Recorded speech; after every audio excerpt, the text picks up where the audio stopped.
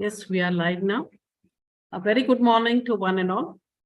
It gives me great pleasure to welcome on behalf of Council of Architecture and Council of Architecture Training and Research Center, our chief guest of the day, Dr. Kavita Daryani, and the eminent jury panel, heads of institutions, participants, faculty, and all others, stakeholders to this program. It's my privilege to introduce architect Professor Dr. Kavita Daryani Rao. Studied architecture and specialized in housing. Her research, mostly funded by AICTE, focuses on low-income housing in the slum communities and impact of globalization on cities. She was the Vice Chancellor of JNA FAU for the second term and has been involved in academic administration and in various other capacities. At JNFAU, as the Director of Evaluation, she introduced many measures in the examination section of the university for automation. She received the IIID HRC Lifetime Achievement Award in 2013 and the Telangana State Government Award on International Women's Day in 2018 in recognition of her contribution to academics. She has been nominated twice as member of Council of Architecture by the government of Telangana. It gives me great pleasure to welcome you, ma'am, as also a dear friend. Thank you so much for your presence on the program. Thank you.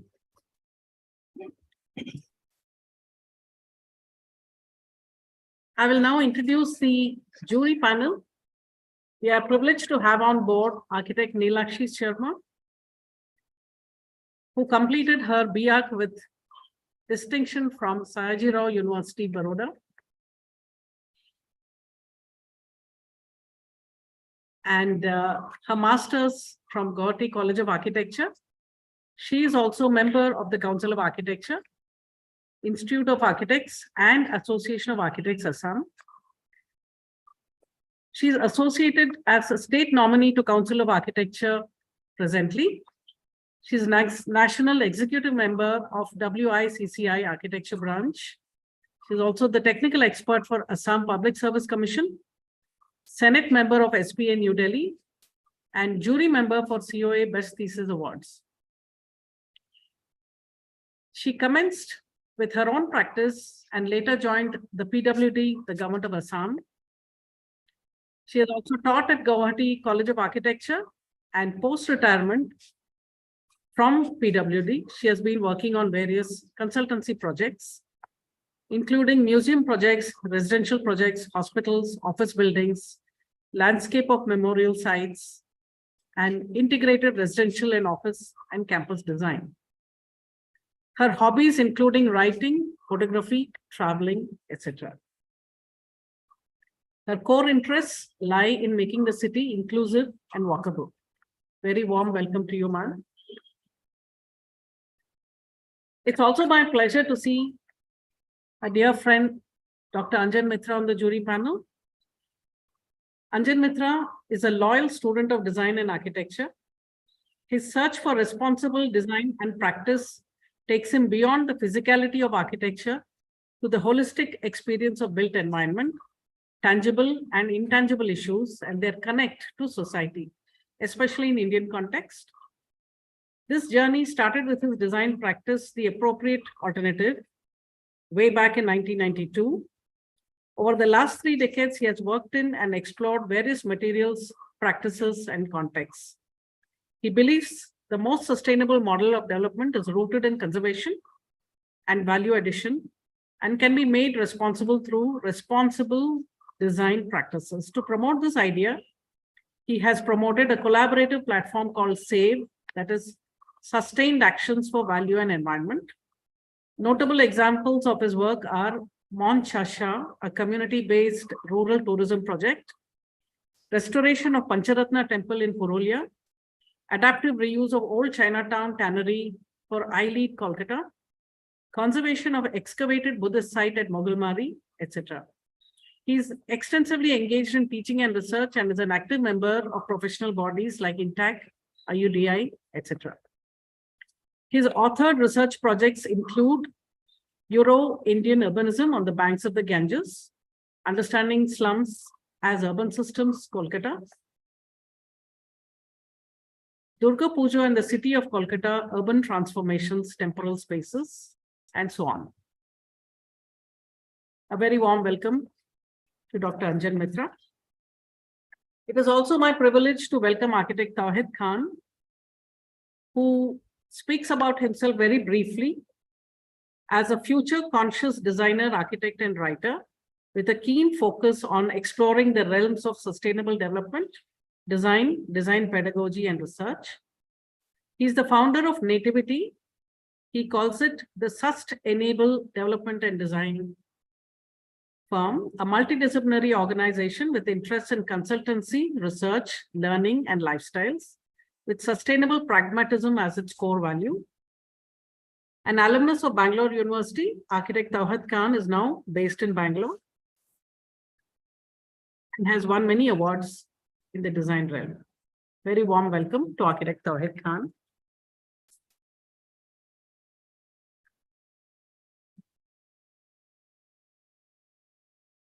We begin the program by spinning the wheel and selecting one presenter.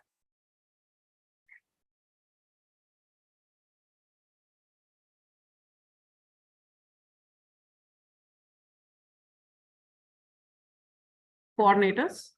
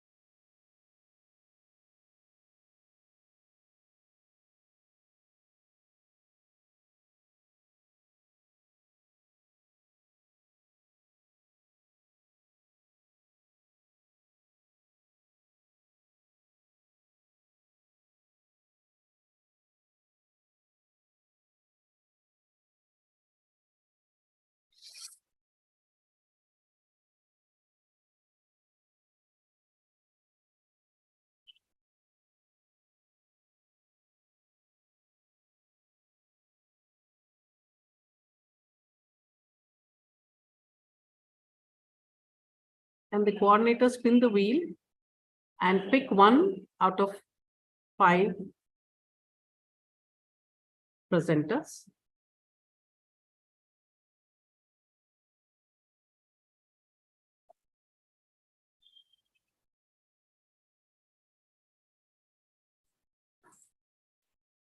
Sorry, ma'am, there is a technical glitch. We just need 1 more minute to resolve it. Please take your time. Thank you, ma'am.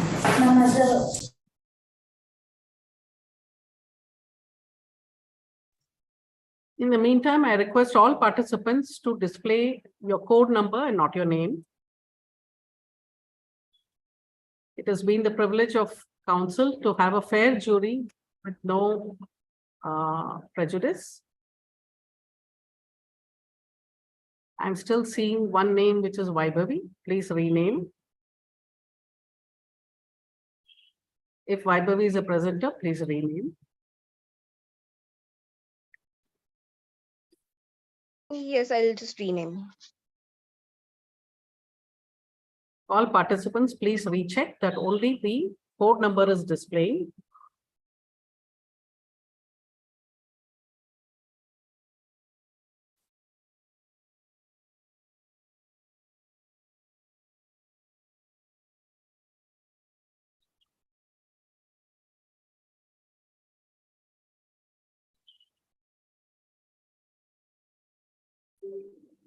Am I audible? Am I audible? Yes, ma'am. Rama ma'am, can I suggest that if there is some issue with the wheel spinning, since we have Dr. Kavita with us as the chief guest, we can simply request her to pick up a number, call out a number from 1 to 5, and you announce that name. Kavita ma'am, may I request you to simply call out any number between 1 to 5, please? 3, middle number. Yes. Rama ma'am, 3 number, please. So number 3 on our list is architectural project, code number AEATAP 22323. Are you here? 323. Yes, I'm here. Great, great. Wonderful. Thank you, Kavita ma'am. Thank you so much. And thank you, Rama ma'am. Thank you. So this is Please the go first presenter of the day. And while the presenter prepares, may I request the host college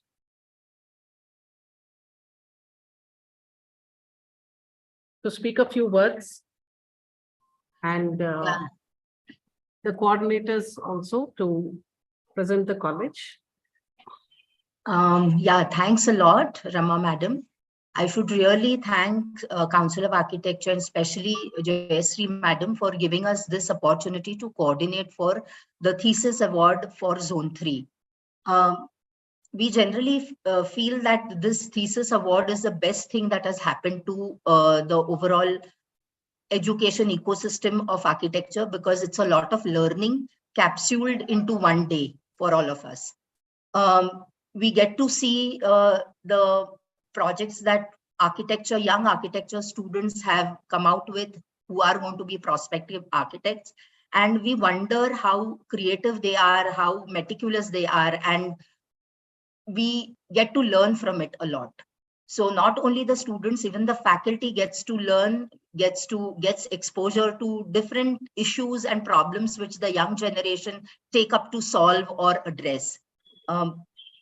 The issues and problems that we as our generation have faced are completely different, and the world that today's generation lives in is changing very rapidly. And that is the reason I really feel privileged to be a part of a coordinating team for the COA Thesis Awards. I'm really thankful to my faculty who's coordinating for this. We have Vaidahi Madam, who has a master's degree in architecture conservation and done her PhD from Palmero University, Italy.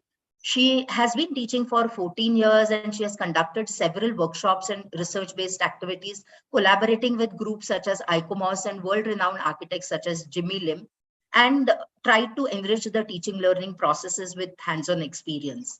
The second faculty coordinating is architect Girija Indulkar. She has a master's in urban design, and she also practices with her various scales of projects, right from interior design to urbanism. She has also led the urban design studios, which are focused on contemporary urban issues like Pune Metro, urban interface, fringe area development of Pune, and well-being through principles of new urbanism. She has been leading also our social media and website team here at BRIC, and therefore I think a right coordinator for an online kind of an thesis award coordination. One more faculty involved in coordinating is Ketki Pednekar. She is assistant professor at BRIC School of Architecture, and she has pursued a master's in environmental architecture, and she firmly believes in connecting the dots to create a connecting bridge between the practical and theoretical aspects of teaching and learning. So here we have a team of faculty who is coordinating, and I'm sure that it is going to be a very nice experience for all of us coordinating this entire thing. Really happy to hear the comments given by the eminent jury members, which gives us insight into how each one of you are thinking and how we can take this learning in our thesis guidance. So thanks a lot for this opportunity. Once again, best of luck to all the participants, and hoping for a very learning day ahead. Thank you. I would request my coordinators to just play a 3-minute video of our institute, if possible.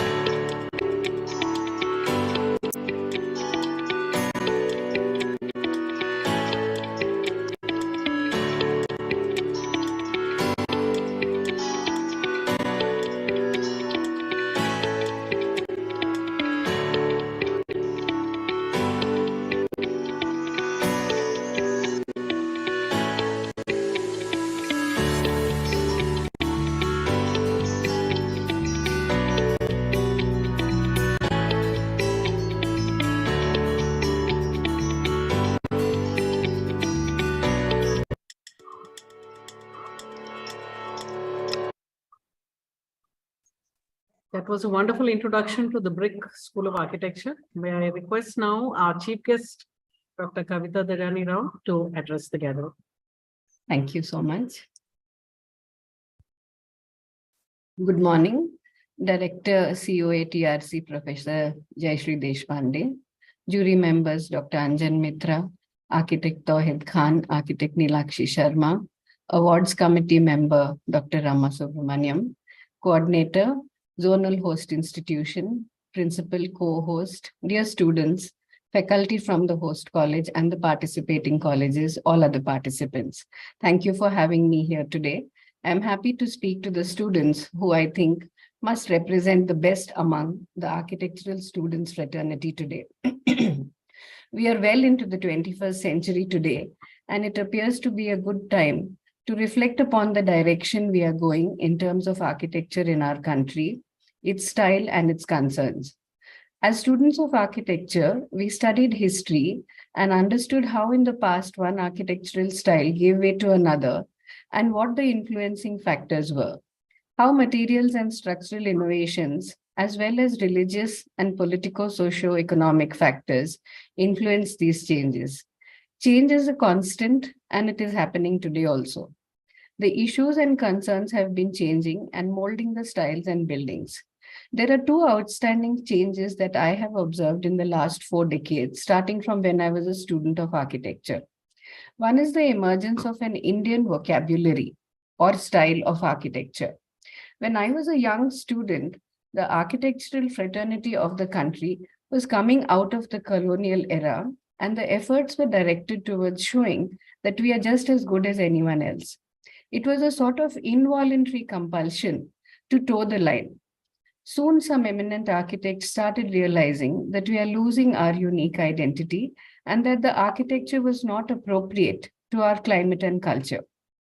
Architects like B.V. Doshi, Charles Correa, Raj Rewal, and many others interpreted these concerns in their own ways and have left us a legacy of beautiful architecture and, more importantly, have shown us the way forward.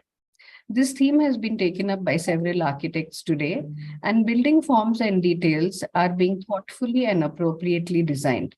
Buildings that are specific to our climates, beliefs, philosophies, and are rooted in the ancient knowledge systems of India. The IIM campus at Bengaluru, buildings of Laurie Baker, Asian Games Village, and several such others are cases in point. The challenge is how to adopt these ideas to make them more widespread and inclusive, not just limited to a few celebrity architect design buildings. The second major change is more global. It is the emergence of sustainable architecture, reflecting a concern for the environment. The nature of architecture is, of course, intrinsically destructive of the environment. However, when we realize that buildings are responsible for about 39% of global energy-related carbon emissions, out of this, 28% are from operational emissions, from energy needed to heat, cool, and power the buildings, and the remaining 11% from materials and construction. These figures are too large to ignore and to continue with business as usual. Towards the middle of this century, it is expected that global building stock will almost double in size. And obviously, these additions will happen in developing countries like India, where there are many households that live in substandard housing or are houseless. Carbon emissions that are released before the buildings are occupied, that is referred to as embodied carbon or upfront carbon, will be responsible for a large percentage of the whole, and therefore buildings need to respond urgently to the climate emergency. This has led to many organizations like World Green Building Council to set deadlines for reductions in embodied carbon as well as net zero operational carbon. There is plenty of research that has already been done and available in this field, and it is our responsibility as architects to familiarize ourselves with them and use them in our buildings. Interest in sustainable architecture and started with the energy crisis in the 1970s, and architects realized that buildings designed as sealed steel and glass boxes that required huge cooling and heating systems were no longer viable. However, it was only in the recent years from the late 1990s onwards that it moved from being a subculture and sheer just tokenism to the mainstream. Several international treaties, such as the Kyoto Protocol in early times, 1997, and the Paris Climate Agreement in 2015 have been passed, and some sort of legislation is now in place in many countries, including India. This is one area in which architects need to strengthen themselves, as there could be competition from other professionals, which can leave us simply as facade designers and preparing basic plans. There is a third large concern which we need to recognize and face. You are all already aware that architecture is always perceived as a profession for the elite, and that only a small percentage of buildings that are constructed are actually designed by architects. There could be several reasons for this. One of the important reasons is that the income distribution in our country is skewed, with a large percentage of households falling at the lower end, the EWS, LIG, and MIG, and several of these MIG families are also in the lower middle income section. While I don't want to make a big thing out of statistics, I will say this much, that if you're making more than 25,000 rupees in a month, you are in the top 10% of the population. And if you're making more than rupees 1 lakh a month, you are among the top 3%. Putting it in another way, the top 1% of the population makes 22% of the total income. Next 10%, 37%. That means the top 11% are making 59% of the income, and the bottom 50% make just 13% of the total income. These figures are really hard to digest. While many policy level measures may be required to set things right in a better fashion, the reality remains that society is structured into classes, and a large chunk of households at the lower end of the income distribution are living without the benefits of a properly designed home and workplace.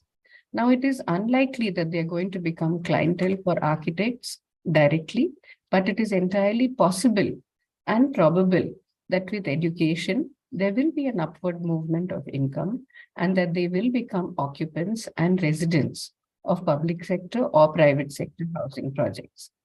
These families will have their own aspirations, which we need to understand and provide for.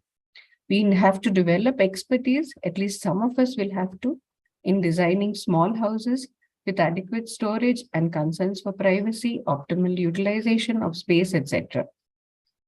Providing a humane and aesthetic environment while taking care of these concerns is a challenge which we will face, and hopefully these changes will have to come sooner rather than later. We need to become more inclusive rather than continue as an elitist profession. The last point that I want to make is about the whole idea of innovation and entrepreneurship, which is being propagated by the government and by several academic institutions today. It doesn't find many takers among architects, as some feel that we are already entrepreneurs and job givers, which is very true. And the other reason is that innovation is associated with digital applications mostly, and we don't feel ourselves to be a part of that ecosystem.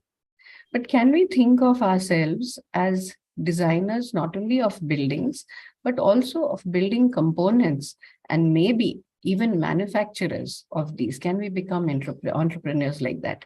Can we come up with suitably designed windows, for example, maybe to be mosquito proof, or an insulated roofing system, or storage units that are designed to suit our particular and specific needs? There is a lot for us to explore, experiment. So many ideas are possible. I wish young architects would explore some of these possibilities. I've taken a very quick walk through a few of what I feel are the major concerns today. The underlying theme in all these points is that architecture needs to become more inclusive and should not be restricted for the benefit of only the elite. It needs to contribute towards a dignified lifestyle for all. I hope that some of you will, in your careers, get opportunities to work in these areas. I wish each of you the very best in the awards competition today and in your careers. You have a fantastic jury lineup here. I hope the process is full of exchange of ideas, mental stimulation, and enriching knowledge. Once again, my thanks to the organizers for having me here today and allowing me to share some of my ideas. Thank you.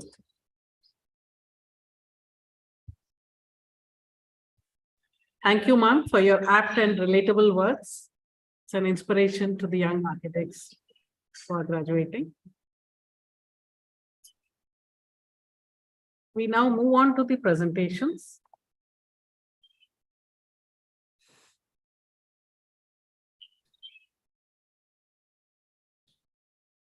So before the first presenter commences, it is also the task to choose the second so that the flow of presentations is maintained.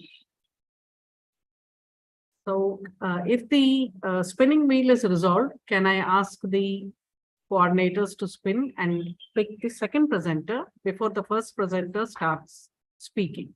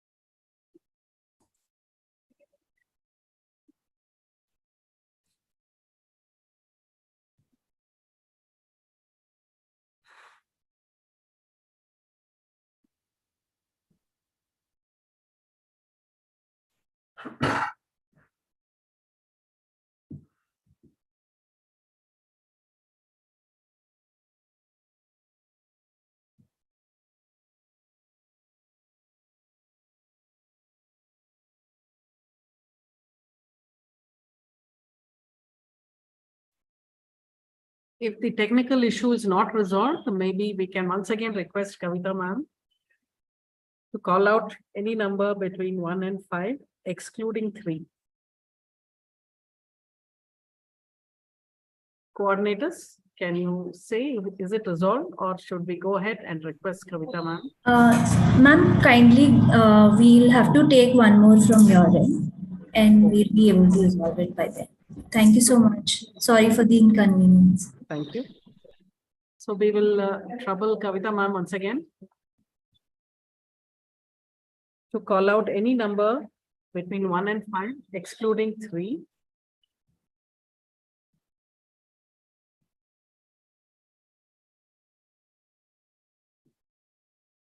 The honors could also be done by Professor Purva Keskar.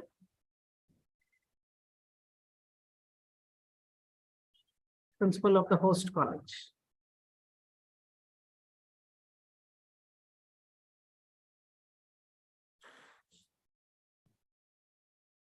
Rama ma'am? Yes, ma'am.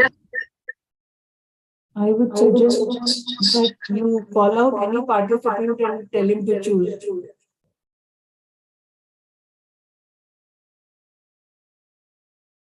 There's a bit of an echo.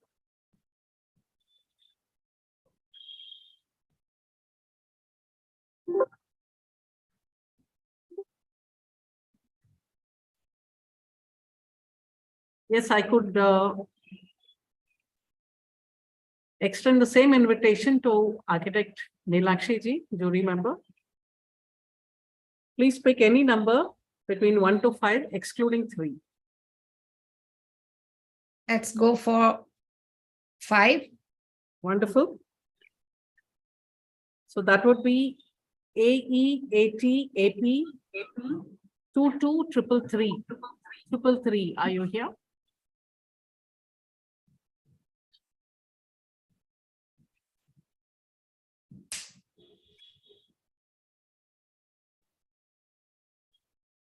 I'm checking the screen. 333, are you here? 333 doesn't appear to be logged in.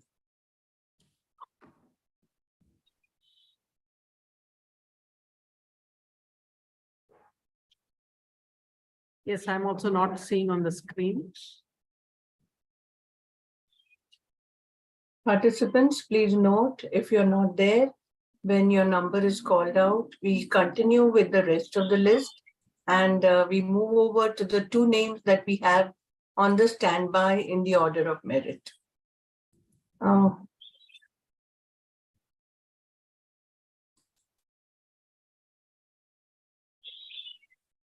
No, 333 is still not logged in. Maybe we could move ahead.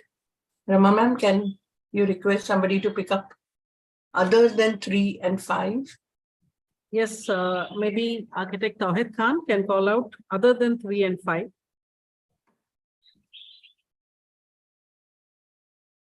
You're on mute, sir. One. That's the best choice. Uh-huh. Sure. Aeat AP 22302. Are you here?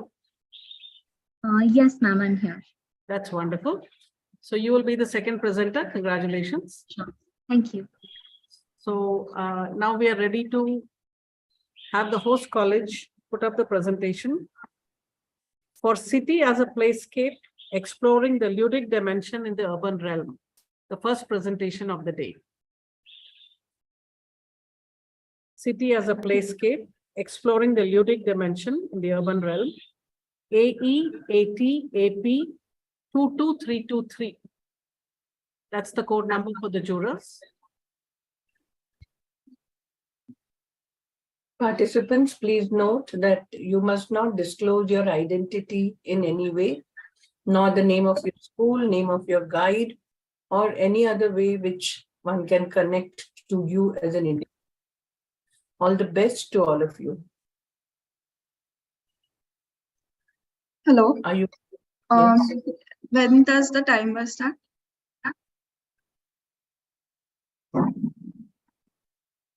Coordinators, Yes. are we ready to start the timer? Yes, ma'am. And your time starts now. Okay.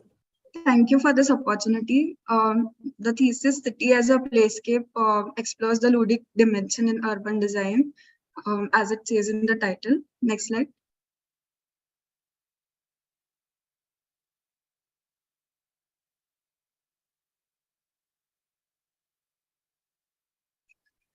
So the personal anchor point to the start of my thesis was, can I observe my city? Can I access the built heritage of Pune? What kind of layers must I peel off to visually and sensorially actually see the layers of urban fabric? So the site is in Pune core, which has been a sort of area of interest for me throughout my 5 years of education. So as the graphic is suggesting, I tried to map out how I move through the core area of Pune and what all things are actually obstructions in understanding the built layers of the fabric which exists right from the Peshwa period and sometimes even before that. So first obstacle was I really want to see a VADA or a heritage structure, but it is obstructed by newer buildings. So that is one layer I must peel off visually. Then the second was right now the streets have been overtaken by cars and the pedestrian is kind of on a lower priority. So there is smoke, there is noise, which makes anybody uncomfortable. There is no space to actually stop and look at the city with leisure. Then you have a lot of level differences. So that is like one added point which you have to be careful. So like most of your time is spent on being making sure that you are walking on a level ground. Then there is a lack of shaded areas from where you can actually see where you can actually observe the city. And then there are very less places to sit and rest right now. So you cannot say that I actually want to look at the city from here, but where do I sit? Where do I stop? Where do I pause? The speed of the street is making me move. Next slide, please.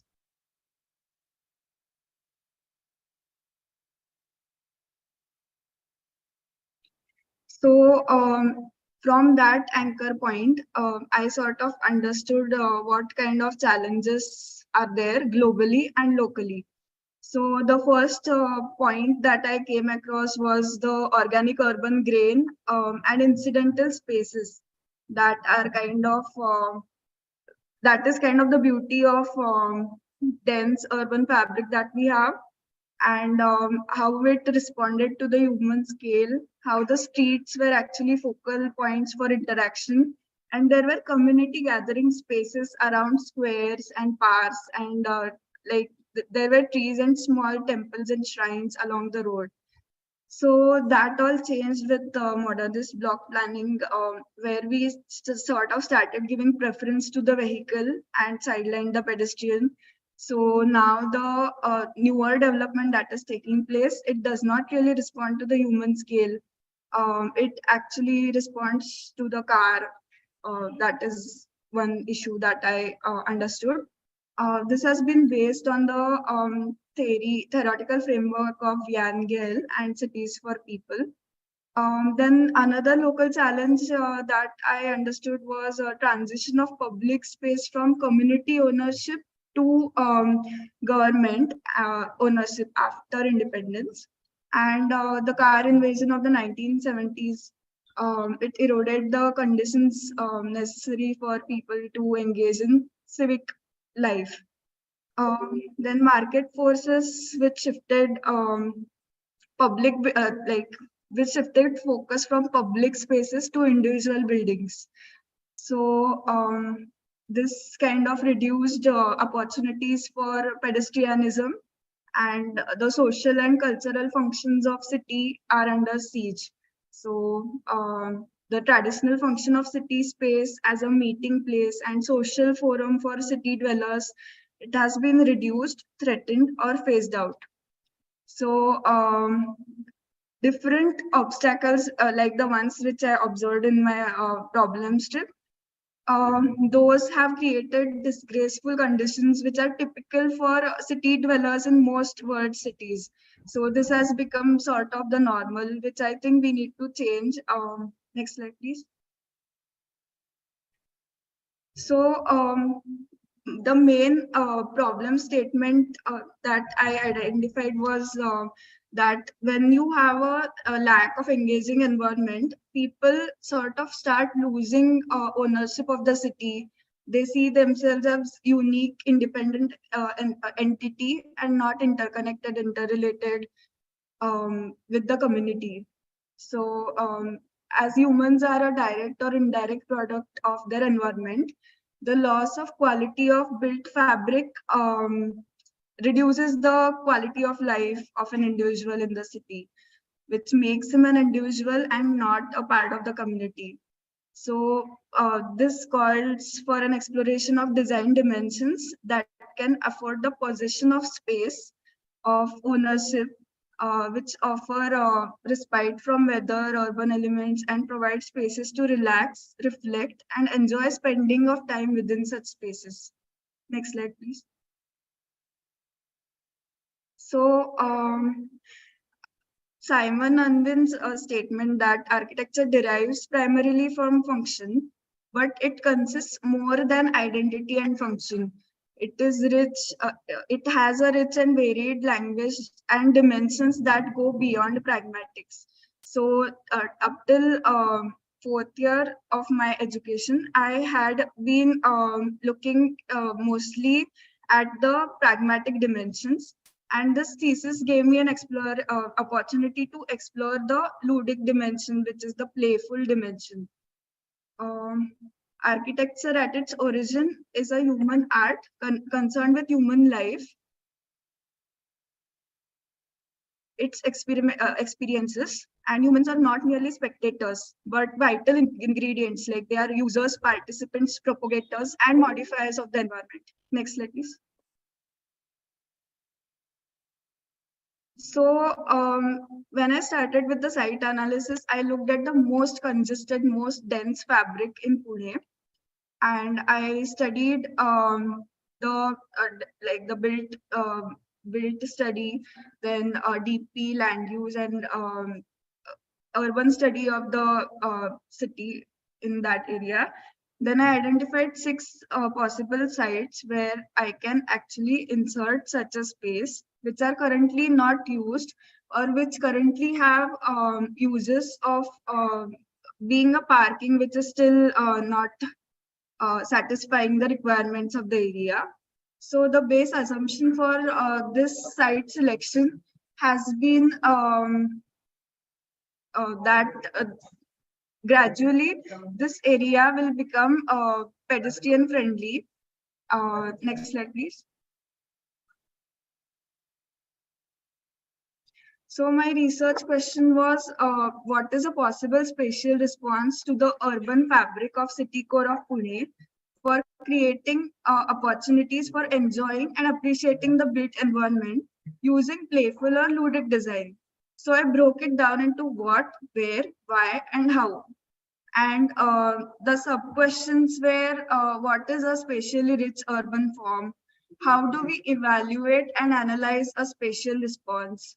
So for those 2 sub-questions, I looked at Gordon Cullen's Townscape and Serial Vision, Christopher Alexander's Wholeness, Imageability, Jan Gehl's City for People. Then different sub-questions were approached with different theoretical frameworks, case studies, and methodology. So next slide, please. I identified my design goals as being heritage as focal points for experiencing human scale, a 5-minute walkable city, a city for all, and a pedestrian-friendly city. And I came across one sort of formula which quantifies the success of a place. So this was referenced with Jan Gehl's Cities for People framework. So success of a space as a place is number of users into time spent individually. So this was sort of my own quantification for what I aim to achieve at the end of the design. Next, please. So amongst the theoretical framework, I studied the serial vision, which includes downscape character theory, which has optics, place, and content. Then there were 15 points under pattern language and theory of wholeness. Next, please. I studied the social life of urban spaces, what affects people. Does sitting on an edge increase more people coming there feeling comfortable? How do people react with edge conditions in urban fabric? Next, please. Then this was the whole kind of inspiration for the project, which was lively cities and human scale cities.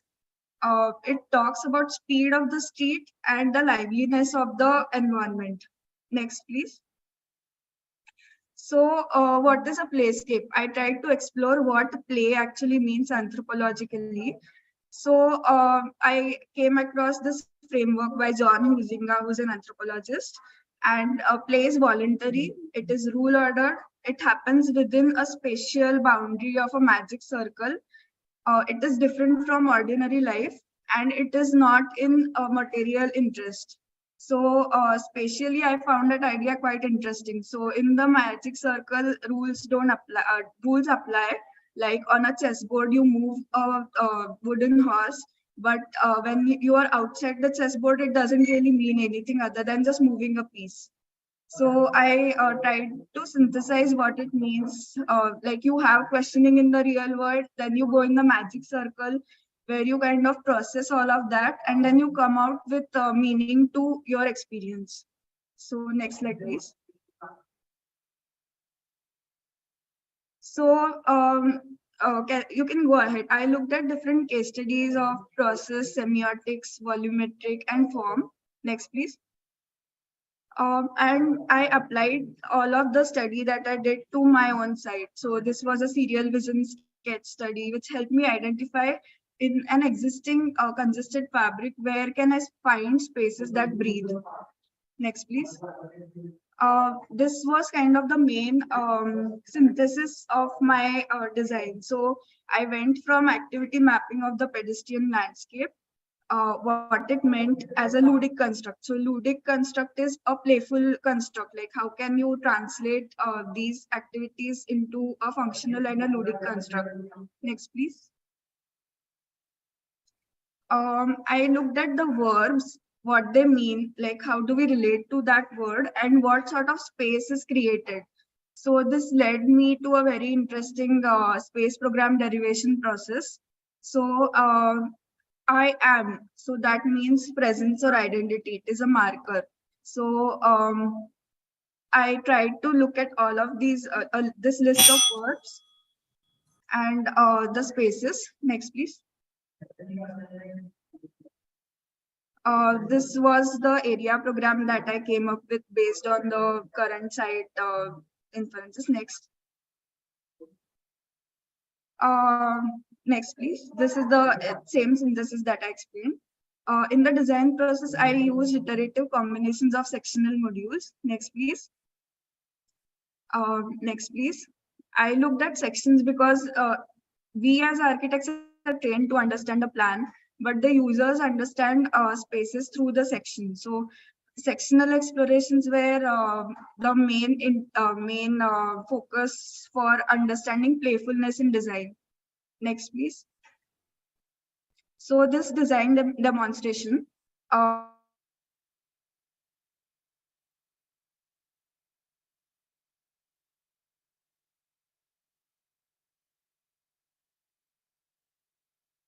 so my design intervention over here was a civic engagement center, city lab, observation deck. All of these spaces were taken as a reflection from the earlier kind of temporal layers which were present. So during the Peshwa period, there was a Kotwal Chawdi which had a public function. And this was sort of a nod to that public function. Next, please. So this was a second site which consisted of a reading room, a library, and a seating. Next, please. The third site had a museum and a workshop, a Binale venue and a reading area. Next, please. This intervention had a design literacy cell and an art gallery. Next, please. This was one of the larger sites. So this had a museum, a Binale venue, a workshop, and an observation deck. Next, please.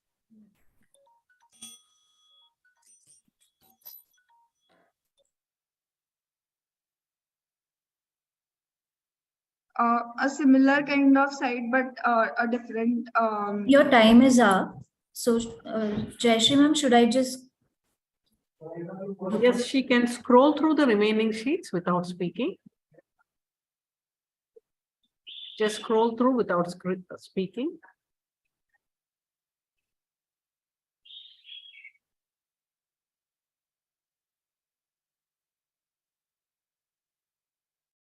Over to the jury. Can I request Leelakshi ma'am to start?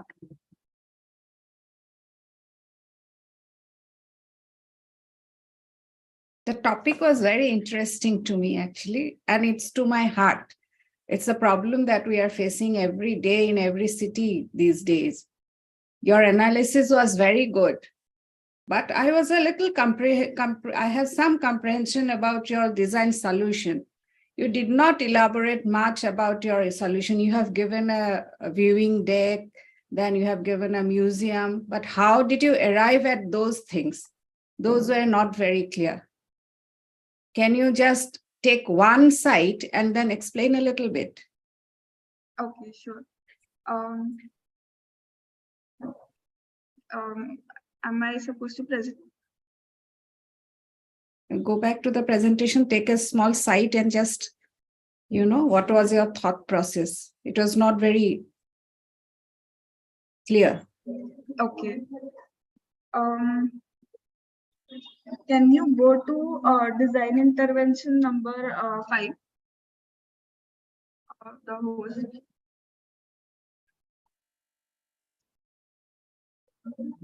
Or if you can explain what was the site and how did you arrive at a solution? Okay, so basically one of the questions that plagued me was how do you go from part to whole, or do you go from whole to part?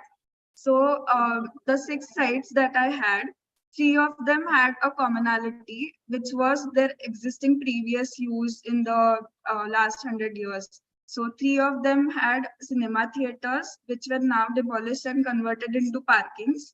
So yeah, so design intervention 5. Yes, so for those sites, I sort of used a square sectional module, and the area program derivation, it happened through the synthesis of translating the abstract pedestrian activities into the ludic constructs, which were kind of the playful activities, like sometimes you just stand somewhere, so you are observing, but you're not being observed by anybody else. So that is kind of a hide and seek playful construct. So for spaces like that, I sort of played with the levels from where you are actually looking at the city, but the city is not looking at you. So that is just one example. Can you go to the, I think it's the 4th last slide. Right. So the sectional module, I sort of used concrete shear wall and edge beam system. So this could be replicated in different kinds of, this kind of section can be replicated in different material approaches for scalability and modularity. So this particular site is located in front of the Mandai, and it houses a 4-story parking lot. It is currently still a problem point because it does not have enough space. And earlier it was the Aryan cinema theater, which was kind of among the first cinema theaters in Pune. So I've used the square section for the cinema theater like sites. So this was sort of how I came up with the section. So my design sort of got created with the sectional play. So you built a structure over there for people to go around? Yes, currently it's a dead space and it eats up a lot of like the central lively area of the city. So with this intervention, as I mentioned, the success of place formula, so number of users into time spent individually. Yeah, that I understand, but then does this stand in front of your parking lot? No, I am proposing this in place of the parking lot. So currently there is a metro proposal which is going through. So as I explained in my base assumption that the core city will be phased as a pedestrian area. So this will cater to a museum, a Binale venue, a workshop, and an observation deck. Okay. Yeah. Okay. Thank you. Thank you.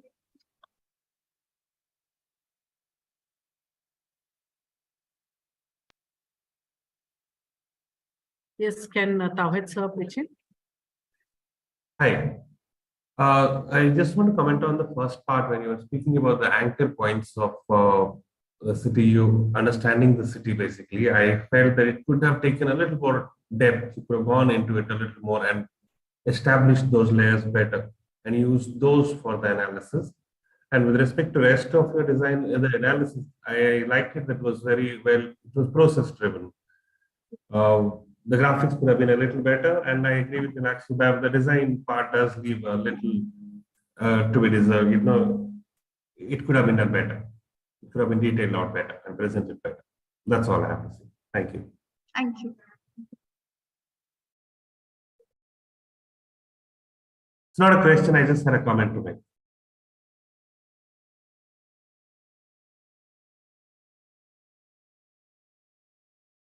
Anjanda, would you like to speak? Very thought-provoking kind of a topic and pretty abstract. So, but actually everybody kind of wants to have this kind of spaces. She has attempted to, in a systematic manner, but my problem is when it really could be addressed into how do you really create that playfulness of the city? It's by whom? It's by the user, or it is because every individual has a different kind of an expression. So to that aspect, that this playful matrix that has been given and the demonstration therein. Hello. Yes, sir. Oh yeah. So in that sense, what is the kind of unique design insight that you have really gained? Instead of demonstrating two, three, so many cases, it is basically one thing you are trying to liberate from is the kind of constraint that you are not trying to look at earlier. So, in fact, what is the minimum amount of design intervention? Because depending on the situation, things will change. So, what is circulation today could be a useful thing, and when you demonstrated, you actually forgot the street part or the part where interactions and engagement takes place. So, mainly our idea is how to really induce the incidental spaces where you can engage more directly, and how you can connect it with the city life, which is lying beyond your individual self. Okay. Somehow that particular argument, while your initial narrative has that, it was not really being articulated in a way you really try to uh, perceive it from a designer's point of view. I mean, that is the only kind of reservation that I have. Thank you. Thank you, sir. Thank you for all the apt comments by the jurors. It's a learning process. We now request the second presenter. That is number 1, Aeat AP 22302 to become ready for the presentation on heterotopias of an augmented public space. Are you here? Coordinators, please load the presentation. And we will request Anjandar, architect Anjan Mitra, to call out the third presenter's number, which should not be 1, 3, or 5. It gives you a choice between 2 and 4.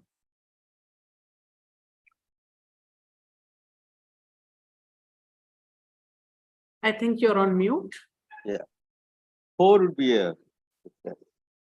Wonderful. 4 would be Aeat AP 22330. Are you here?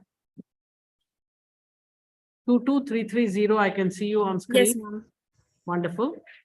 Your presentation goes next. Yes, ma'am. Hello, am I audible? You're audible. Coordinators, please And mention the start of time. yeah, sure. This is thanks. Your time starts now. Hello, good morning. I'll be presenting heterotopias of an augmented public space. Next, the way in which public spaces is viewed is currently changing from a traditional focus on formal squares, parks, to a broader conception of less formal leftover spaces and the everyday uses that occur there. Only 6% of land is demarcated open and for public use. Next, to study what public spaces mean to people, an intensive matrix was curated listing 25 public spaces, of which 5 here are shown as examples. The matrix categorized these spaces with type, area, stakeholders, users, and characteristics. Next, the inference of a questionnaire was that economic value and the liberty of free will or movement becomes a factor in determining how public a place can be. So to really test this, publicness of different spaces and that of a single space from different angles was contested. Next, the Today, our spaces interrupt normality. Our temples are situated within residential premises without boundaries. The streets have become holy divine spaces when there is a religious procession. So Mumbai has become a mass heterotopia if viewed at a larger macro scale. Next. So what exactly is a heterotopia? To understand a heterotopia, one must understand a utopia, which is a perfected form or an ideal state. These are not the opposite of each other, but rather distorted reflection. So the term is derived from medical sciences, meaning displacement of an organ from a living body. Next. So there are certain principles which heterotopias follows, which is known as heterotopology. Unlike utopias, they exhibit a function that does not change over time. The form may change, but the function won't. Time is accumulated here, which is different from traditional time. For example, a museum has different eras and sections. And lastly, they expose reality. For example, a brothel, it shows the aspirations of the people and their desire. Next. So heterochrony is taken as a principle to study ahead. It is capable of transporting the users to a different time. There are two types. One, accumulation like the Jewish museum, and second, temporality like park and play. Next. Next, please. Yeah. Can you go back? Yeah, so to understand the implications of time on an augmented space, it is basically using augmented reality to further enhance the dimensional experience of a space. Next. A primary difference between virtual reality and augmented reality is that augmented reality reacts to the immediate context of the built environment and acts on it. So following are the identified forms of virtual reality. Next.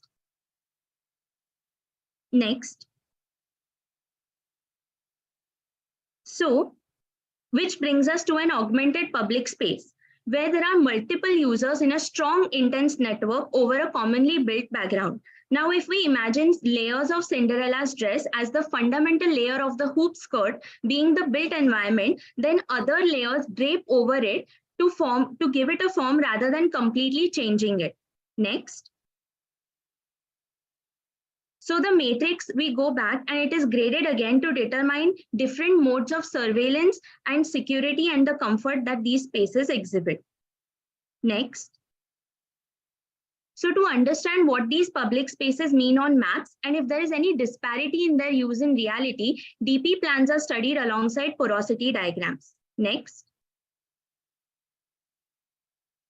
Cluster mapping puts all these ideas together on a single palette and looks at how these connect. Starting off with heterotopias, we branched to augmentation, and public spaces were a separate branch that connects back to these to give us built existing environments. Next.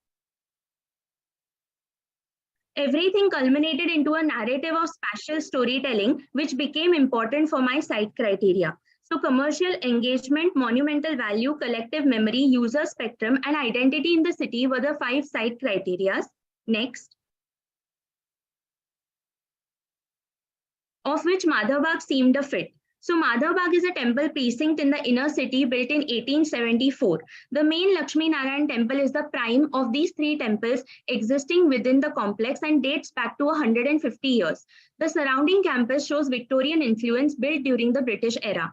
Today, the facade of these structures is preserved and the fortified walls are broken down, keeping only the main entrances intact as a marker of history. Next. Tucked in the interior pocket of the dense urban fabric of Bhuleshwar in Mumbai, this context exhibits a variety of structures showing Victorian Indo-Saracenic influence. Next. So there were studies that were performed, including density, heights, and congestions, which explained that the roads as small as 4 meters make the edges seem clustered. Buildings rise up to 3 floors and hence the sky coverage is less, which plays an important role in making the space seem less condensed in volume, but dense for the internal movements on ground. Next. So the primary users are the founder family and the Dharmashah is taken over by the other descendants who rent it out as an event space. The owners have now claimed their spaces while the temporary users on site are the event organizers and the partakers and the priests who do not live on the premises. Next. Since there are many functions coexisting on a single site, they share and contest for the public ground in the center. These spheres map how much of the public ground is occupied by a function at a specific time interval. Public and private spheres are then later compared. The areas of governance are divided amongst 3 founder members and they seamlessly function, but in reality, they contest for the open space which then lies in the public domain under a push and pull. And the plan becomes morphed, as you can see on the right, which relates back to Foucault's heterotopic quality. Next. So the stakeholders show their strength of relationships and how their decisions affect each other. Next.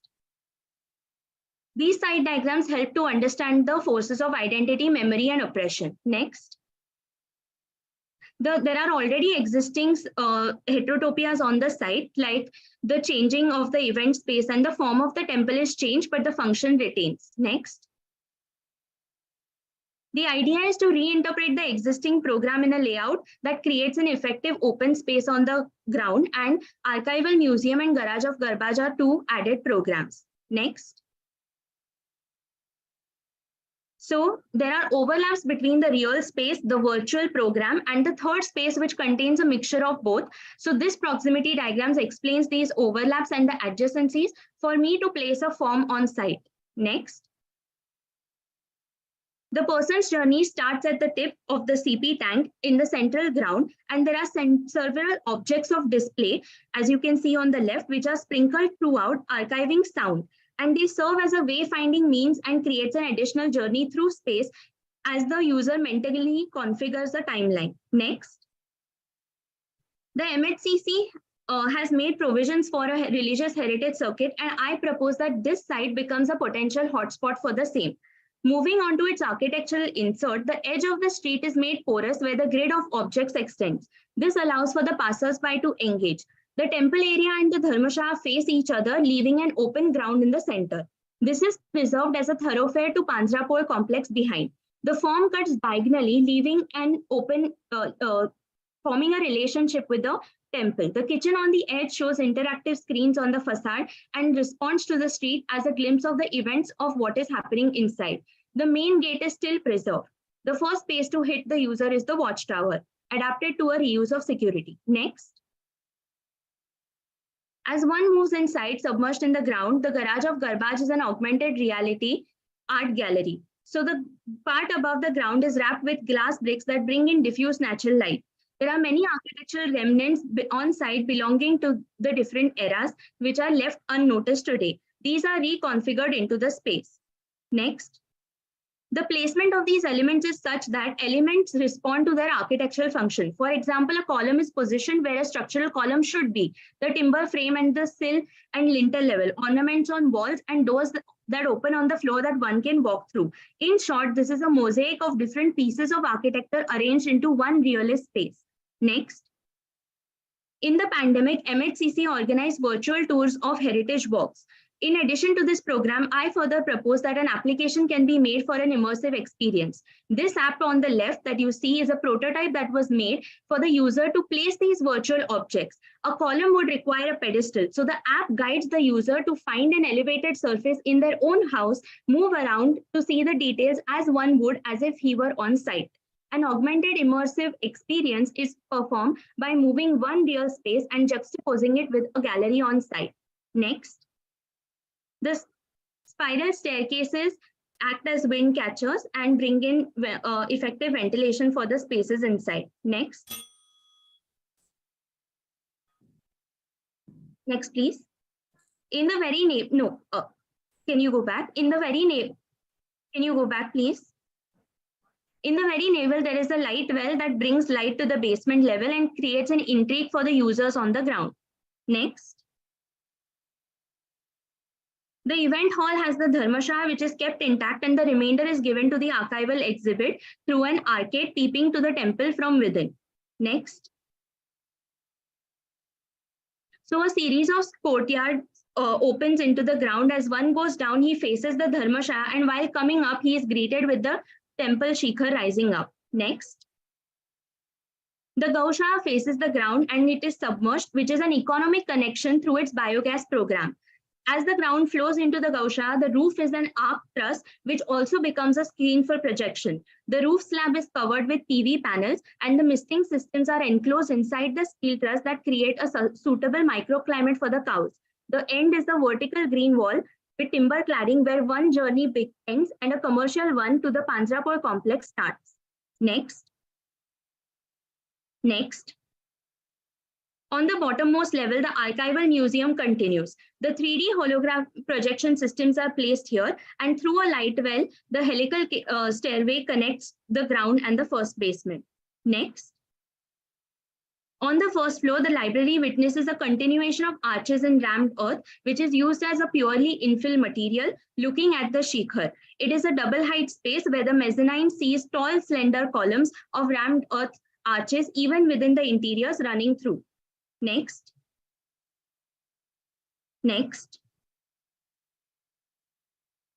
There is a separate bridge that connects the rooftop to the cafe, which extends above the shops on a lower level, and this is potentially active during the evening hours. In the night, the connected arches lit up the arcade and create a visually active environment. Next. As the building rises, it converts from fully public to a deeply private space. Next. So we see the relationship between all the functions and the heritage structures. Certain features like rainwater harvesting, planter beds, collection of rainwater from the drain of the rooftop are sustainable measures which are adapted. Next. The staircase to the courtyard hosts a beautiful frangipani tree in the center with rammed earth and glass bricks on the side that bring in light to the interior corner of the first basement. And the walls of these could be used for projecting in a silent open movie night theater during the summer spring evenings. During monsoons, there is a retractable roof system that can collapse, and the glass vault allows one to see the heritage building constantly from inside. Next. Since the archival museum is hidden underground, the openness on the ground floor allows for spontaneous events on the top and everyday movements of thoroughfare. It also creates two separate realms, a reality of historic past on the ground and the virtual that preserves these realities using technologies of the future underneath. Next. So to abide by the UDCPR regulations and honor the architecture of the existing heritage, an effort is made to make the added intervention more subtle. So to add to the finish of a white laminam, it creates the background of slender arches that cast shadows to give depth to the otherwise entire white architecture. And the augmented pradakshina around the temple is now complete. Next. Thank you.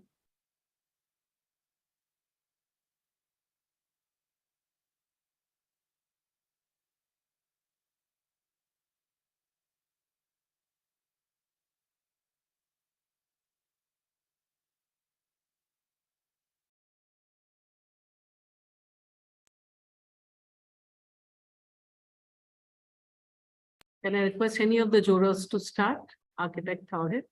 Yeah, I would like to start with. That was an excellent presentation of thesis and an excellent, very, very interesting topic.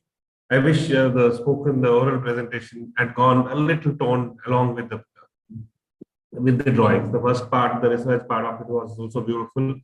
The graphics could use an improvement there. The design part of it, the graphics are excellent and like very easy to understand. However, I have something to ask you about the last slide. You had written that this dissertation has taught you what and where not to build. I would like to hear a little bit more about that. What have you learned not to build? Not to build. Yes, sir. So there was a lot of debate over where, since it's a heritage. I can't hear you. Once again, could you come closer to the mic, please? Yeah, sure. Am I audible now? Yes, you're audible. Yes. So since it's a heritage site and it already has beautiful architecture already existing on the site, by adding something, I am only going to create violence, like what Bernard Schumi often says, that architecture more often than not creates violence. Violence might be something which is positive, but it also can have a negative impact. And what I felt was, by studying all these user movements, all these user families, and through personal inquiries with them, what they really wanted was on site for that heritage to be preserved and the more of the impetus to be given to that piece of architecture which is already existing. So the inserts that I had planned were to be done in such a way that it would create an additional bonus to the site so that it can get that economic engagement. People would recognize the heritage, but also at the same time not be so much seen. And this was the most important takeaway for me, that architecture that can include technology today that can easily dissipate into its existing built environments. So with that regards, I learned where and what not to build. Thank you. Just one more quick question. Do you understand the mass psychological acceptance of what you're proposing? Do you see a lot of resistance there, or do you think your research has taken that into consideration? Actually, yes. So when I was thinking of interventions and the possible programs and the outcomes, and since it is so it's a religious site firstly, so there are certain mindsets and people come with certain preconceived notions, and to have an archival museum that has augmented reality technologies and to see that as a contrast to fit in was a challenge for me. But definitely before even ideating on this program, there were multiple interviews that were connected with the founder family and the economic stability of the trust and whether or not if this is even a viable option. But at that point, it did feel that the people around in that area, they were fine, they were okay as long as their religious sentiments were preserved, and therefore I tried to match the architecture with it without introducing a lot of color, without trying to understand the force of something which is vastly different that can that can actually contradict. So I have tried my best in that regard. I understand. Thank you so much. Thank you so much. Thank you. Nilakshi ma'am. Yeah, excellent presentation. But my concern is also regarding the second question from Architect Khan.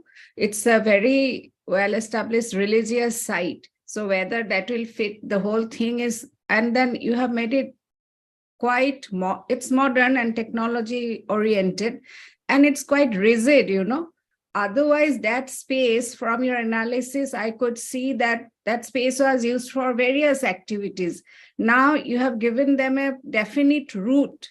You go from here, go from here. Can those things can be used for other purposes as well? Will that multitasking thing in that area will be retained? That is my question. Yes, I would like to try and attempt to address this as well. So right now, as we are moving towards modernity, and the people who are the founder members of this trust here, they see this place, which is that central ground open between the Dharmashala and the temple, as a potential hotspot to give out to rents. So basically, even today, there are many weddings, there are many other celebrations, there are many celebrities who have come here, occupied that space. So only a part of it, which is essentially just the temple and the surrounding Pradakshina Fera, has actually retained its religious importance. Right now, as I see the site which is progressing, they have incorporated many flexible interventions here, which is why I felt that they would be okay. And like I mentioned in my slides, I have tried to keep the ground, which is exactly the way that it is, for thoroughfare for their everyday activities without touching that. But the inside of it, so there's only one way to go inside, and that is the basement where you see this archival museum kind of flourish. And it has a simple connect, which is just a visual connect to the temple. Otherwise, their programs would not be bothered. The same space, the amount of area that they were using for all their functions, for their religious ceremonies or otherwise, have been exactly maintained. Okay, thank you. That's interesting because, if the residents, they lose the space because they will lose their identity kind of, because you have to be concerned about those people also. And you have kept that in mind. That's nice. Thank you. Well executed thing. Yeah. Those things are not very elaborate, means it was not very explained in your drawings maybe, but then since you have spoken, it's well done. Thank you. Inviting Anjan's comments. Actually, you started with the heterotopia. Now that has become a very interesting topic in terms of the temporality and the relationship. And you have rightly pointed out, the public spaces actually gain their meaning through these heterotopias. But heterotopia is very flexible and very dynamic. So the kind of already this is a sacred space, and so it has the power already, which you have in your presentation. You have mentioned that so many event takes place. So that is a chance by which this heterotopia is being executed. But heterotopia to an augmented reality, I think there is some kind of a disconnect up there, and that is one thing. And finally, what you are trying to get into, that you have to create and insert a space utilizing the concepts of heterotopia into that, so that will be only a framework. If you are really looking into that, so that the flexibility of the programming should be adapting according to different needs. So why you need a very strong, rigid architectural vocabulary? And because augmented reality and the technological innovations is another part how you engage. So if you see Louvre Museum, there also this is the kind of thing that has been incorporated. So your analysis till that point, till you actually try to demonstrate, there you have not really followed the similar kind of logic up there and gone rigid. You're actually inserting the basement. We try to create a kind of memories, because heterotopic spaces are essentially urban memories, and that is only a temporal act. So this is a very fine line between two, how much, and your end statement is actually said that how much to build and how much is only indicating.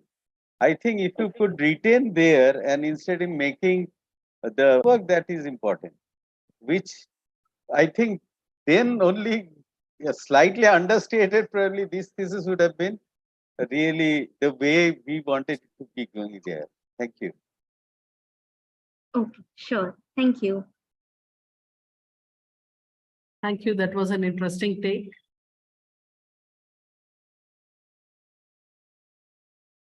Yes, thank you. So we, after this, another very interesting presentation, we move on to the third one, which is about consulates for the countries of the European Union.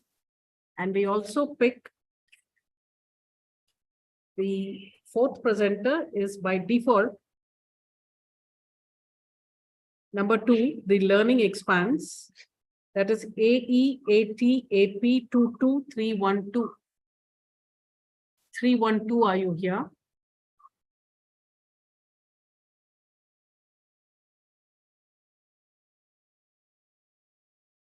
Aeat AP 22312. I'm checking the screen.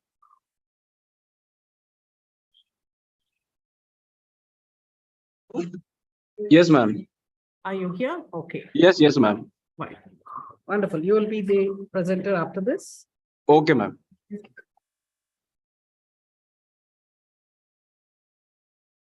Right now, we will be listening to Aeat AP 22330, consulates for the countries of the European Union. Yes, ma'am.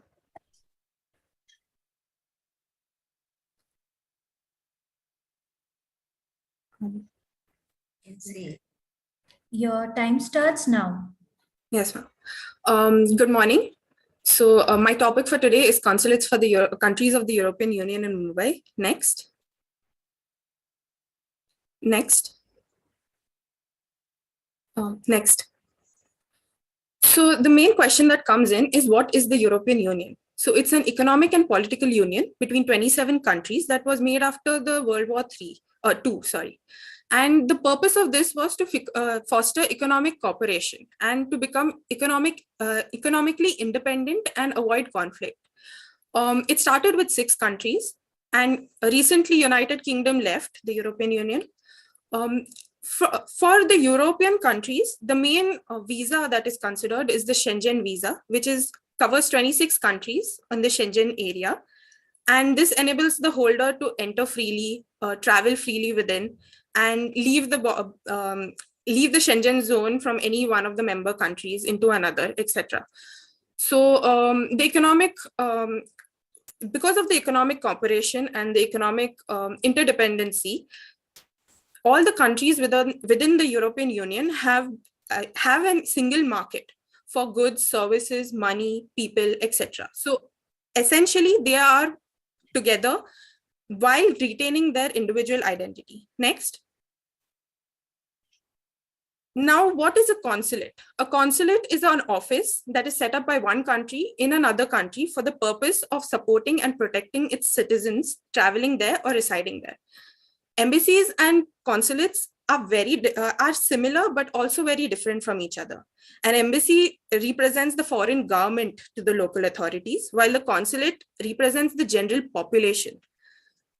Again, there are further differences in the leadership, which is one is the ambassador and one is the consul general. Locations also differ. There's only one embassy per country, but there are multiple in locations of consulates in a foreign country in major cities.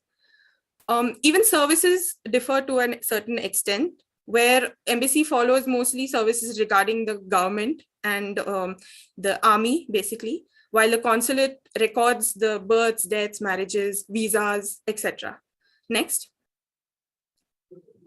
So again, consulates have been a major part of the economic and the foreign relationships, and as well as in India, because in the past, we did not really have good relations with foreign countries because of British intervention. Next. According to the External Affairs, the Ministry of External Affairs, there are a lot of protocols that have to be followed. And this protocol handbook, along with the Vienna Convention of Consular Relations, has to be considered when a consulate or an embassy has to be placed in a certain location. Next. Next. While coming to the design and trying to figure out what kind of spaces will be required for such an endeavor, I had to consider that such a project does not exist currently, and which has 27 consulates all in a single premises.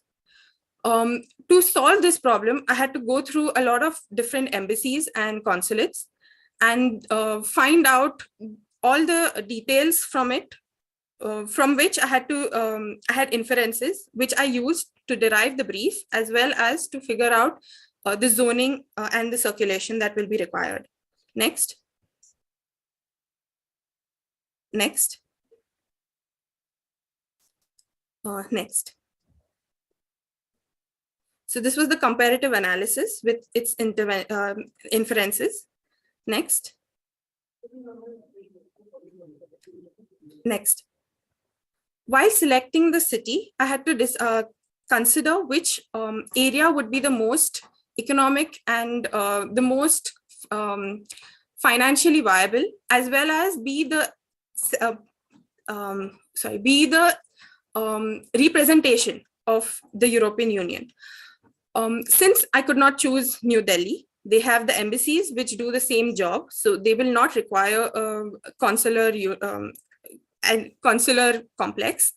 Mumbai was the next best option. This was also considered according to the Schengen visas and the number of people who are traveling from the airport itself to these European countries.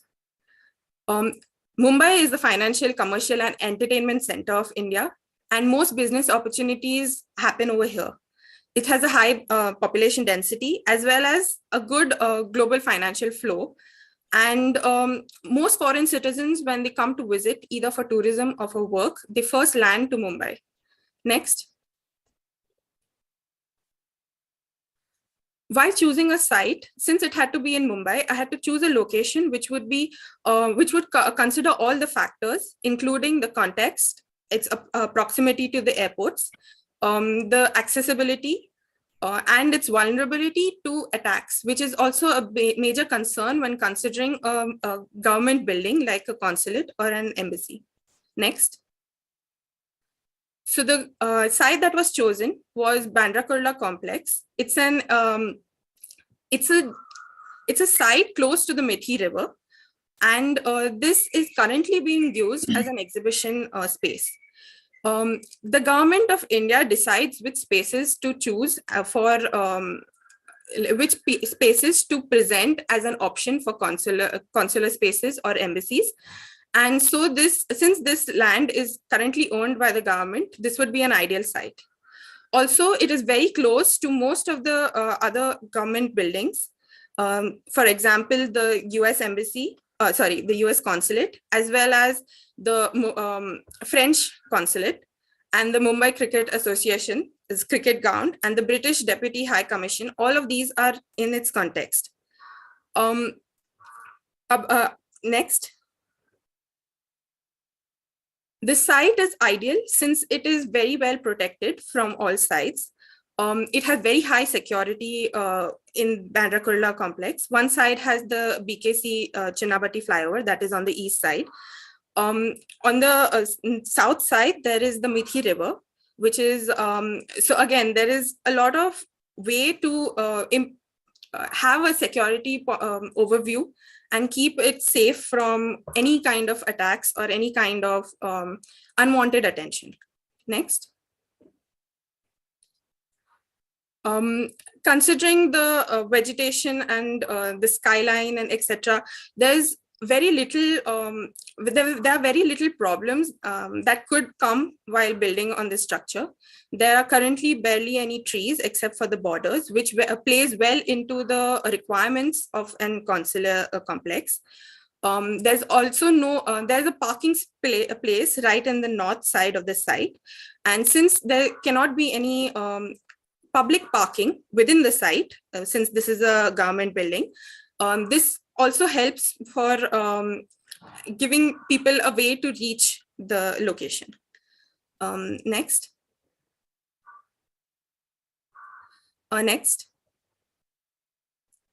Next. Coming to the design philosophy, basically what I had to do was representation, focus on security and sustainability. So basically I have to represent 27 countries without them losing their individuality, but also have a collective identity. Security again is a major concern since this is a government building and there will be diplomats over here. Sustainability, because the European Union focuses a lot on reducing its carbon footprint, and this has to be also represented to the rest of the world through their buildings. Next. Again, connectivity of the spaces was important because the spaces had to be regulated according to the zoning.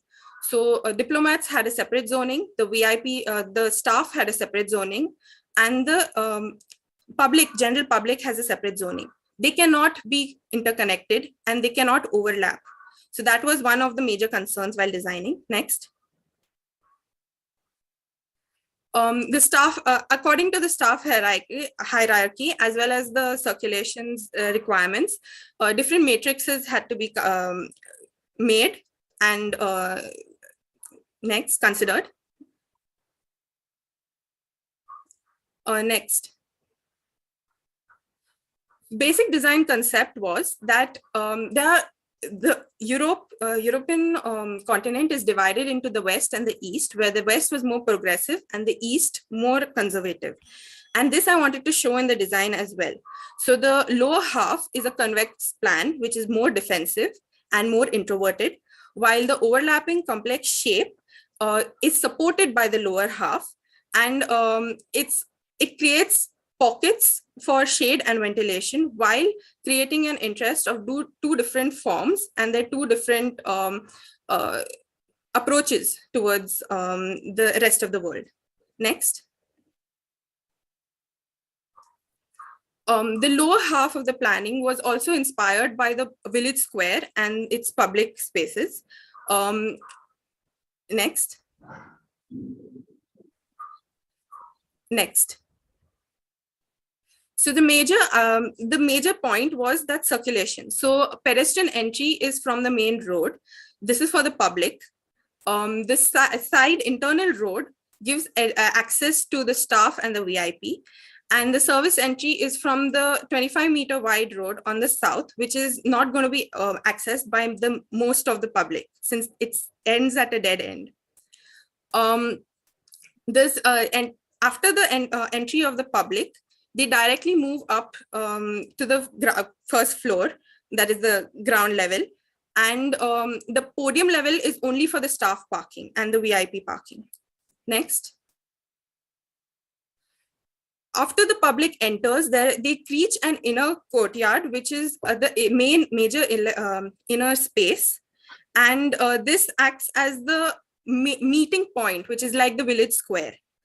There are spaces as like the restaurant, the consular hall, auditorium, as well as the exhibition hall, which all cater to the needs of the public, but is also restricted to the staff and the VIPs. Next.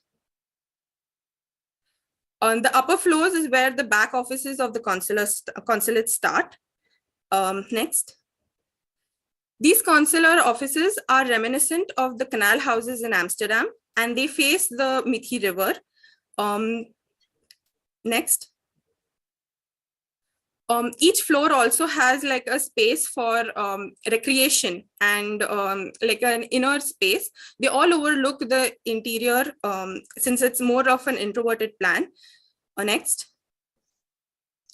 The upper two floors, that is the 5th and 6th floor, are majorly used by the consulate general and the deputy generals, who are the VIPs or the diplomats in this case.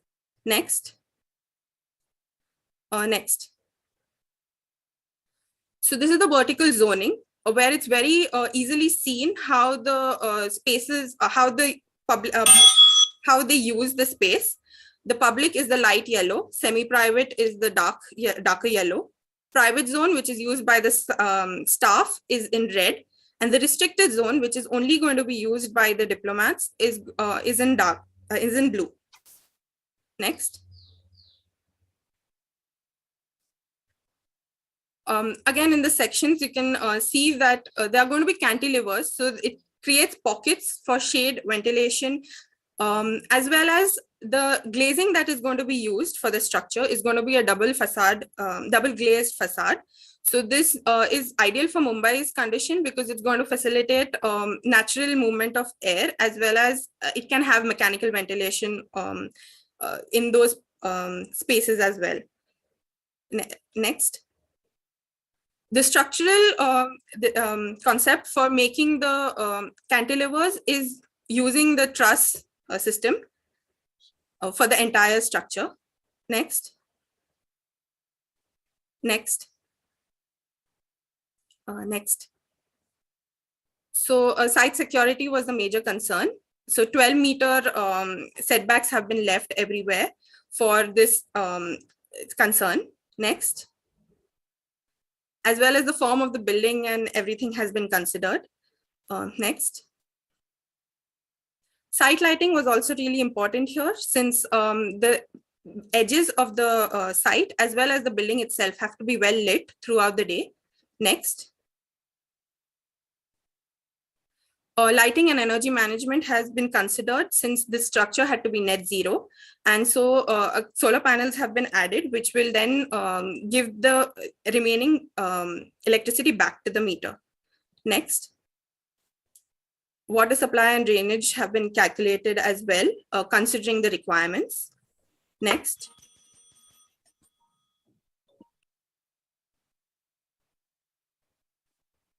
Next.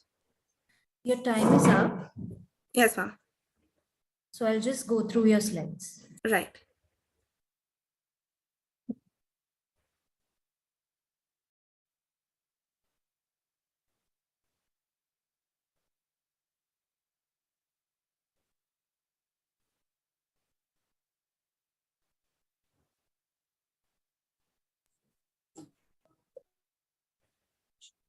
Excellent.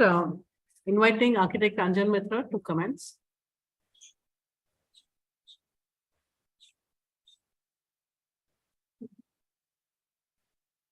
Yeah. Thank you for giving us a beautiful insight is what an contemporary architectural solution could do in mitigating the today's need. The program is very well thought, so that's no second issue. Your site selection was excellent. While you have actually developed this concept very well, but since this is going to be a consulate, we would definitely expected something more, because how you are actually synergizing the different identity as well as projecting overall kind of a your functional framework intact. That is where actually the design challenge is.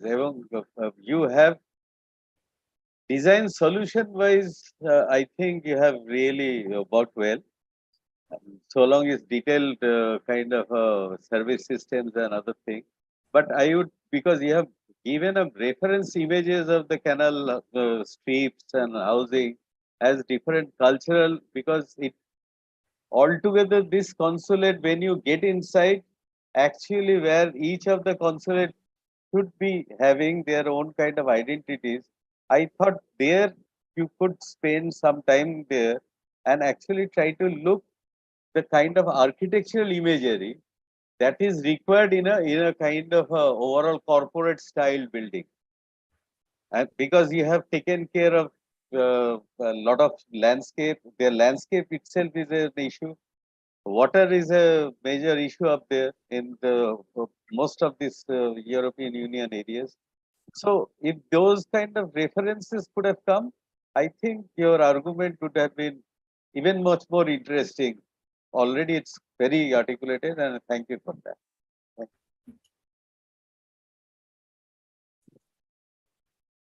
Lakshmi ma'am.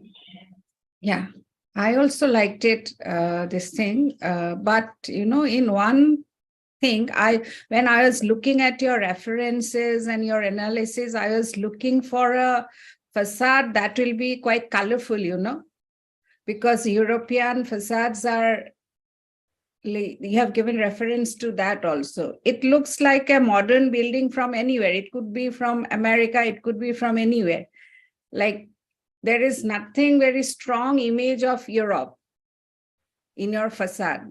That was like when I saw the elevation, that was a little, because the details of this kind of a building is not very easy. It keeps evolving and you have to work a lot on that. So I won't go into detail of those things. And inside there will be quite a number of different consulates. So those also probably will work out in a later stage. But when you look at the building, because it's going to be a very public building, you know, which should have a huge impact as soon as you see.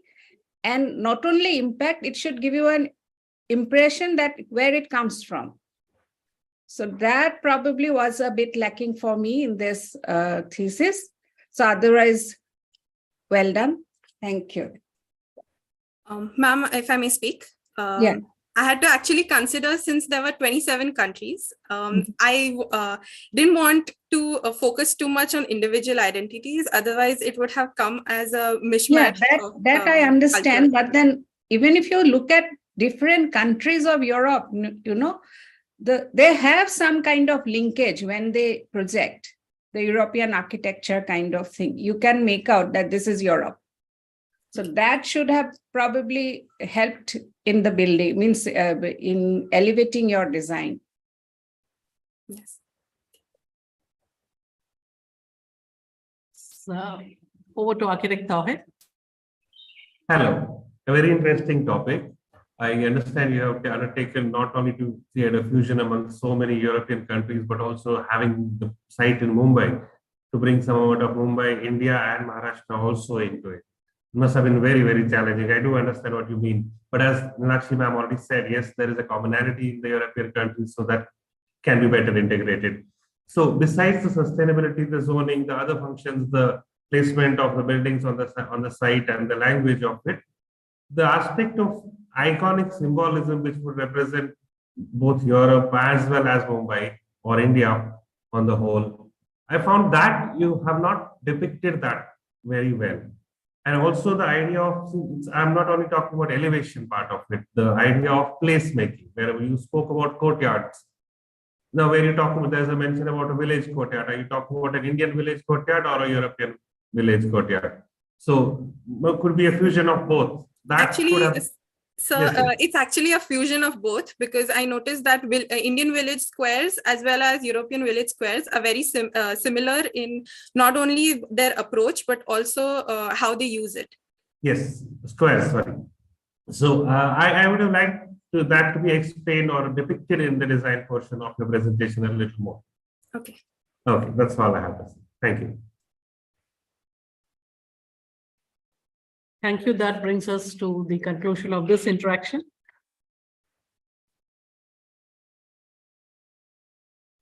Thank you. So now we move on to Aeat AP 22312. Following which, because one of the participants was not logged in, following this, we will move on to what we call the first standby presentation, that is Aeat AP 22314. Are you here? Oh, yes, ma'am. Oh, wonderful. So you get a chance to present after Thank this. you, ma'am. Yeah.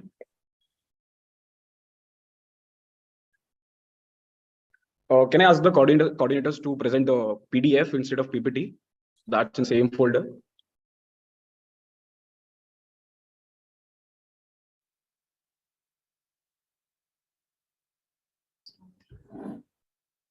We have the PPT. If you can continue with the PPT. In the same folder, there's PDF as well. Or if you can just zoom in into the slides, and PPT is also fine. All right.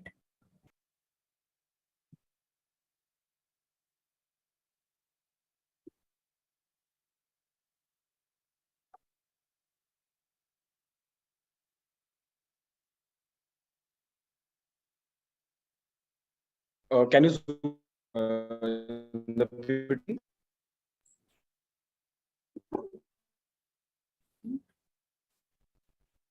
So your time starts now. Okay. My thesis topic is Design Institute, NID in Jaipur. Next.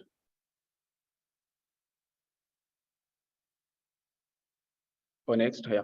So here the project aim is to have a holistic approach to learning by providing a built space that caters to all types of students. So here we live in a time of globalization where we have commoditized every services, then we have mass production. In these times, the role of NID becomes to teach the students how to come up with a thoughtful solution, while at the same time combining it with fusing it with the cultural element as well.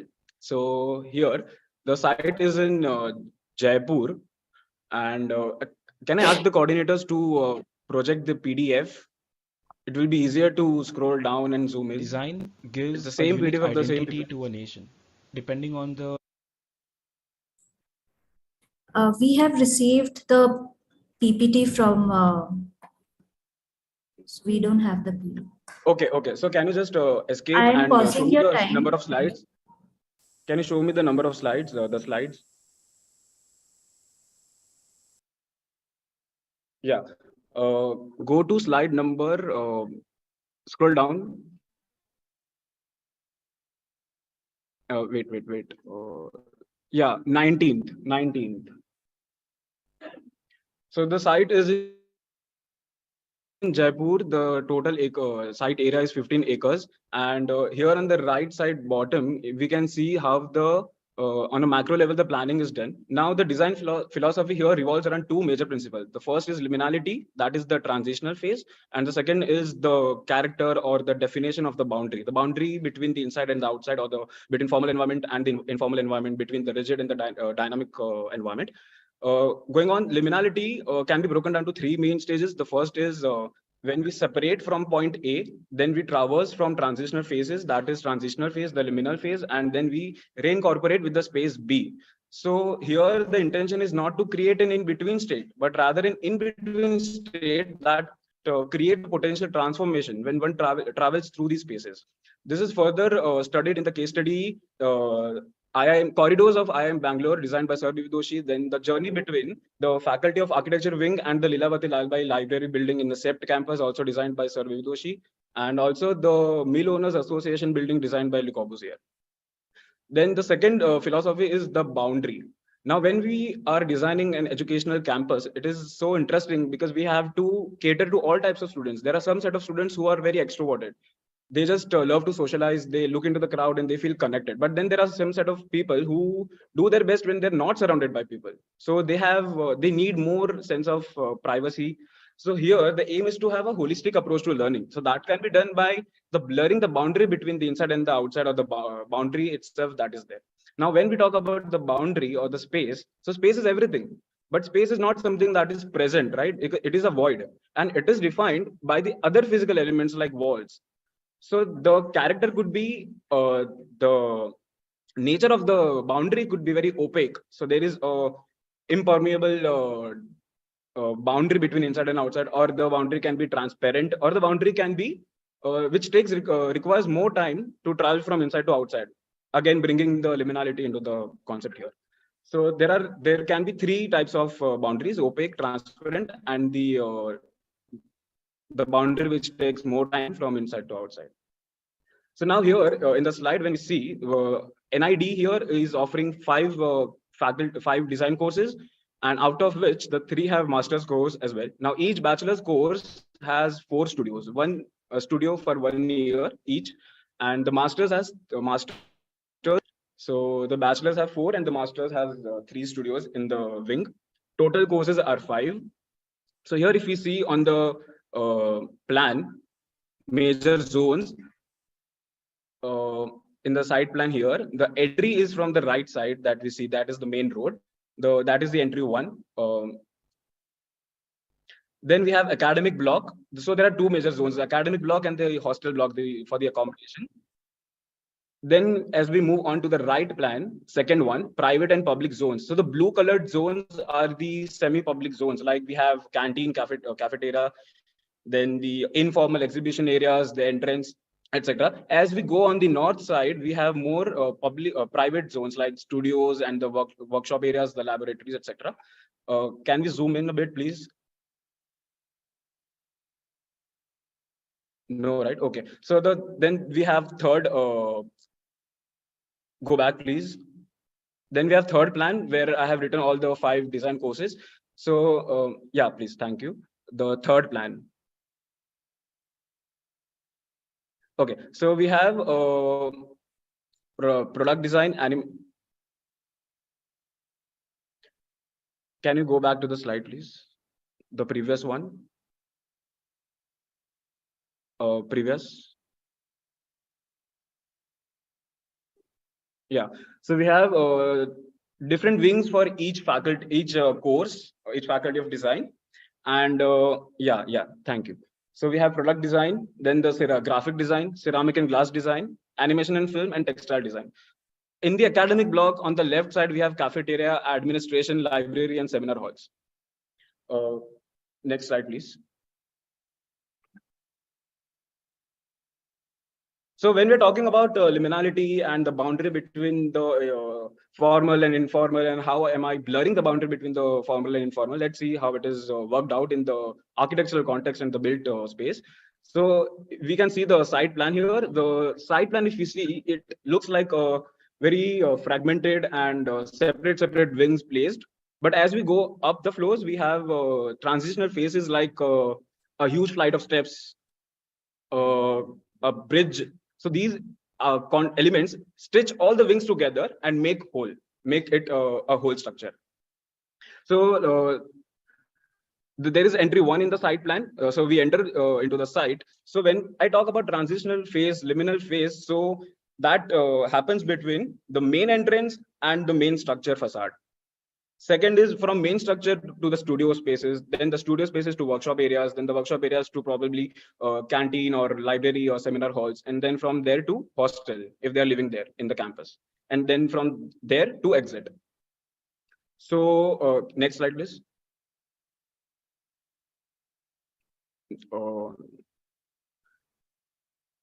Next. Previous one.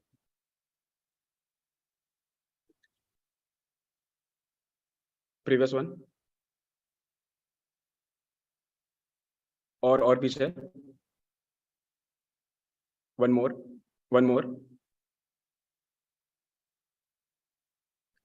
Okay.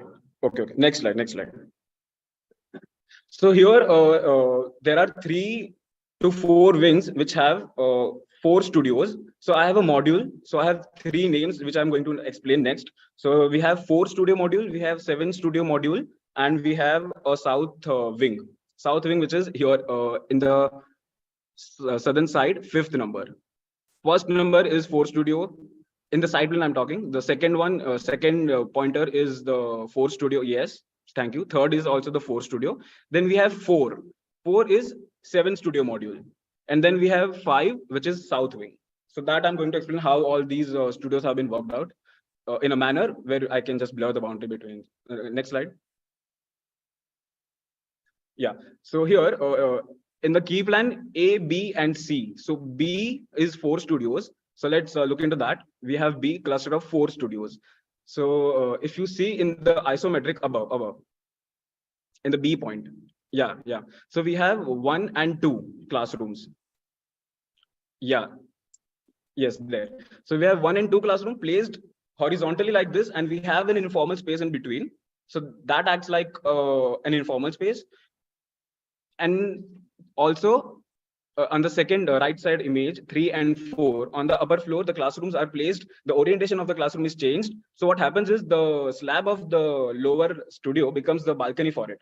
So here, what happens is there is a range of semi-open or courtyards spaces have been worked out. So first, each studio has an informal space where design discussions can happen, and when where some people can just retreat in their isolated corners. So first is every studio has a balcony or an informal space attached to it.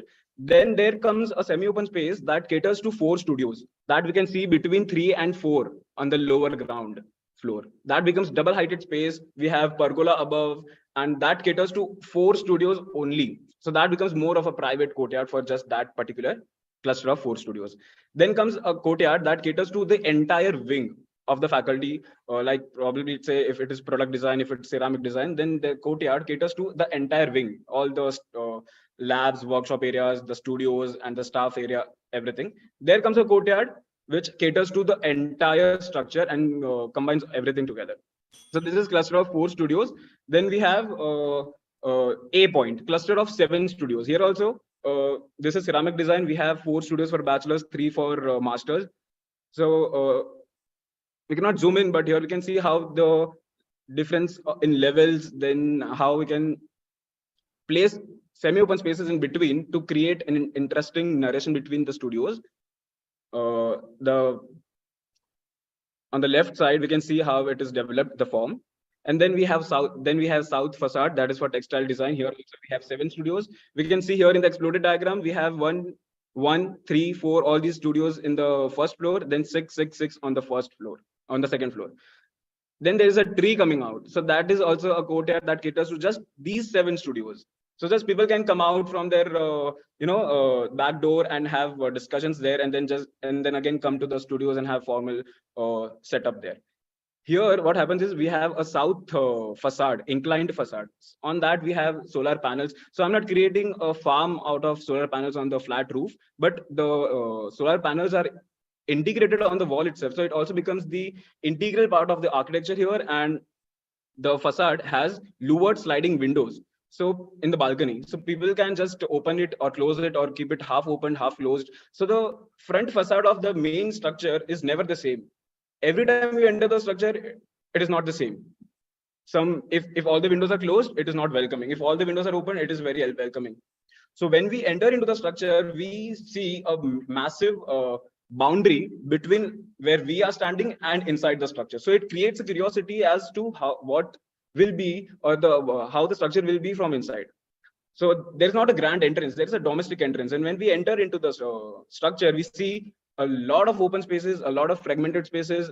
Though we see that all the wings are separated, but when we go up, we see that all these spaces are stitched together by bridges, then the flight of staircase, etc. Even the flight of staircase becomes a interaction space there. Scroll down, please. So now, when we talk about the design philosophies, we also the passive strategies should also go hand in hand with the design philosophy. So here I have 2 interesting sections showing how the passive strategies are also taken care of. So the first is louvered window that I already talked about. So that is a southern side. So we have a harsh sunlight coming from that side. So we have louvered sliding windows. So that minimizes the harsh sunlight coming into the studios. Then we have solar panels that I already mentioned. Then we have water bodies strategically placed to have a evaporative cooling effect in Jaipur. Then we have large volumes on the ground floor. So the first floor ka slab is at 5 meters from ground. So I have amphitheater on the ground floor. I have an informal exhibition area on the ground floor. So as you can see in the first section, the four pointer, that is informal exhibition space. Then we have main courtyard in the 6 pointer. And the 7 becomes the courtyard that only caters to ceramic design building, right? Then if we see, the south side is the left side and the north side is the right side. So on the southern side, the buildings are taller. Why? Because so that we can have maximum shadow in the courtyard throughout the year.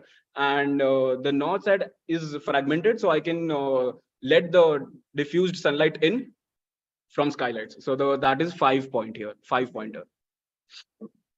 So next slide, please. So this is the statistics for what should be the length of the courtyard to have maximum shade throughout the year. So that comes to 8.8 meters. So the distance between the north and south wing is 8.8 meters. Next slide. Yeah, so this is the aerial view of the entire building. So if you see, we have different courtyards that cater to different wings, and the main courtyard that caters to all the wings together. Now, we saw the site plan, which seemed to be very fragmented and separated. But if we see here the first floor plan, the blue colored zones are the transitional spaces or the bridges that connect all these things. So here we have 2 bridges connecting north and south wings, but on the right side, we have no connectivity between these 2 wings. But as we go on the second floor, we have a bridge there. So all these architectural elements like introducing bridges, introducing a huge flight of steps, introducing skylights, different volumes in the same space, all these things bring the element of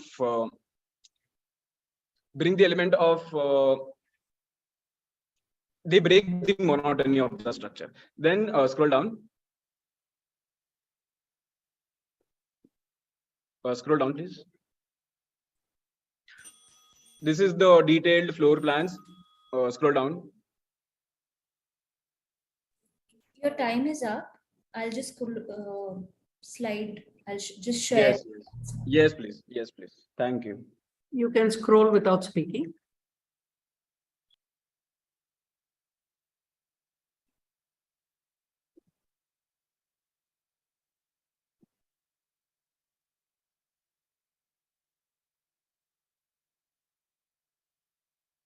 Thank you. Thank you so much.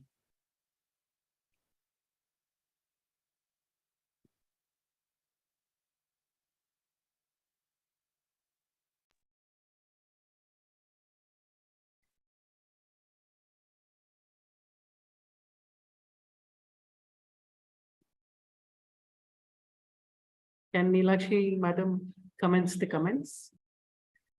Yeah, congratulations. Nicely Thank you, thought Lakshmi. about plans, and you have played well the hierarchy of open spaces, then juxtaposition and interconnection of open and closed spaces is also well. You have given much attention to the Design Institute. Did you have any correlation with the hostels at the back? And another question, how much have you considered sustainability in terms of carbon footprint? Have you used local materials? Because in the elevation part, I can't see much. It looks like a normal concrete structure. So if you can say something about that. Okay, so the southern facade that we saw, the inclined facade, has fiber cement panels on it, the steel framework, and then the panels are cladded onto it, and then the rest of the structure is concrete structure. The hostel part also has very interesting spaces to it, because we have girls and boys hostel, and all the common areas between those girls and boys hostel wing. So it has a podium, then it has a huge, like really huge flight of steps. People can just sit there and have a projection of movies. They can just hang out there. So when we talk about services, so when we enter into the site, we have two kitchens at the same. On the left we have a hostel ka kitchen, on the right we have academic block ka kitchen. So the services can be worked out there, and the exit is there only. And what about carbon footprint? Have you thought about that? Carbon footprint, as in, ma'am? While executing the project? Yes, ma'am. Are things locally made, or, because Jaipur is famous, for materials and labor and all that. The things that you have used, those are all modern technological things. Are those locally produced, or and the workers are there as this thing? Yes, they are sourced locally, ma'am, and the material as well, because it is not only the south facade has the panels to it, and it is was it a conscious effort to give it a modern look in Jaipur? Yes, ma'am. Okay. Thank you. Thank you, ma'am. Over to Architect Tauhid. A very nice, interesting topic. Now, I would consider this learning institute as building typology, and NID being very specific to a typology. But what would you say was the core thrust or the core focus area of your thesis? What are the studies involved in that, and how that was captured and how that was utilized in design? Sir, the core focus here was to cater to all types of students, because when we are giving only one built environment, which has only one character to it, it cannot cater to different students who have different psychology to it. As student goes from first to second to third, fourth year, the psychology is also changing. So that should also get reflected into the built areas they are studying in, because most of the time they are going to spend in the studios and the campus. So that is shaping their minds, and it is NID. So these students are going to be the next future designers of our country. So the built environment should not look like a cage to it, but it should liberate their creative minds. So the focus here was to have spaces which liberate their creativity. Was there a detailed study of this aspect, this portion done? Yes, sir. So my research topic was neuroarchitecture. So how the built environment, when we perceive something, what happens in our brain and neurons. So that was my first research topic. And second, all the case studies designed by B.V. Doshi, he also used these concepts, liminality and everything, to the structure. So if you see SEPT, so it has the same formal and informal at the same place. So the two polar ends existing in the same place. So that was my focus. I didn't find that as a strong theme of this thesis throughout. There was a lot of focus on the design part, which I like personally. I just want to understand the main building which you were showing. There has the southern elevation, which is sloping. Yes. Now, a sloping elevation would help capture the sun. Why would you want to do that? Yes, sir. So initially when I started, I wanted to have a massive boundary between when we enter into the structure and inside the structure. So I have provided, so south of sun is harsh. We are getting the harsh sunlight from the southern side. So instead of this inclination, I could have also done this. So I have maximum shade here under the structures. But instead of that, I inclined the wall like this, and I have louvered sliding windows there. Then the balcony, and then the core of the building starts. So that is not the outer facade, the main facade of the building. That is for the decorative purposes and to block the balconies. Still, so it's a like an external facade in front of the main facade of the building, but it would have help to capture more heat. Yes, sir. I understand. Which you could actually utilize rather than like letting it go. Capturing heat is not a problem. If you capture it, you can convert it into energy and use it. Yes, definitely. That I have done on the northern side. If we look at that elevation, we have a lot of openings and the skylights. So a lot of skylight, diffused light coming in from the northern side. All right. Thank you. Thank you so much. Yes. Thank you, sir. Go to architect Anjan.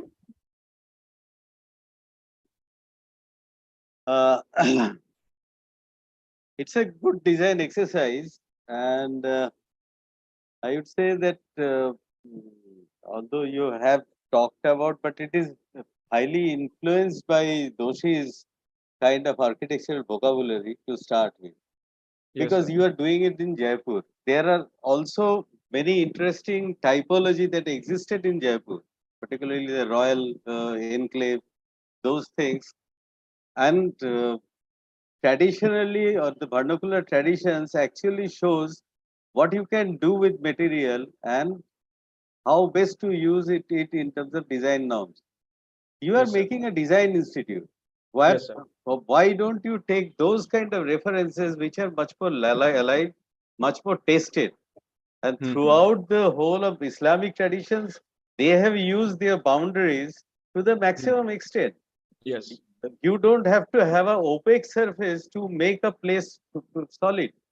You can definitely play with it. So I think you have tried to limit yourself into a kind of a given kind of a vocabulary that linearity, lamination, everything is fine. But what about the material? That what Nilakshi was pointing out is really good. It has a good building tradition. Yes. And the now design institute or everywhere the design profession, we actually try to learn from the existing design wisdoms. People have done it, and that is time tested. So if we are there to innovate, so instead of making a RCC construction, you might as well use a steel construction with the stone masonry, which Rajreval has also implemented. Yes. So when you are, this is the kind of learning trait. You're making it as a learning experience, while your design exercise is only limited to the space, but not the whole place itself. I think that is some point you could have dealt it better. Yes, sir, definitely. I'll have to agree. My main focus was intangible matters, but not the material in detail. No, and even for the intangible matters, so all intangibles also need an tangible anchor, without which intangible doesn't manifest. So the more you have created pergolas, why? Because you wanted the variations of light and shade. But then the same thing, your wall is a much better surface to do with it. And so is when, and it is not necessarily that year-wise your maturity grows. Ultimately, you have to pass through the same space. So it is up to a personal feeling how you interpret. So you don't have to take that as a very kind of rigid framework. It is a framework to think and explore. Even your walls could be shifted. And that is a kind of a flexibility that you should be exploring in a ceramics thing, or even an architectural design studio. Sometimes you need a larger space. You have to have a outside space flowing in. How do you negotiate that? So if your question is mainly as how to engage, then that is the place you should play. And every design finally gets materialized, manifested through different kind of textures.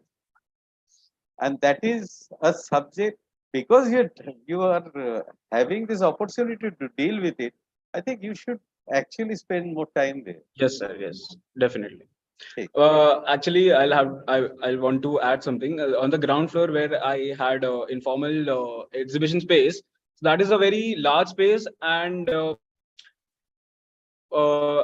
I have panels there which they can just rotate and make a cabin there and have the discussion. Then again, they can just like fold it and slide it to have a large space there. Then I also have louvers. So people can on the screen that divides the two courtyards. So people can just close the louvers and have no visibility between the two courtyards. But if we put all the louvers at some angle, then we have some controlled visibility between the two courtyards. So all those elements were also there that caters to the time and all. This But is a kind of a solution that you are trying to think of, as you are trying to anticipate each and every aspect. It is not required. Look at SAPE also. If you need, you can have anchor couple of supports and then do a fabric to do the space planning. Yes, yes. So this is an advantage because you are dealing with ceramics, you're dealing with so there should be an interchange of ideas. A ceramic people can also contribute in terms of your space design. Yes, yes. Yes. I think that Yes. could have been explored. Yes, yes, definitely. Thank you, sir.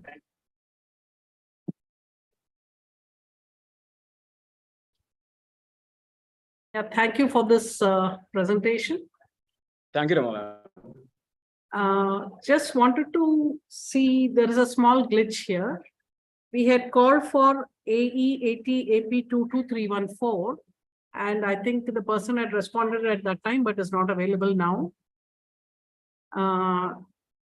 Since 314 is not available, we'll have to go on to the other shortlisted presentation, which is Aeat AP22318, who I can see on screen.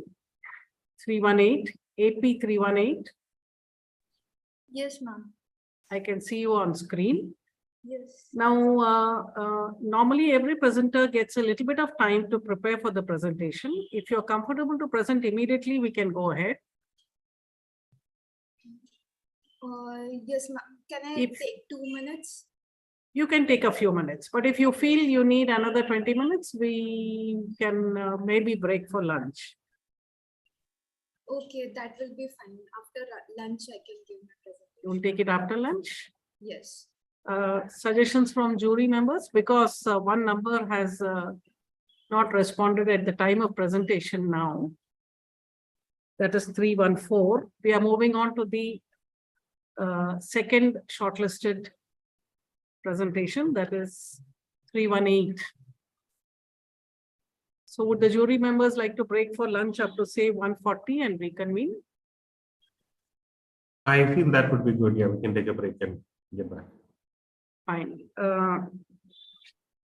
318, you must remain logged in. You must not log out, because logging out is creating problems, I think. Remain logged in and be prepared to present from 1:30.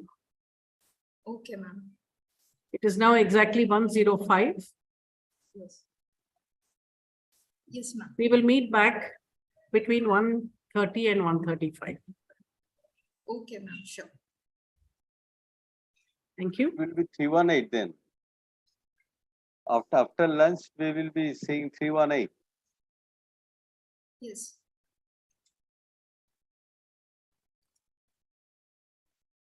Yes, sir. 318 after lunch. Okay.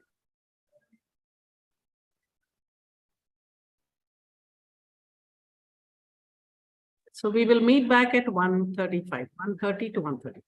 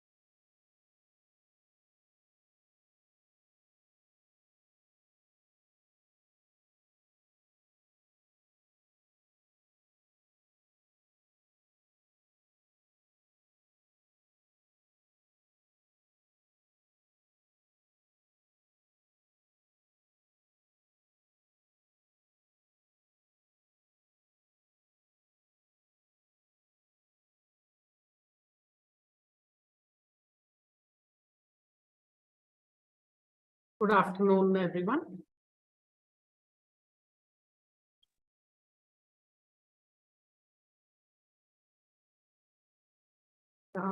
Aeat AB 22318. I think you are here and ready to present. Yes, ma'am.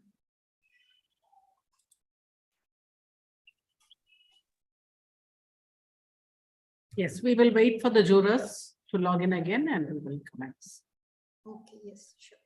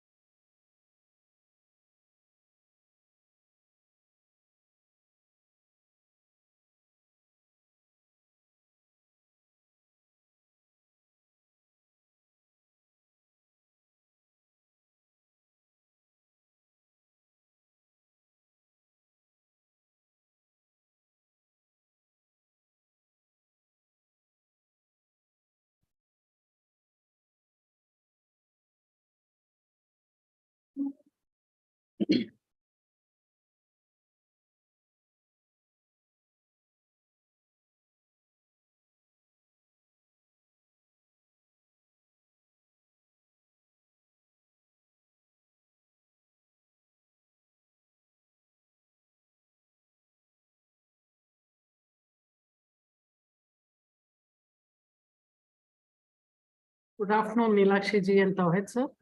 Good afternoon. So we are halfway through the, Yes, little less than halfway through the presentations. 40%. It's quite a challenging day to listen and to discern what is happening. No, this thing quality is very good actually for undergraduates, so that's good. There's a fair amount of work and good understanding. Yes.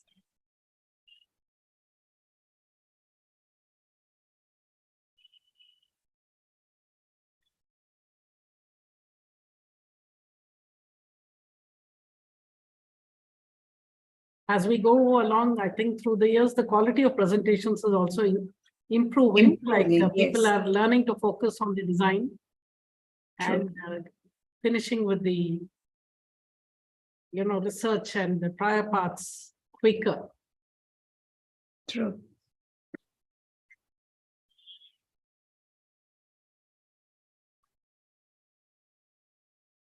So maybe the online has really helped because the data is available. I mean, the presentations are available for people to see. Yes. The level of quality, so they can aspire. Yes.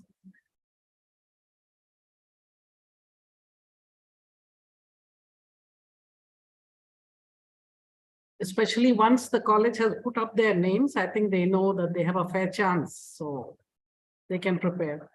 I know.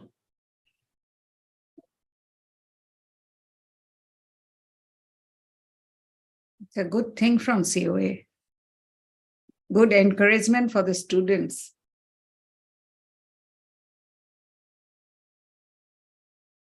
And glad to see the students are also very confident these days.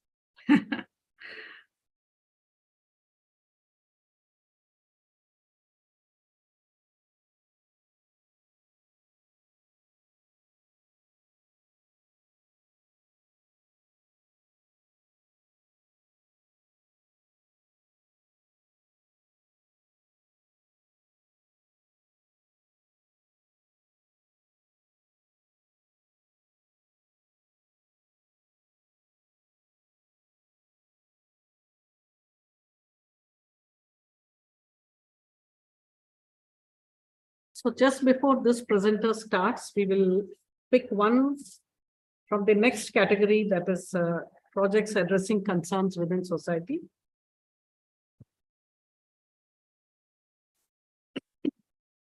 So we will pick one of those so that they get the presentation preparation time.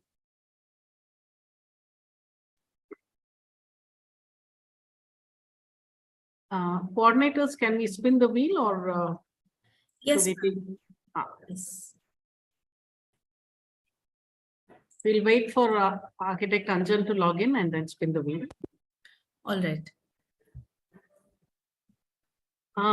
The wheel, acha, has 1 to 5 repeated. Okay. 1 minute, ma'am.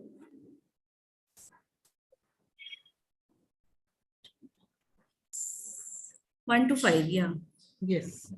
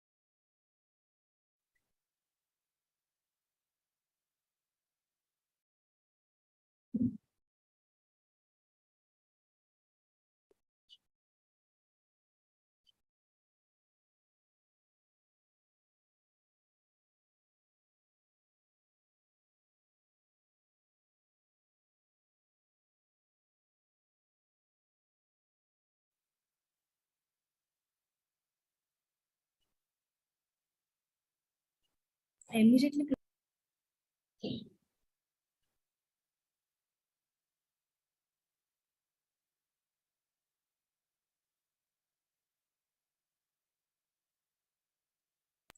Should we do it, ma'am? I'm just waiting for architect Anjan Mitra to log in.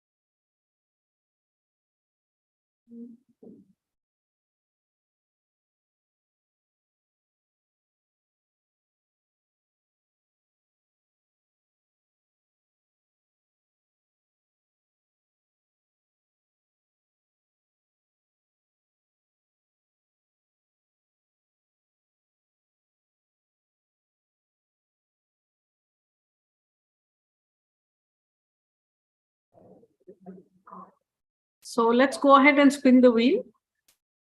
Anjanji will join in a minute or two.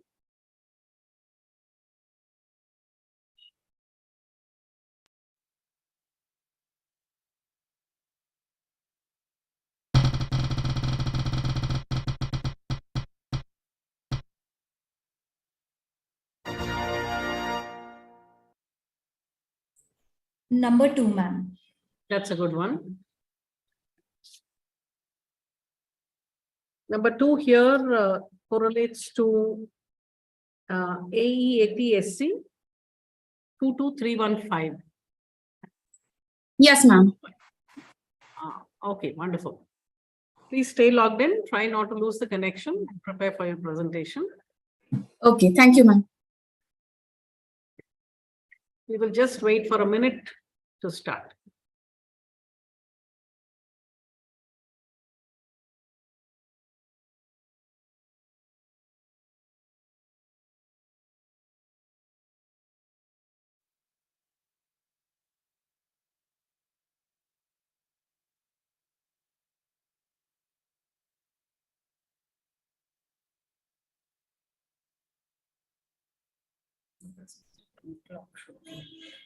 Your time starts now.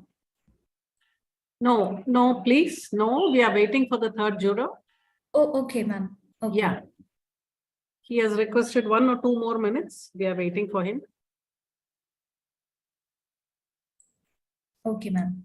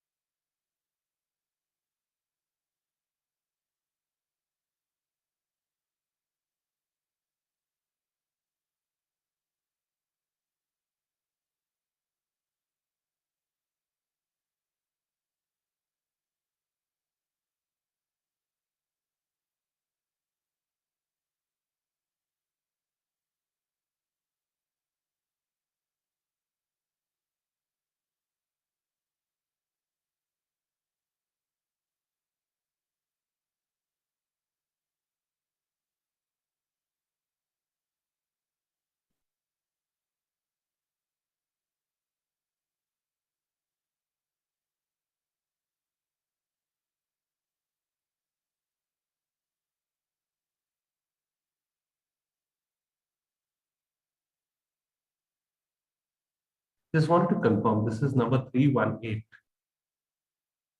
Didn't hear that. The code number 3, participant code number Aeat 8822318. Yes, we are now looking at 318, disaster resilient housing at Sundarbans. Thank you. Thank you.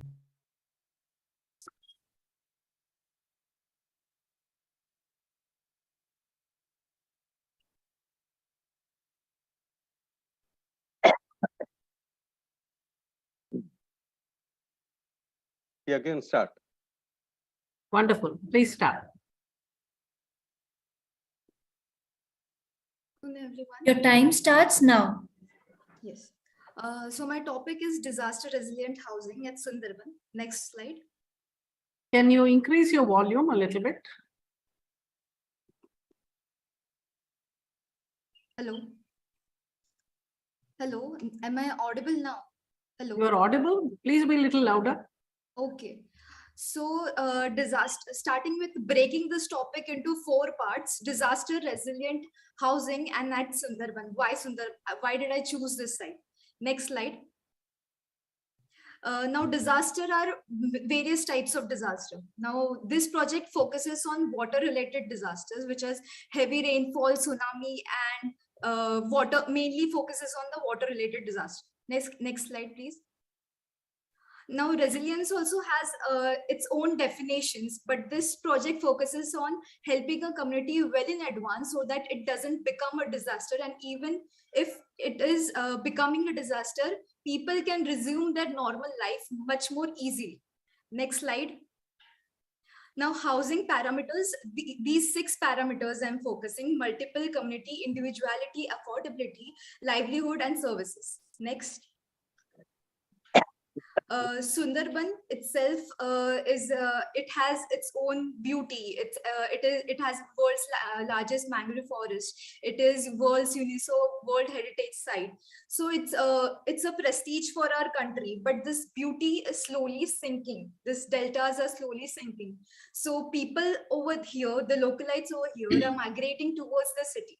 So this project aims for the people to stay and preserve this beauty in order to provide holistic solution, housing strategies, and their source of livelihood income. Next slide. So main urbanization, deforestation, then water-related disasters. And this mainly focuses on global warming, sea level rise, and climate change issues. Next slide.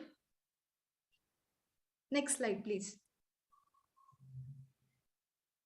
So this Sundarban is located in West Bengal part of our country, of our India map, where Sundarban is itself divided into two parts, two districts, 24 South Parganas, 24 North Parganas, where my site is located in 24 South Parganas, named as Basanti Block. There is one island named Basanti Block, where there is a sub-island, Jarkali Island, where at the lower part of this Jarkali Island, my site is located. So in this slide, you can see the comparison of how the settlement of vegetation and mangrove forest, it's how the ratio is decreasing in comparison between in recent 10 years, how population is varying in this island. Now, in the last part of it, the highlighted part is where my site is located. Next slide. Next slide, please.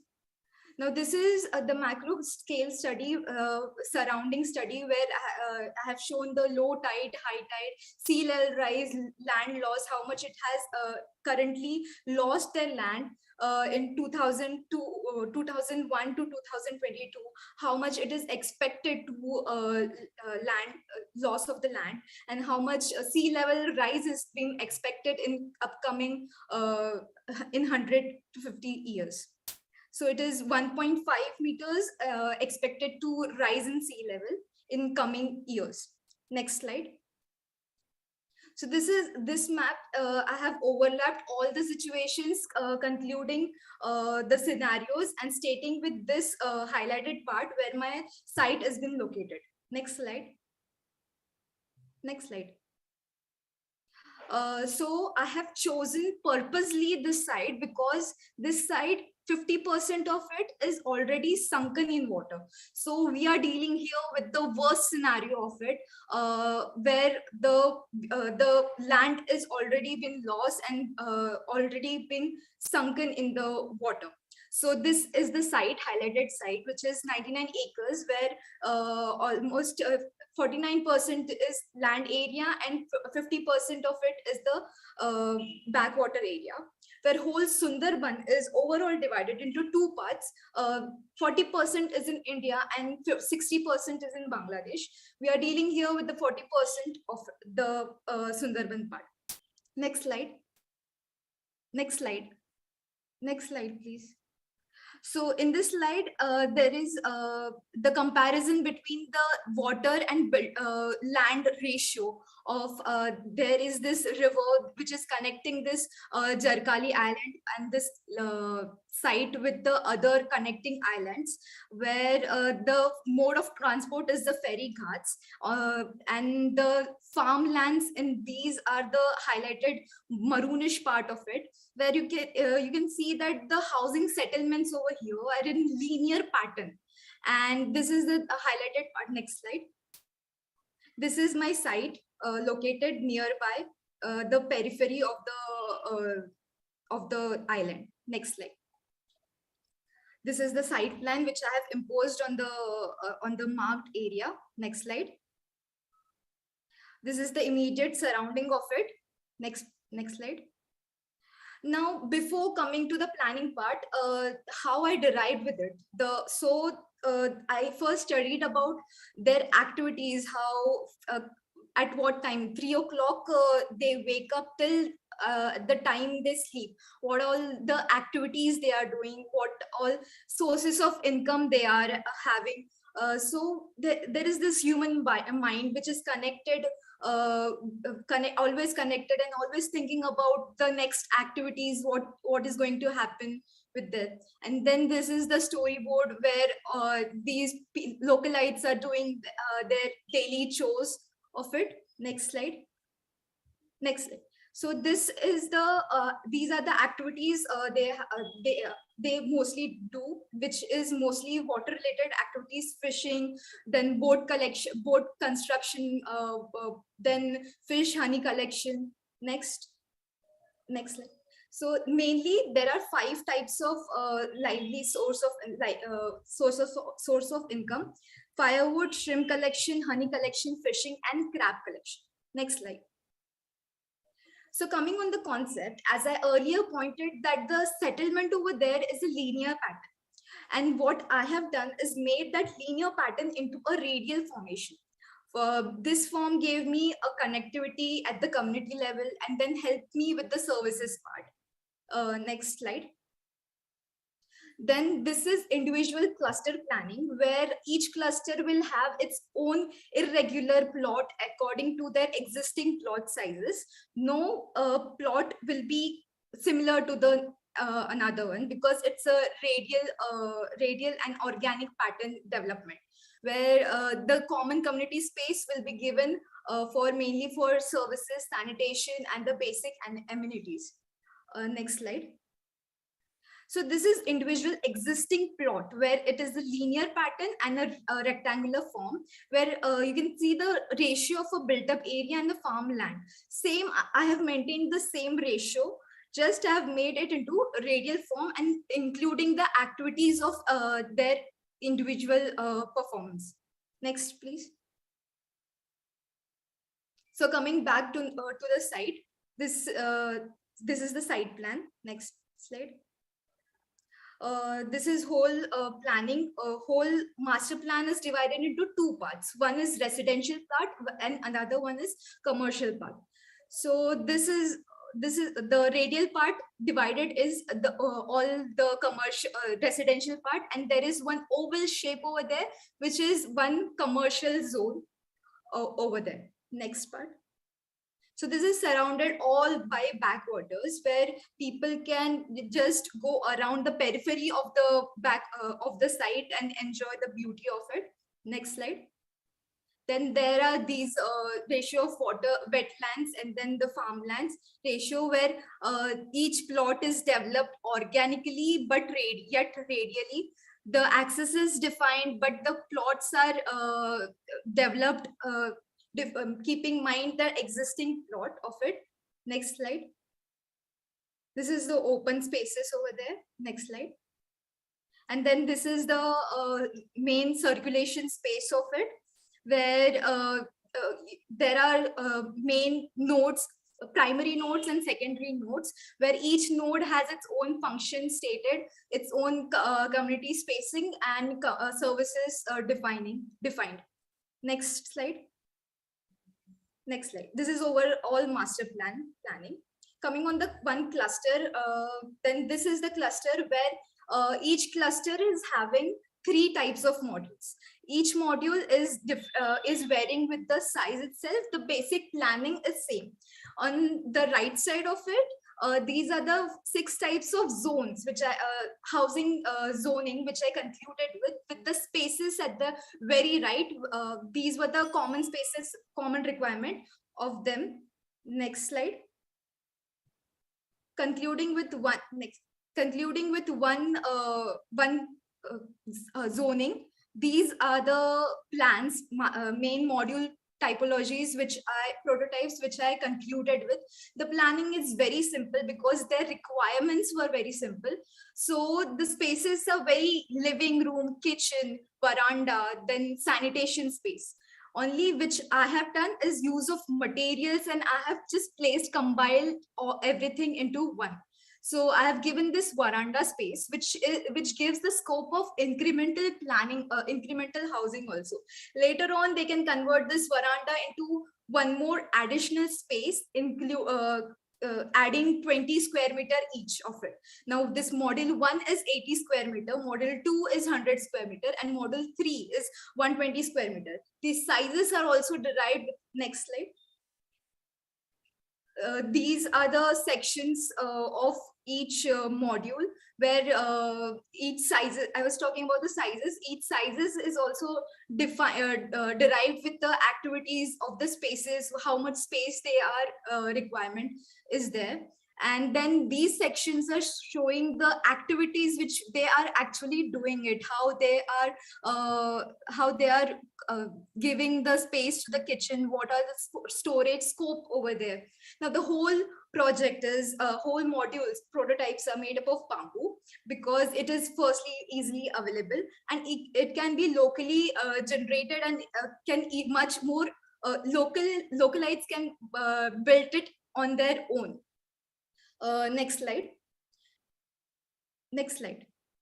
These are again the sections and elevations of the same 3 modules, where there is the skyline. And then over here, I want to highlight about the foundation part, which is my second concept of it, where at the beginning of the presentation, I mentioned about the disaster, where there is a rise in sea level and water related disaster. Now, the foundation used over here is a Beyond foundation, which helps the house to float in the scenarios of this water disasters, where these Beyond blocks are being formed, helping the house to uplift. And then there are these vertical columns which holds the house together. Now, the main concept over here is not to go against the nature, in fact, to be along with the nature. Next slide. Now, this is incremental housing modules, where, as I said before, the veranda spaces can be later on converted into the one more additional space, where each module can get 20 square meter additional in the planning housing. Next slide. Next slide. Next slide, please.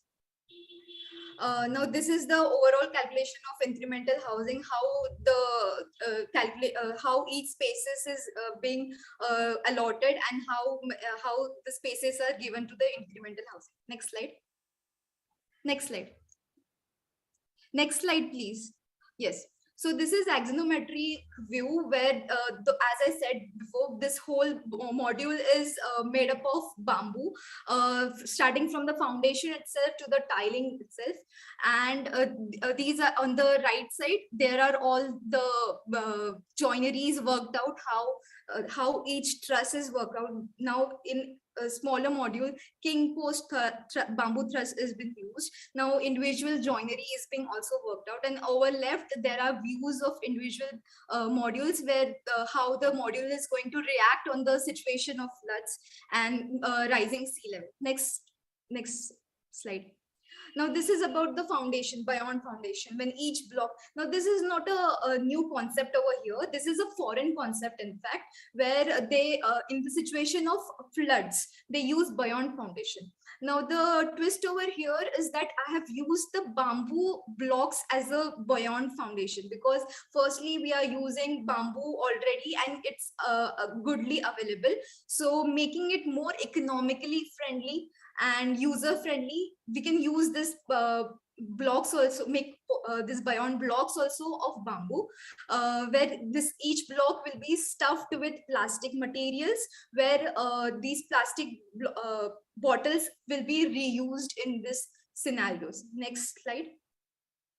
This is one experiment, live experiment, when each block is being experimented lively. Load calculation is done, where how and each block is going to react in the situation of flood. Is it really going to rise in the scenario of flood, or rise in sea level? Next slide. Next slide, please. Your time is up. I'll just go through your slides now. Okay. Can scroll through without speaking.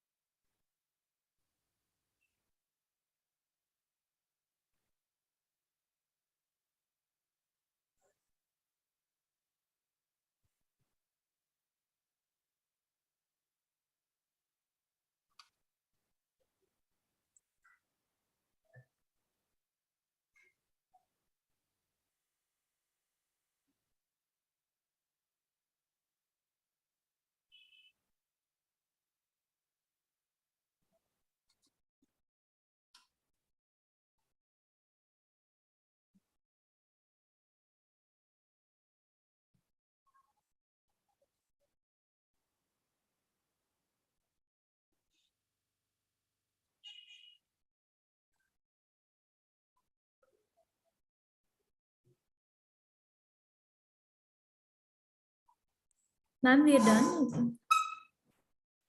We can start with. Excellent. Over to Architect Tawhid. Hi, very, very interesting topic. However, as the first part of your thesis where you start talking about this, the idea, the whole story, I would like to see a little more data. For example, you were talking about the existing being a linear kind of a growth, linear settlement, which you're converting to radial. Now, I would like to know how and why that has evolved as a linear, because most organic growths usually in India are radial. Sort of, they have a central bazaar and around which they go. Why and how do you feel that it grew to be a linear growth rather than a radial one? Okay, so in this slide itself, I have said in the concept slide of slide number 2021. I have said the concept of it, where each cluster is given the common space, where they can use that common space as a community gathering area, where because most of the time they are staying outdoors, and their importance of that outdoor connectivity, outdoor interactive spaces is 22. Yes. So this common space gives an opportunity for them to do their major common activities like fish drying, and then mostly it helps me in the services part, where the sanitation can have one common sanitation, and biogas can have, one cluster can have one common biogas. And then there was later proposal of fog water collection, where drinking water is also a situation over there. So this fog water can be placed at the center. It can act, it has a canopy where the beneath part is acting as a interactive spaces, both functional and aesthetically. Also, it gives a better add-on to this community common space. So main idea was that for radial plan. I understand that was with respect to your design. I was talking about the existing being a linear development. How and why did that come to be a linear development? Why didn't it grow into a radial development organically before your intervention? I mean, that aspect. If you have any idea of that, you could enlighten us.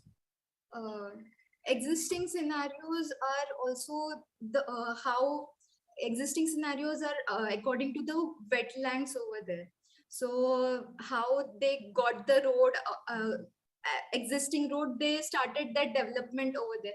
In the first scenario, in the land use plan itself, there is a comparison of the settlements also, where their settlements is also decreasing and shifting towards upward towards the city. So the way they got the space, they got the development, and it naturally formed into that linear formation. All right. Thanks for that. And with respect to your design, your primary, if I may sum up your design, I don't mean to like trivialize it. Amphibious architecture as an answer to disaster-resistant housing when the disaster is water-based. Am I summing it up correctly? Yes, right. Amphibious architecture as a solution, a possible viable solution for disaster resilience when the disaster we are talking about is water-based. Yes, right.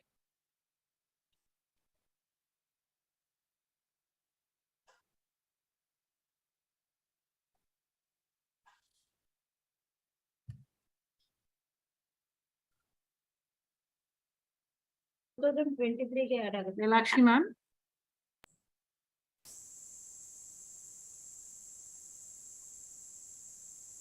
It's interesting interpretation you have done. But, for me, you have shown a buoyant foundation. But when flood occurs, usually the people are shifted from one place to another. Have you kept any provision for them to float away to another place? Yes, ma'am. Yes. Or In case of, yes. Yes. Yes, ma'am. In case of failure of this housing also, there was this proposal of community center, which is slide number 50.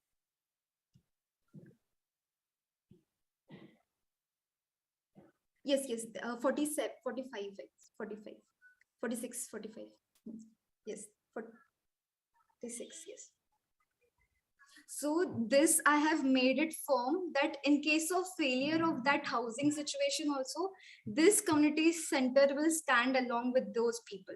So this can act as a refuge area, and also it is acting as a cultural gathering where people can gather for their cultural needs and have their shopping complex there, have speciality in handicrafts and Yeah, in case of flood, these places also usually do not work.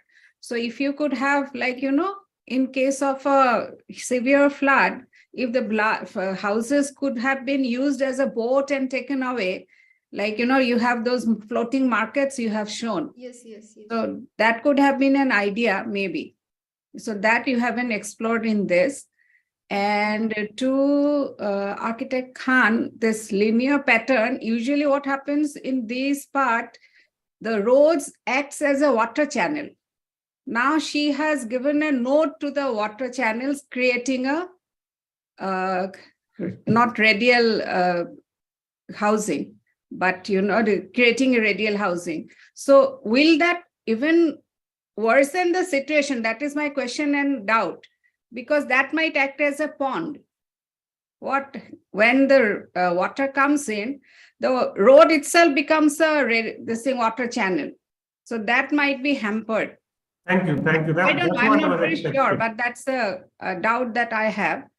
And another thing, like, the roads are used as a community space. When they have the paddy, they dry the granules and everything. Everything is done on the road. That's the usual village pattern. So that is another reason that it's radial. The house is in front, the paddy field is at the back, and the road acts as a common ground. So she is trying to give a radial housing pattern. Maybe that is good. But in this disaster-prone area where lots of floods keep happening, I don't know how that will work. So that is my take on it, probably. Thank you so much. That's the kind of explanation I was expecting. I was surprised to see a linear development organically, actually. Yes. Ma'am, can I try to answer? Yes, please do. Ma'am, initially I told this community center as a backup, as a refuge plan in case of failure. So I pointed this because this whole community center is standing on stilts. This is not having buoyant foundation. Okay. So then that will act as an anchor. Yes. Okay. This is So firmly done. The people will be shifted from their houses to this place. Yes. And as you said before, that houses can also act as boats. Yeah. So in that also is being considered, but in that cases, the smaller houses is only considered, and the modules over there are already, now there is this one scenario of anchored. Slide number 32, where they are having a vertical columns, that also having two situations. One, no, not down 30, down 36.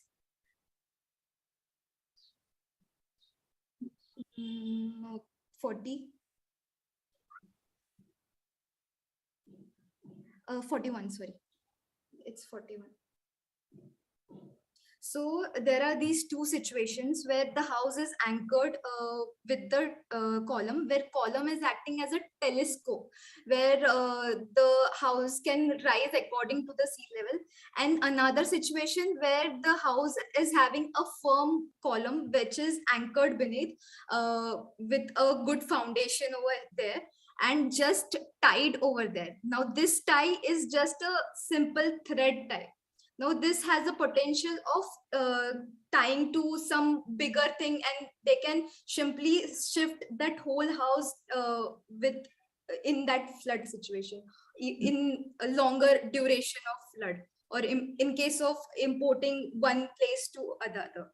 So This were the vertical Because columns. this works because the people there, they usually lives on water, and then on the boats, they do so many things. They keep moving from here to there. So the idea of a house acting like that will work better probably in the scenario.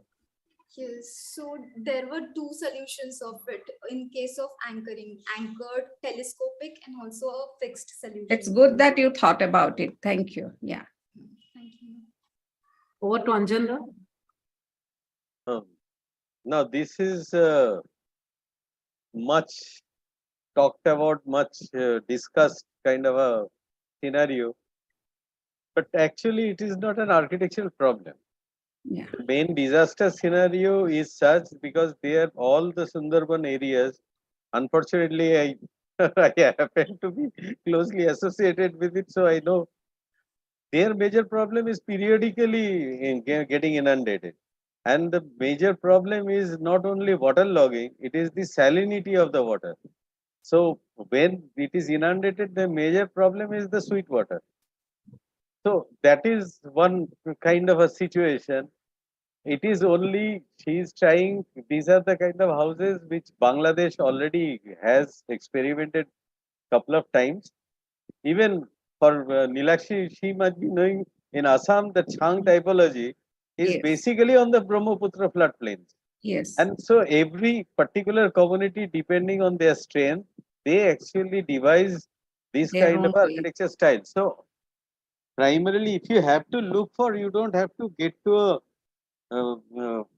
your inputs from abroad. There are different techniques that people have, they work that out, and that is how they survive. So our point is then why we are doing this. The question that Mr. Khan has asked, it is the most essential. Most of these land developments are linear because there is an embankment which is first of all against the sea rise. That is the only thing that protects it.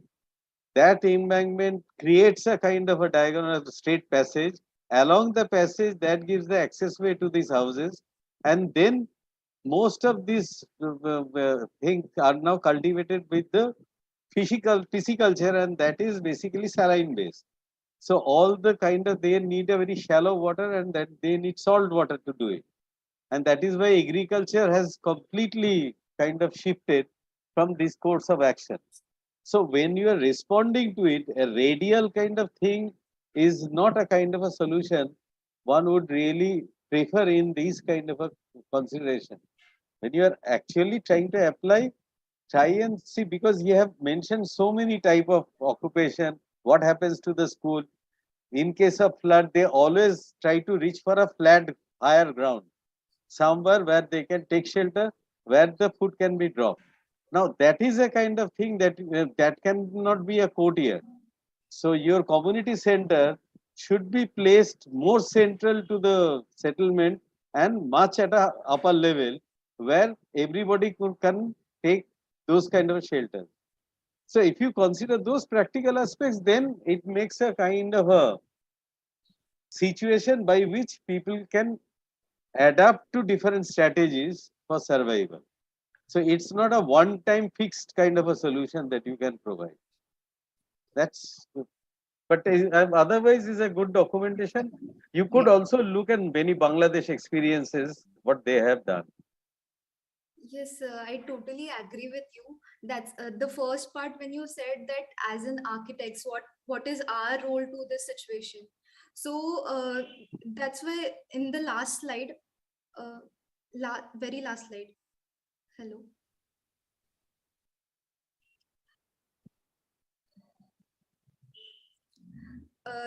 For as an architects, that's why I concluded with that we are having that knowledge of many things, many materials like a bamboo.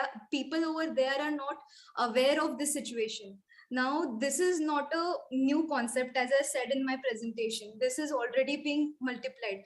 I used bamboo as my main core material even for Beyond Foundation. Now, for Beyond Foundation, it is very rare thing to use bamboo in that Beyond Foundation.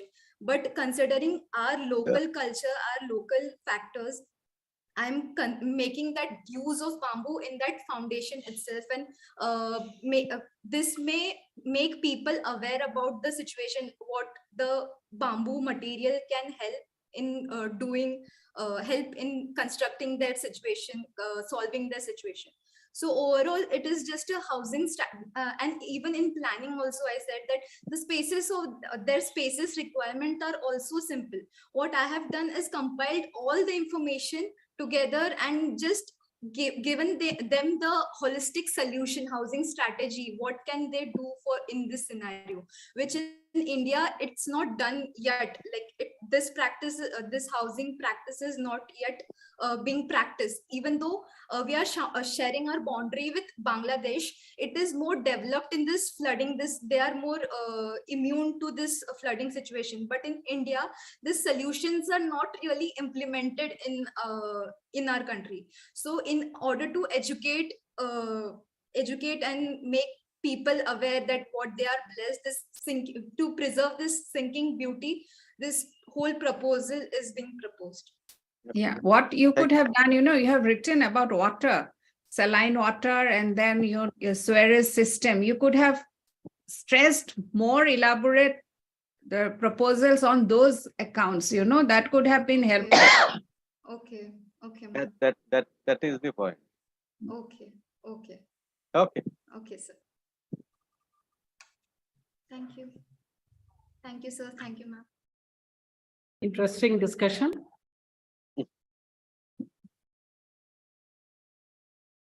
So that brings us to the end of the first tranche, that is the architectural projects. And now we move on to the second tranche, that is projects addressing concerns within society. We start with Aeat SC 22315. I think you're here. Yes, ma'am. And we also spin the wheel for the second presenter.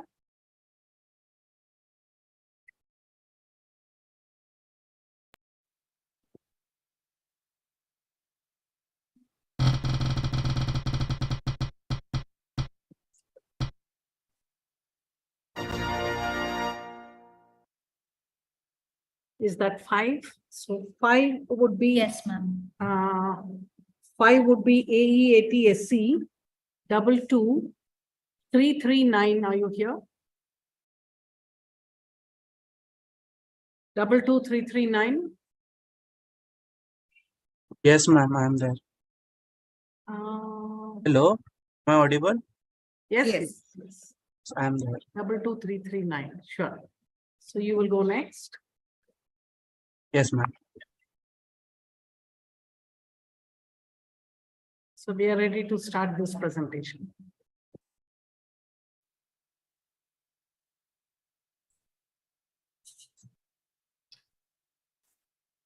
Ma'am, can you please start the slideshow? Yes. Good afternoon. First of all, thank you for giving me the opportunity to present today. I would like to start by asking you all a question. Have you ever crossed a river sitting on a piece of thermocol? Have you ever crossed a river sitting on a piece of thermocol? Sounds impossible, right? Well, that's the way 500 residents of Shinde Vasti travel the river Vinsarna on a daily basis, not as an adventure, but because they have no other choice. My topic is Pragati Setu, bridging the socio-economic gaps using architecture and river tourism as a catalyst. A case of river Vinsarna, Shinde Vasti, and Sautada village. Next. The site is located in Sautada village of Aeat district in Maharashtra. The construction of Sautada Dam over the river Vinsarna almost 20 to 30 years back caused it to overflow, resulting in the riverine lake or backwaters of river Vinsarna. This ended up splitting the village in two parts, cutting off Shinde Vasti from the main village. Shinde Vasti is site A that is surrounded by water from 3 sides and inaccessible farmlands from the 4th side. So the only available access is by crossing the river Vinsarna, number 4, you can see. So by crossing the river Vinsarna on rafts. Due to the presence of water, the agriculture in Shindevasti has flourished over the years. Located within 1.5 kilometers radius lies the Rameshwar waterfall and Rameshwar temple valley, which is side B, through which the river Vinsarna takes its course ahead. This waterfall and temple observe an annual yatra of huge crowds of pilgrims from nearby areas in the month of Shravan. Displayed here are the images of site A and B. At 1, you can see the Shindevasti farmlands. 2 is the Sautada Dam. 3 is Shindevasti School, which is having only 7 students right now due to the lack of connectivity. 4 is the people of Shindevasti crossing river Vinsarna on rafts. 5 is the Rameshwar waterfall valley. And 6 is the Rameshwar temple. Next. This is the macro level site analysis, where I studied the figure ground, land use, road networks, hydrology, topography, and flora fauna of the site. Next. Sautada village in Beed district is located in Marathwada region. The nearest railway station is Ahmednagar, from which Sautada is a 2-hour away drive. The climate here is hot and dry, so climate responsive strategies have been studied and implemented in the design. The study follows a participatory methodology approach. I conducted a site visit where I crossed the river by rafts like the villagers and experienced their daily struggles. To understand the needs and aspirations of the villagers and the site, I interviewed the villagers and had meetings with the village Sarpanch. The need for infrastructural development was stressed by the Sarpanch. Village women expressed their medical concerns and stories of fatal incidents due to the lack of safe linkage, and the need for education and employment was expressed by Dr. Dhave, a social worker. Shown here are a few glimpses of the vernacular architecture, views and vistas of Shindevasti, and the activity mapping done there. Next. The key issues identified are the lack of accessibility over the river, lack of tourism infrastructure, which has led to socio-economic decline and migration of youth. In case of any development, if not properly conserved, this can pose as a threat to the river ecology. The key assets are the flourishing agriculture, the ongoing pisciculture practice, and the existing religious and natural heritage of Sautada. The aim is to combine the key issues and assets to establish a symbiotic relationship between the river, the human settlement, and the socio-economic sustenance in Sautada. Next. For brief generation, it was necessary to identify the why, what, and how. That is the goals, the interventions, and the policies. The goals identified are to uplift the socio-economic condition of the village, to develop river-related tourism potential, to enhance the ecology of the river, to ensure safe accessibility of the river, and to ensure effective waste management, especially in the river zone. The interventions and policies for the same are agrotourism for Shindevasti with river-related activities and tourism infrastructure having controlled footfall for minimum environmental impact. Visitor center for waterfall and temple area equipped with food plazas and resting plazas. Riparian management along the river edge with native landscape policy. A safe linkage over the river, that is a bridge designed considering the riparian zone for villagers. Safe management of sustainable waste management, that is recycling wastewater using soil biotechnology plant. Next. This is the area program and design brief for site A and site B. The total built up area is 6,340 square meters, out of which a majority of 4,000 square meters is site A, that is agrotourism at Shindevasti, and 2,340 square meters is part B, that is the visitor center at Rameshwar waterfall and waterfall valley and temple. Next. A variety of case studies were done to cater to the brief requirements. The key takeaways were contextuality, symbiotic development model, economical and workable materials, modularity, community participation, and climate responsive design. Next. The design concept is to connect the people, transform the condition, innovate along the context, and reflect upon the existing heritage. The design aims to be a grand celebration of the river, which will be socially inclusive, economically beneficial, and environmentally responsible. Next. This is the proposed site plan for Site A Shindevasti Agro-Tourism. The site has been carefully designed after considering the existing site conditions. There is a welcome pavilion and parking facility for visitors, from where the visitors can take the entry to the main site via boats. That is to give them the experience of the river. There is an arrival plaza and boating deck on the main site. The agro experience zone having mango grove, gaushala, community kitchen, and garden lie at the heart of the site. There is an open-air amphitheater overlooking the river for cultural performances. There are yoga pavilions and bamboo bridges along the seasonal streams. There is a continuous nature trail with bird watching decks and seats along the river edge. The visitors can take boats from there to reach the fishing zone, which has a trail of its own with fishing decks. There is a visitors accommodation with a capacity of 100 tourists per night for minimum environmental impact. There is a villagers welfare and training zone around the existing school. And the most important facility, a bridge for the villagers to commute and in case of any emergency. Next. So this is the welcome pavilion, which acts as a doorway to the unending vistas of Shindevasti, from where the visitors can take a boat ride to reach the main site. The arrival court and reception plaza welcome the guests at Shindevasti. Basalt stone kattas, refreshment stalls and information desk, public toilets are placed around the central courtyard like a typical village chalk. The courtyard highlights the feature wall narrating the story of Vinsarna River. The simplicity of local materials and grounded nature of structure speaks the language of vernacular architecture in Sautara. Next. The Agro Experience Zone consists of Agro Experience Center, Gaushala Experience Center, Sugarcane Pavilion, and individual kitchen units along with Amrai Zone.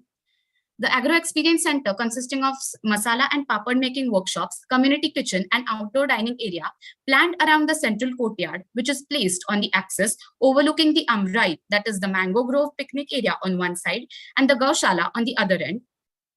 Besides the community kitchen, individual kitchen units are provided around the kitchen garden for private family dining experiences where visitors can cook and dine with the village women on a vernacular chula. The Sugarcane Pavilion offers the most typical rural experience, highlighting the major crop of Sautara village, that is sugarcane. Next. The accommodation cluster offers the guests two distinct yet unifying experiences with an objective to build a strong harmony with nature. Type A is the farm stay unit cottages built around Tulsi courtyards, which are derived from the local housing typology that aim at remaining true to the context, blending with the vernacular architecture of village and reconnecting the users to their roots. Type B, the tent units and stream tent units are nestled in the natural slope of the site along the seasonal streams that are facing the river Vinsarna. These tents are raised on stilts to conserve the riparian zones around the water body.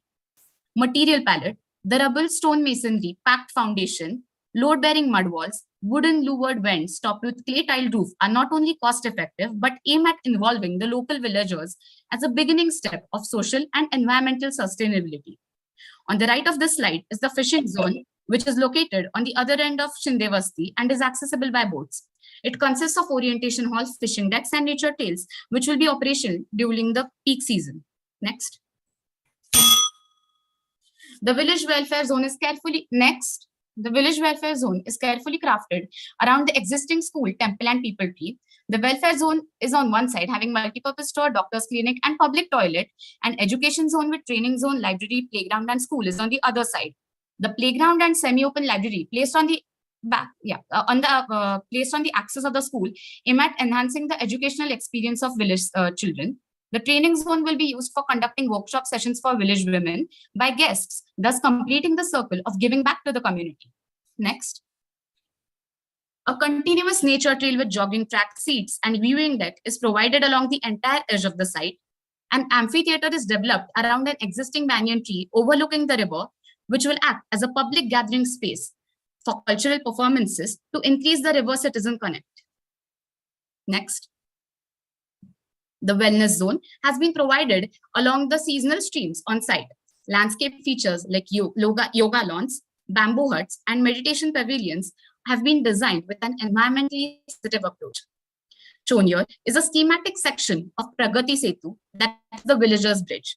This is a suspension bridge proposed across the shortest span on the river Vinsarna, taking care of the riparian zone and river ecology aiming to solve the burning issue of Shinde Basti. Next. Next.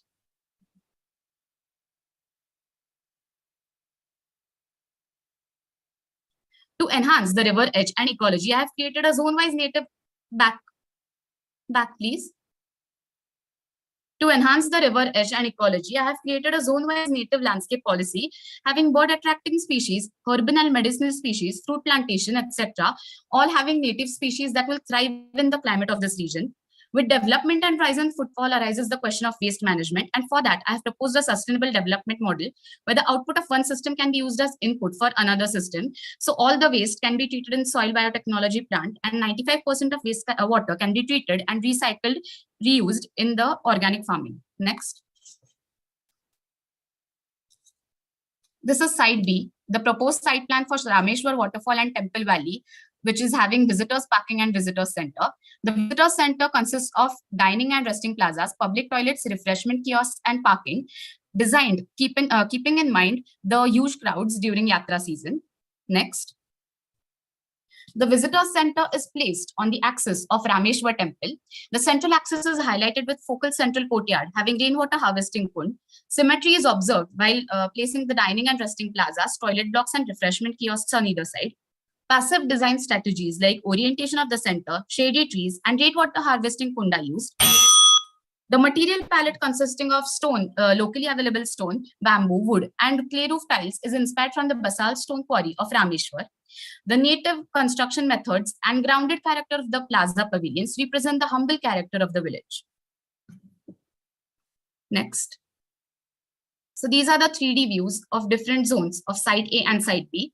First is the arrival court, then the agro experience zone, village welfare and education zone, accommodation cluster with the bridge, amphitheater, fishing zone, the whole site view, and the Site B, that is the visitor center with parking facility. Physical models of both sites were done, which are included in the hard copy submission. So now the question is, how do we turn this dream into a reality? And for that, I have identified the stakeholders.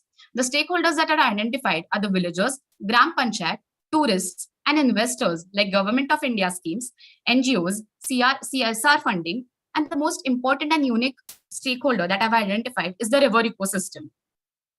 This project can be implemented by adopting a PPP model, that is a public-private partnership model, where a cooperative society of farmers, Gram Panchayat and Government of India can be formed.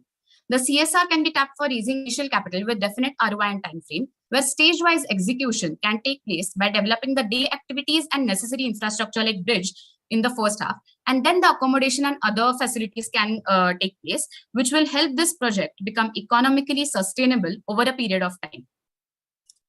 Thus, the title Pragati Setu is actually a metaphor, which means the bridge towards socio-economic upliftment. The interventions and policies of this project will serve as a model to develop the socio-economic conditions in Bid, and eventually will act as a model for many such remote villages, rivers, and tributaries all across India. Thank you.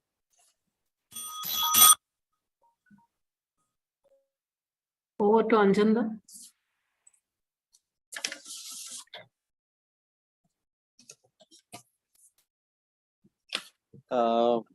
It's a very interesting day,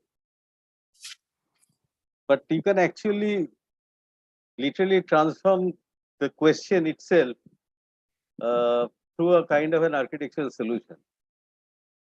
What is the river flow? What is the river discharge? How wide is the river? Okay.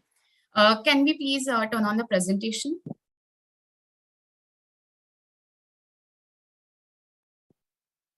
So in my presentation, I have mentioned that I have considered the shortest span of the river for the bridge as well as for the boating area. That is 23 meters wide. And the depth of the river is 15 meters during monsoon seasons. I'm not able to pinpoint at what depth actually it goes up to during the normal seasons, but the highest is 15 meters. Okay, fair enough. So why boat? Why can't you actually suggest the way in most of the Indian villages they do is having constructed some kind of a bridge utilizing their kind of systems that is available. Right. 23 meters is not a huge span. Yes. So I have provided a villager's bridge. So and I've purposefully kept two types of entries to the site. One is via the villager's bridge, and the second one is through. Can you please go on to the next slides?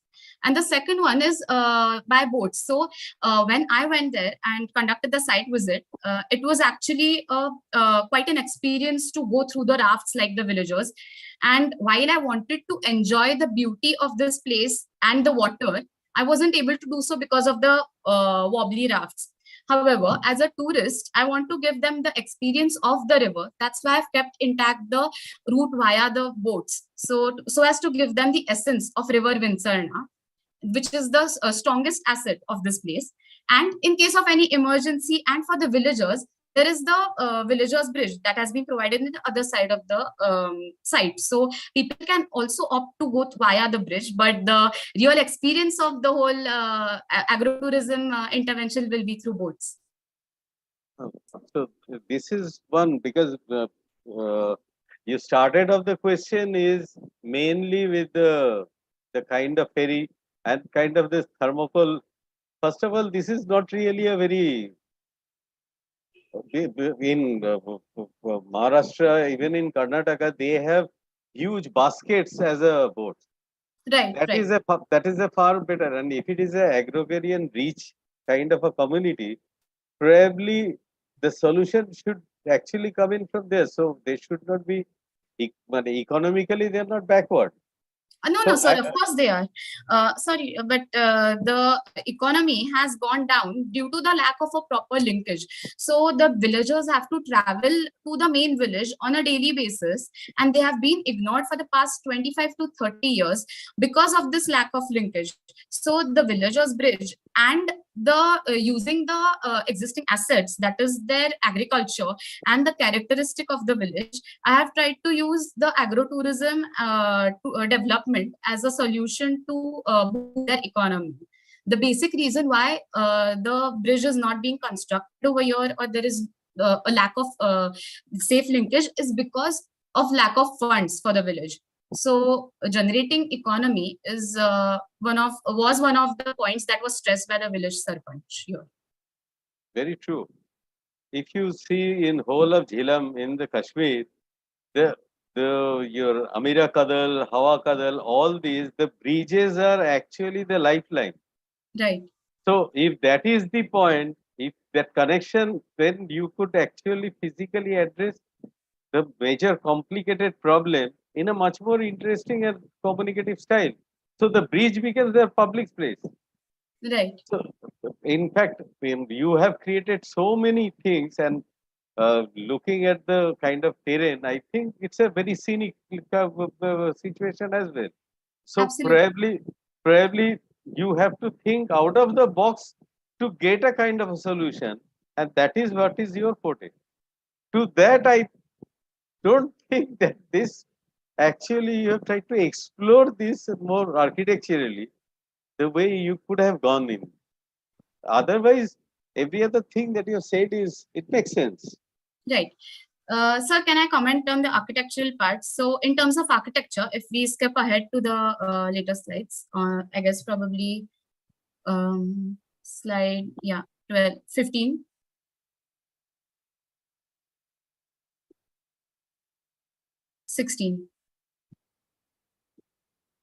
No, 17, sorry. Yeah.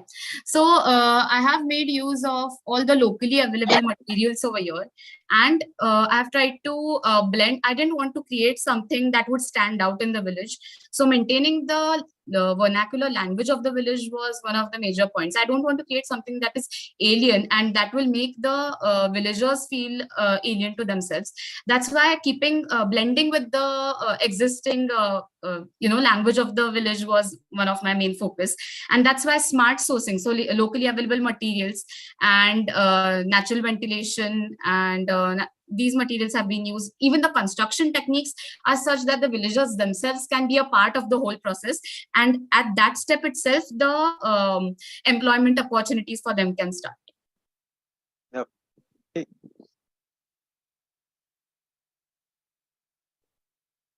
Nilakshi ma'am. Congratulations. It's a very, very site-specific design solution. I like that. You have kept it very vernacular, apt to the site and for the villagers. That is nice. And I can see basically you are promoting two sites. One is a village tourism, other is a temple, religious tourism, religion-based tourism. Do you have kept any connection between the two?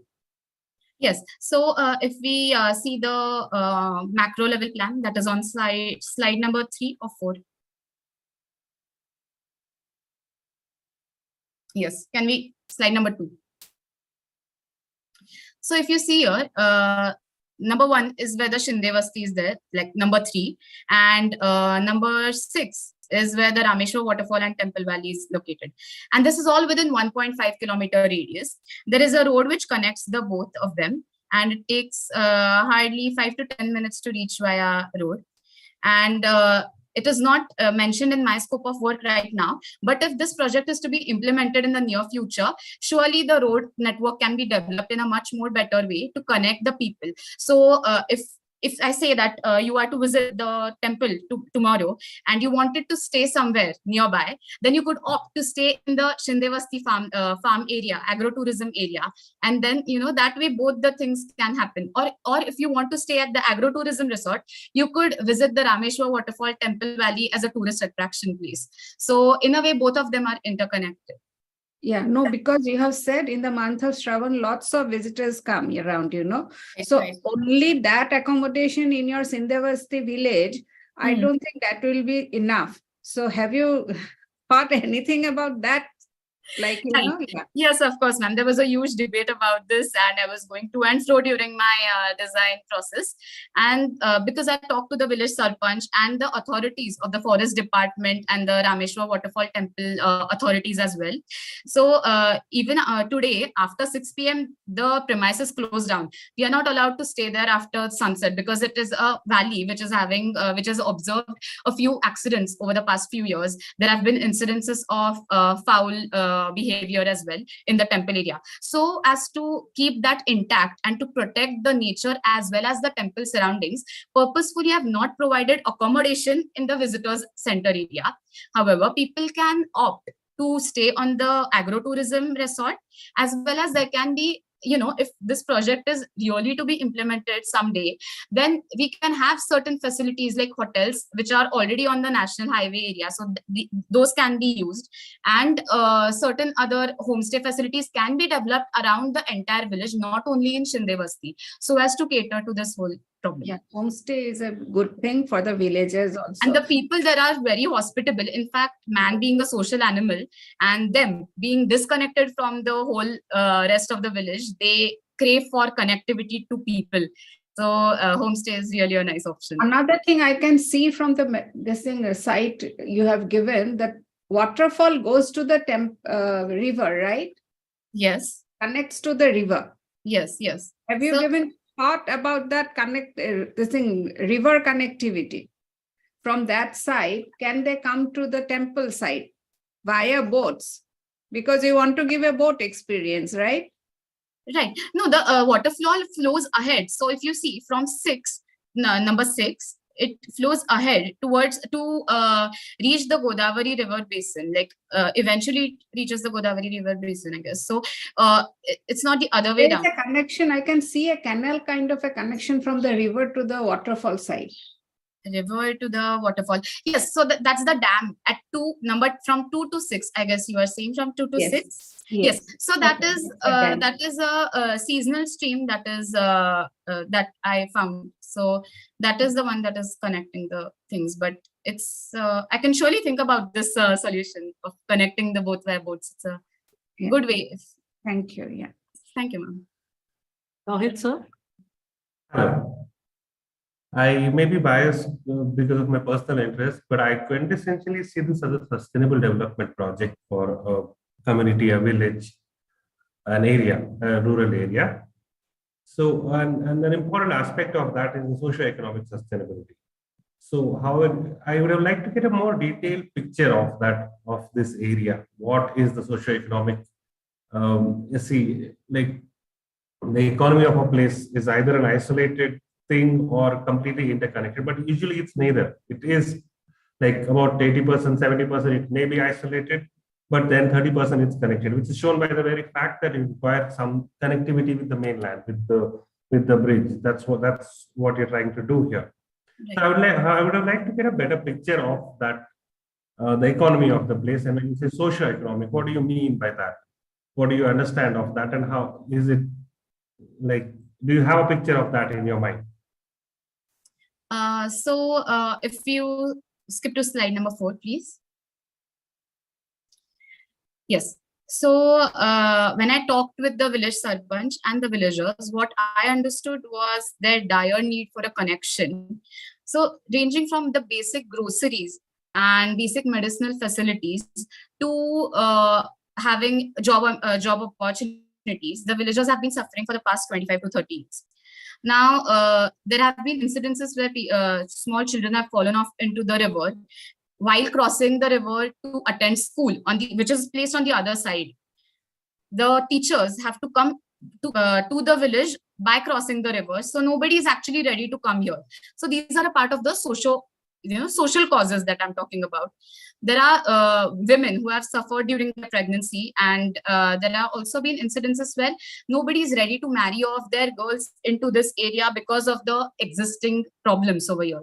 So these are the social problems. And obviously the social problems, as you said, are linked to the economical problems. So none of the youth want to stay on this island anymore, and they have all migrated to the cities where they can find better opportunities. And not only the cities, but to better parts of Beed area.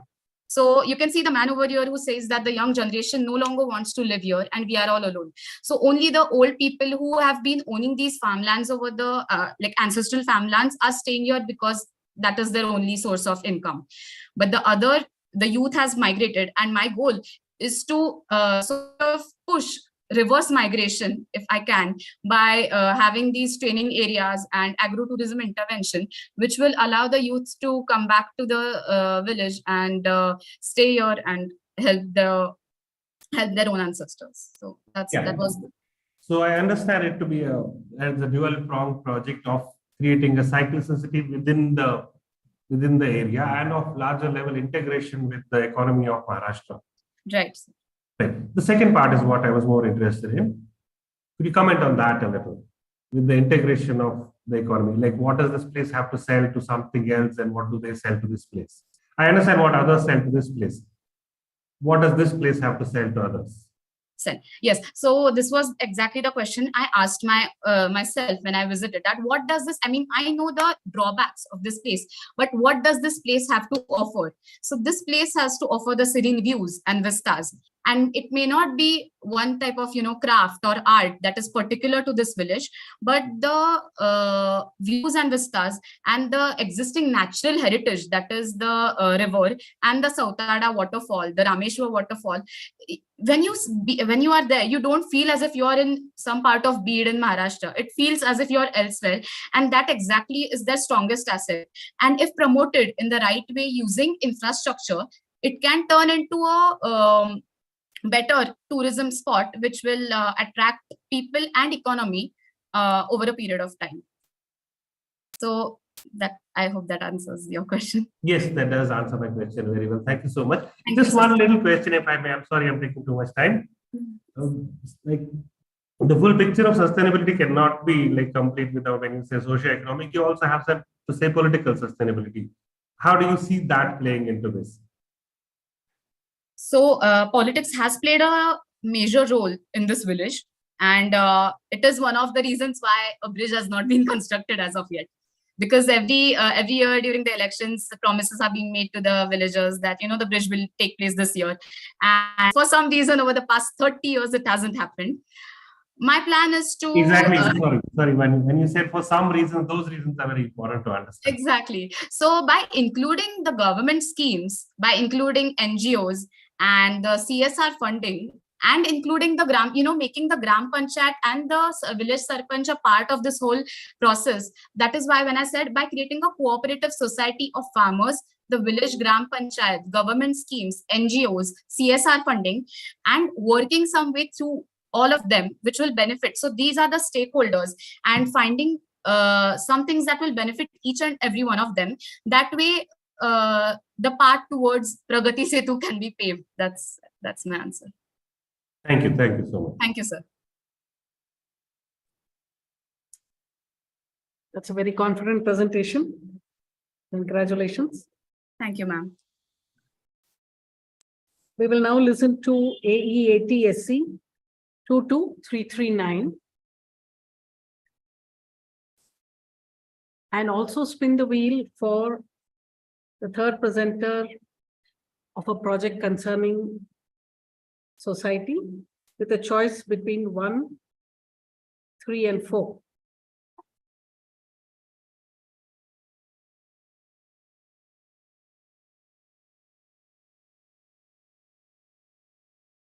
Coordinators.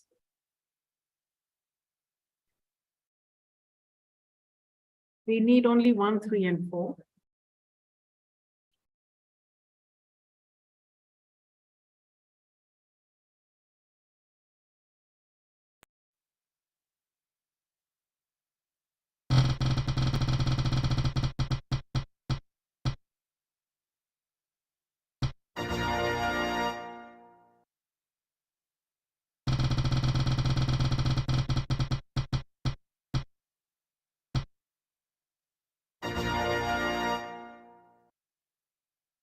Fine, then we come to 3. So 3 is AEATSC 22325. 325, please confirm. Yes, ma'am, I'm here. Okay, 325. Yes. Excellent. So you will present next after this presentation. So we are now ready to listen to 339.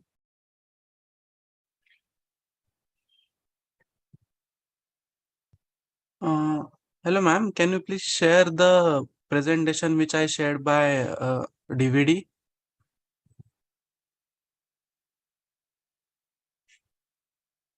Hello.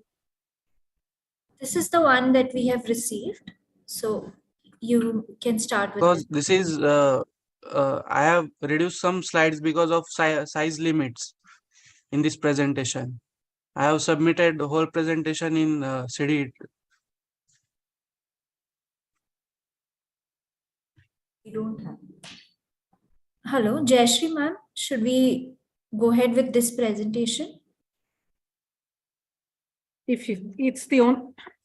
Yeah, it's the only one we have presentation. received, we have to go ahead with that. Yes, we have received this one. So we'll, wherever you want, you can tell us to go ahead quickly so that we can move ahead quickly then.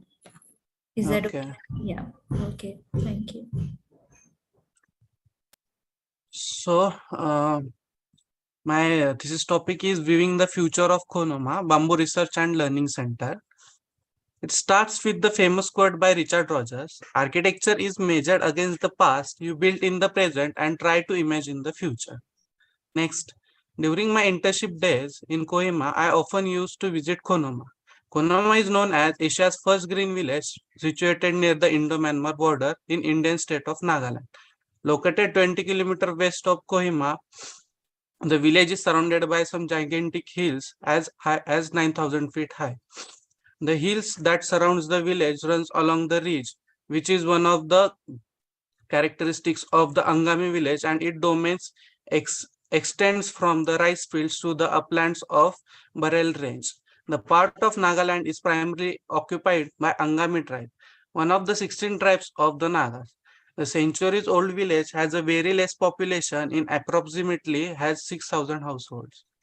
Next, the rich architecture and the culture of the place are still seen through the community that is still living there. From young children to the old, everyone has place in village and there is a feeling of belonging. Next slide. Next. Especially, next slide. Especially the women here are more active than men. They do household farming and a Naga shawl weaving. Each visit to Konoma brought a new story, and with every story, the concern to conserve the culture, material, and architecture of the space become much stronger. Next, here is a story of a Angami people from hunting to the farming. Hunting was once considered sacred and a significant way of life. In early 1990s, the people of Konoma killed around 3,000 endangered Billy Trapugan in just 1 week as a part of hunting competition. That's when certain villagers, elders got concerned about the wildlife in Konoma and started to create awareness about the significance of protecting wildlife. Next,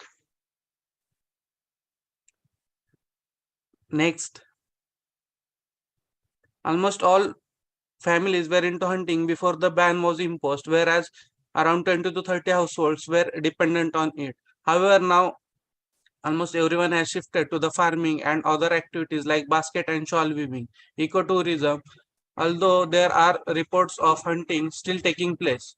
On a much smaller scale, though, Konoma is all set in its fight for conservation.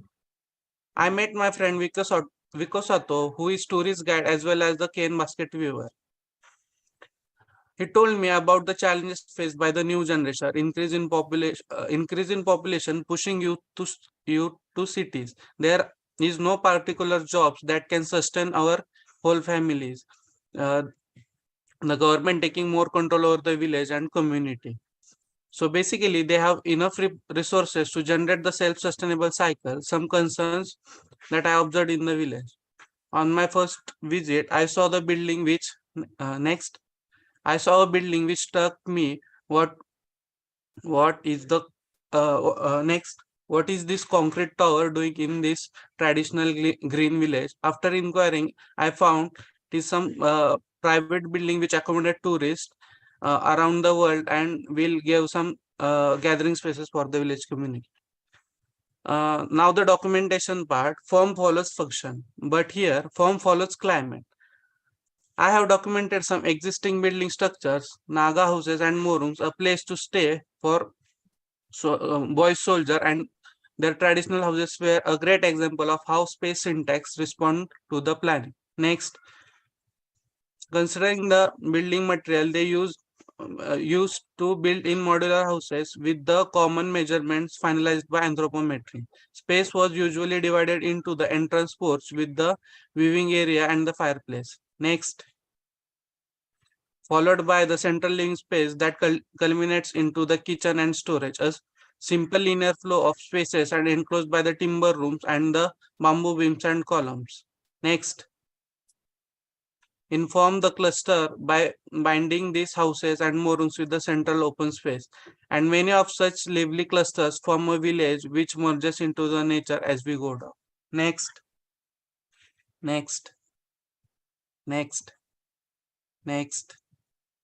These are some sections and spaces of the existing houses that I have documented. Next.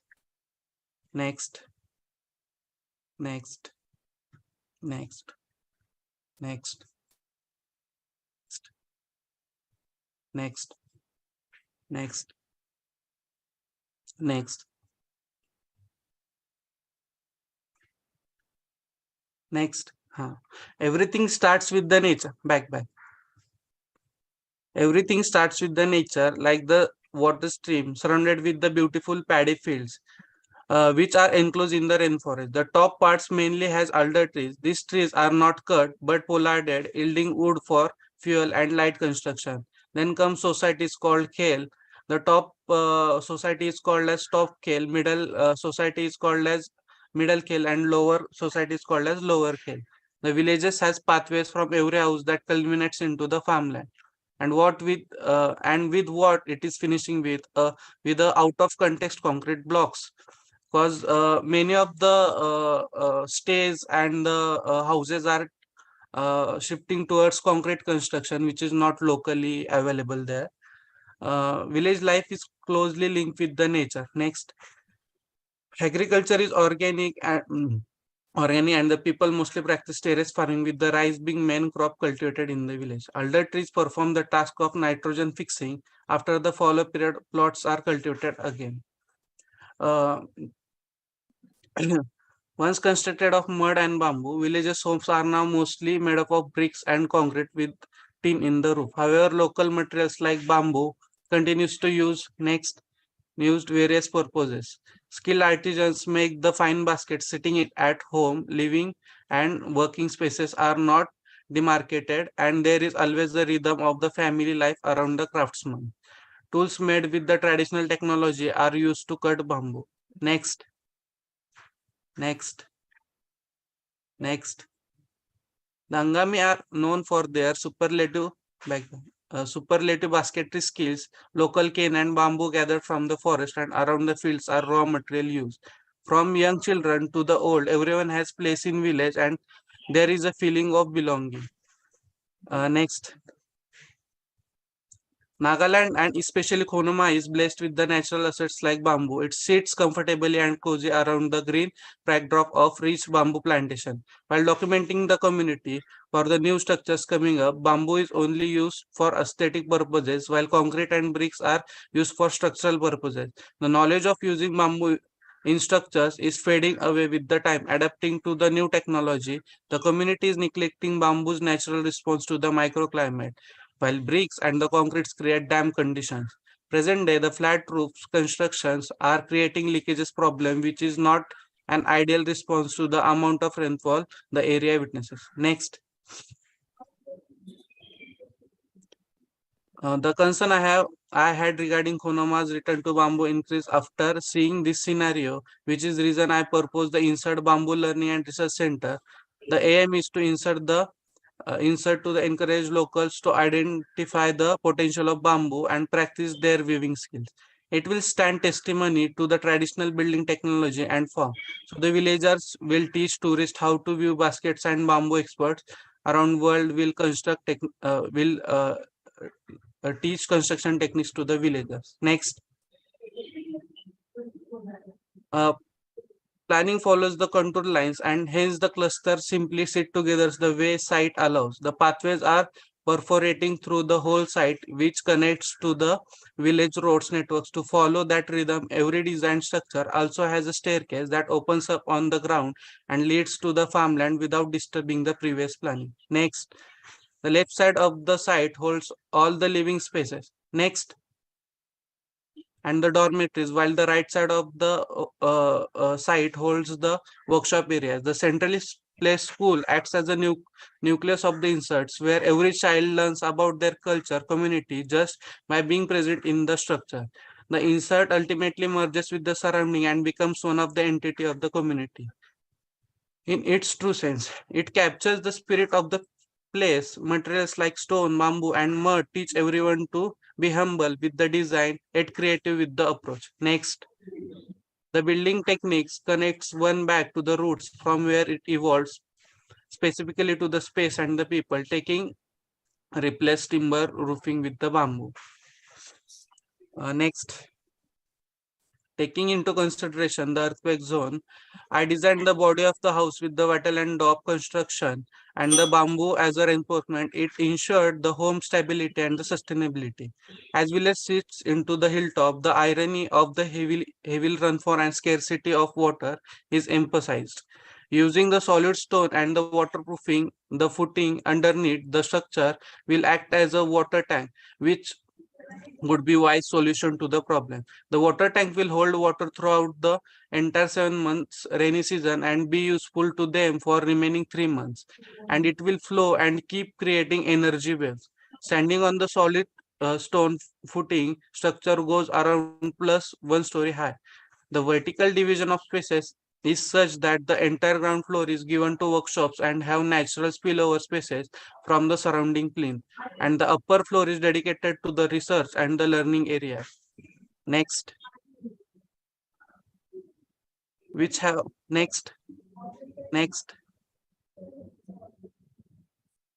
separate entry and narrow passages which are internally linked.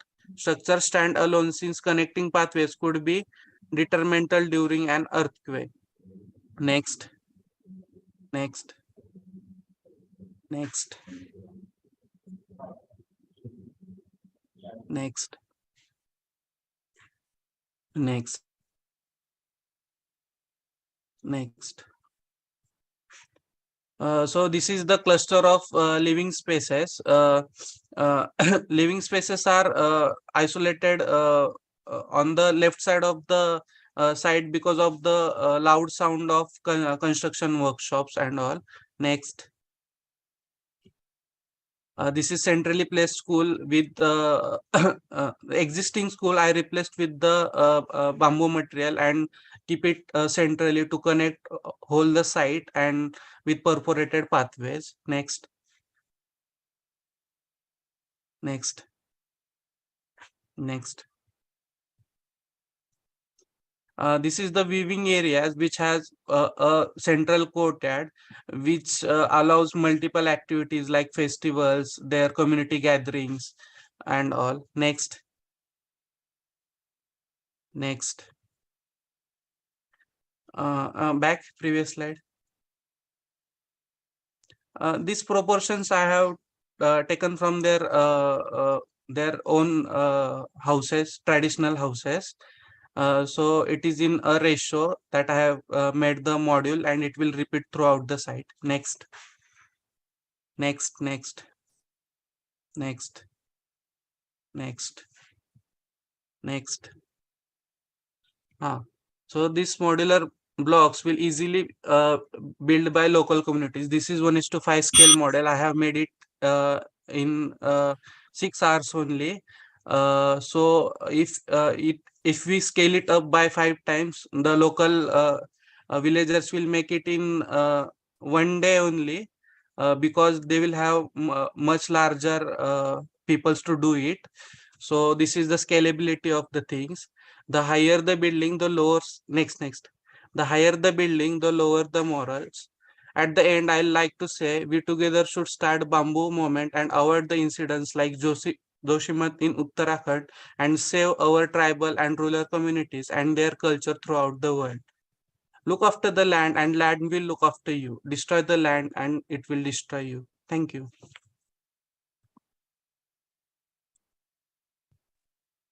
Over to Neelakshi ma'am.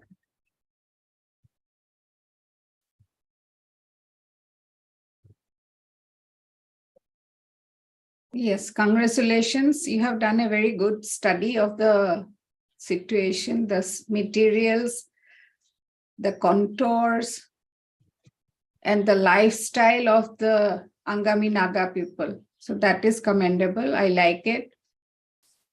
You have shown in your reference, I think, the traditional houses that they use, and from there you have turned up, you have scooped up your module for the whole thing. Yeah. Research center. So Yeah. that is good. What was the specific things that you saw in their building design, means plans, design, like how they live? Yeah, I'll explain. Please go to documentation slides.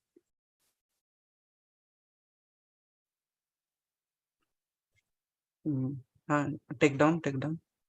The 13th slide. Yes. So this is the entry passage that Aki Sheikh no. This is lower quality. I have sent the higher quality also in CD drives. It is very hard to compress so much slides in this thing. The front part is the entry part where everyone comes and the fireplace takes place. The central part is a dormitory for girls because the elder boys will stay in a different house only, like that. Uh, that is called morungs. So they will stay out of their own house with the other men's. So they will not live with their families. And the internal part where there is kitchen, it is well heated up space where the elder peoples of the house will stay, like the grandfathers and the head hunters will stay. It will feel them warm. And the last part is the storage and toilets. That's it. And it will connect to the community, and it will form a cluster like shown on slide number 12. Slide number 12. How have you interpreted this to your design? Yes. So they have like one proportion for each spaces. So my program is not for living thing. So I have took the proportions and scales. So each model of mine is like 4 meter by 2 meter. So I have measured by going there. So they can scale it up by their own thing, their own need. So it is not like I'm copying this from the spaces from here, but I'm scaling it up by their proportions and understanding of scales. And this thing, I think slide 42, you have said that you are going to use the basement as your storage tank, water storage tank. Water is a scarcity in the hills. From where do you intend to collect this water? Oh, okay. So this has very interesting story. So each in Konoma or in Nagaland, there are higher hills and lower hills. This comes under lower hills. So I am taking water harvesting as a part also. So water will be harvested from the roofs of the houses also. I am proposing that also. And the higher hill water will flow down through their natural systems. They have some natural systems, but it will not, they don't have storages for water. So that's what I am giving them. They'll collect by buckets and then put it here. No. They have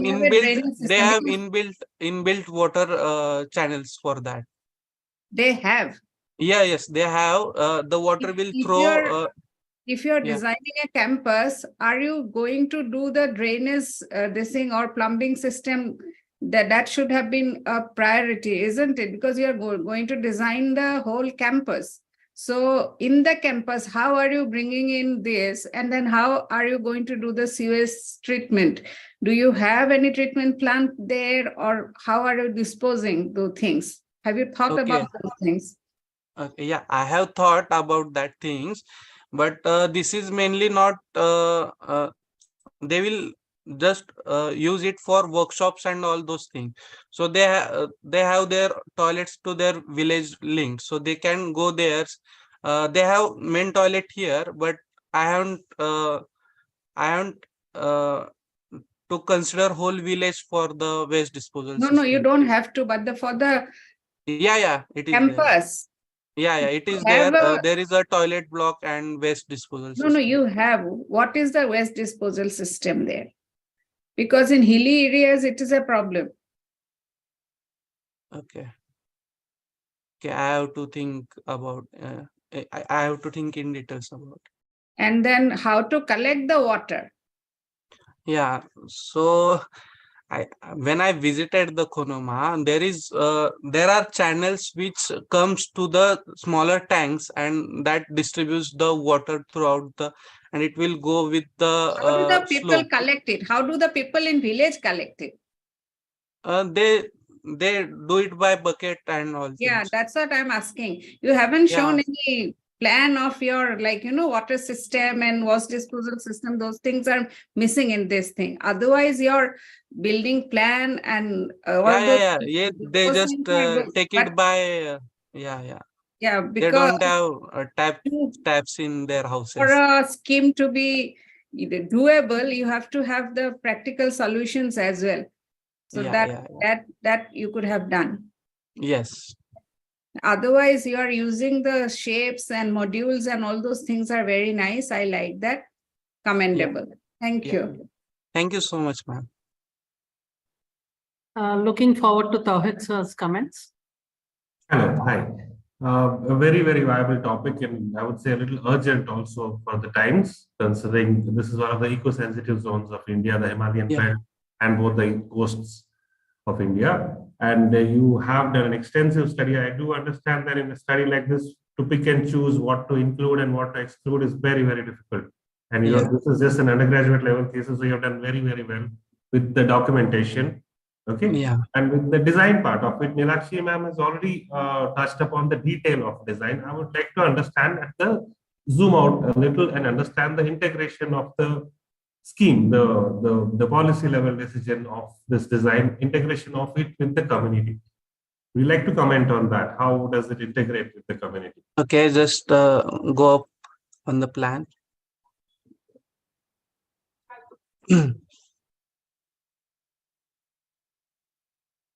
Yeah, the first one, yes. Huh.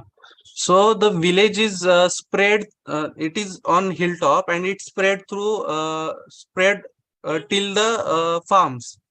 So they have, each house has a path going through the, going in front of their houses. Each house has that. So I took that same patterns of going down by walking in steps. So I have many steps. You are like, see, there are many steps which is leading to the leading them to the down. So it is very porous in planning. So the workshops are elevated, a little bit elevated to obtain that water tank also, and the every structure is following the contour and not disturbing lot of not disturbing by excavation and all things, because doing excavation there is not a good thing. I have incorporated the existing schools, which is primary school. So their parents will be there throughout the day, and they will observe them, and they will see what their parents are doing. The childrens or the elder students are leaving the village and going abroad or out of the village to study, but they need to learn their own culture and tradition and the weaving skills. They are like not doing it well. That's what. All right, thank you so much. Yeah.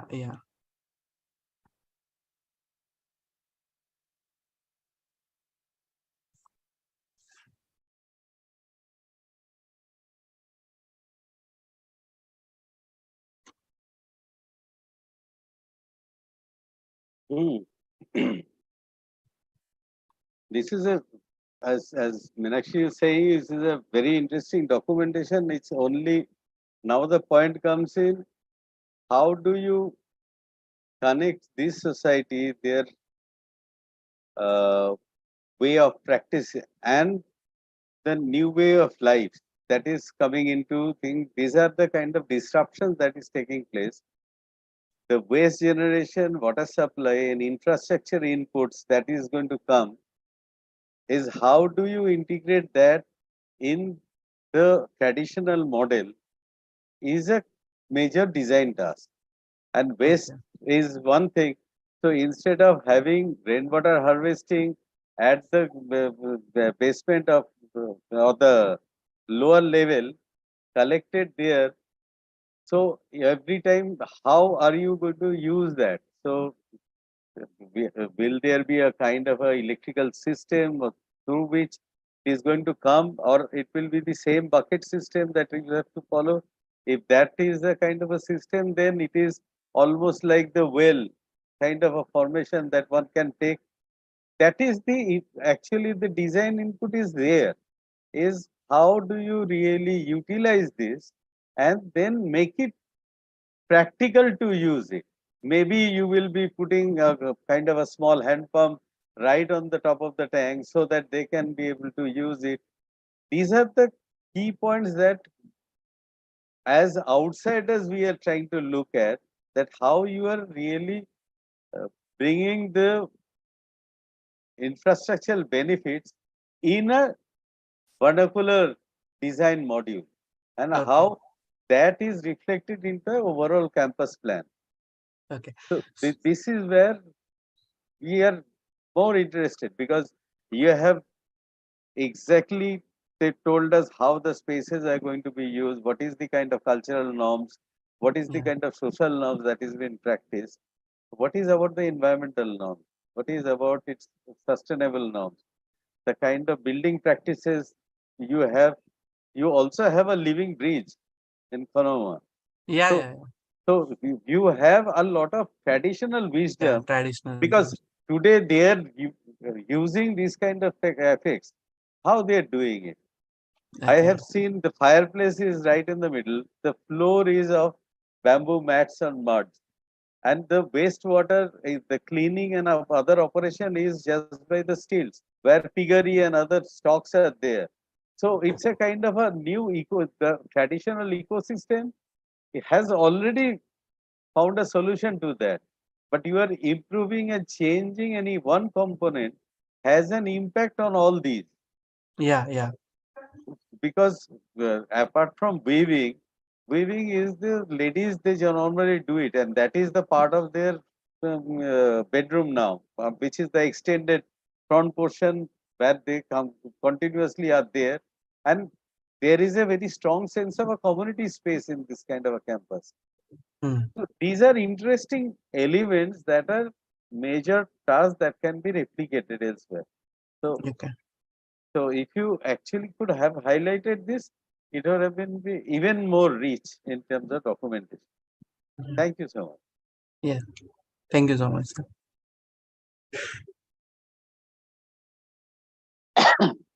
Again, a very interesting presentation.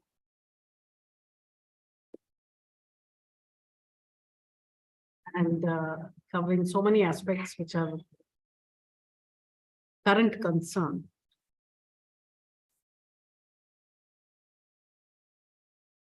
So now we move on to listen to 3 to 5. 3 to 5, please respond. Yes, ma'am. 3 to 5, staging transients. And we will spin the wheel to choose between 1 and 4.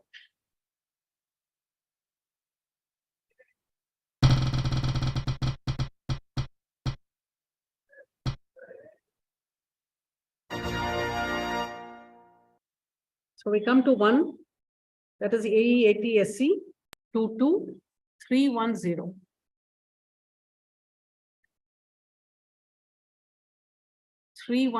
Calling for 310.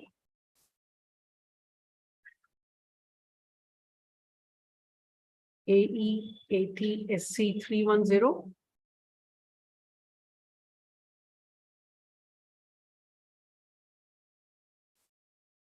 Coordinators, can you see? I don't see the number on my screen. No, ma'am, we can't see the number. Not logged in. Hello. Yes, 22310. Are you logged in? She's logged in. I think her audio is not working or something. I can see her. Her camera is on. Coordinators, are we seeing her on screen? Yes, yes, now we can see her. See her, but we can't hear. Was she not logged in before? She was. I will inform her to fix her audio. Thank you. Fine then. That will be the next presentation, 310. In the meantime, we will listen to 325, staging transients. Yes, ma'am. Thank you.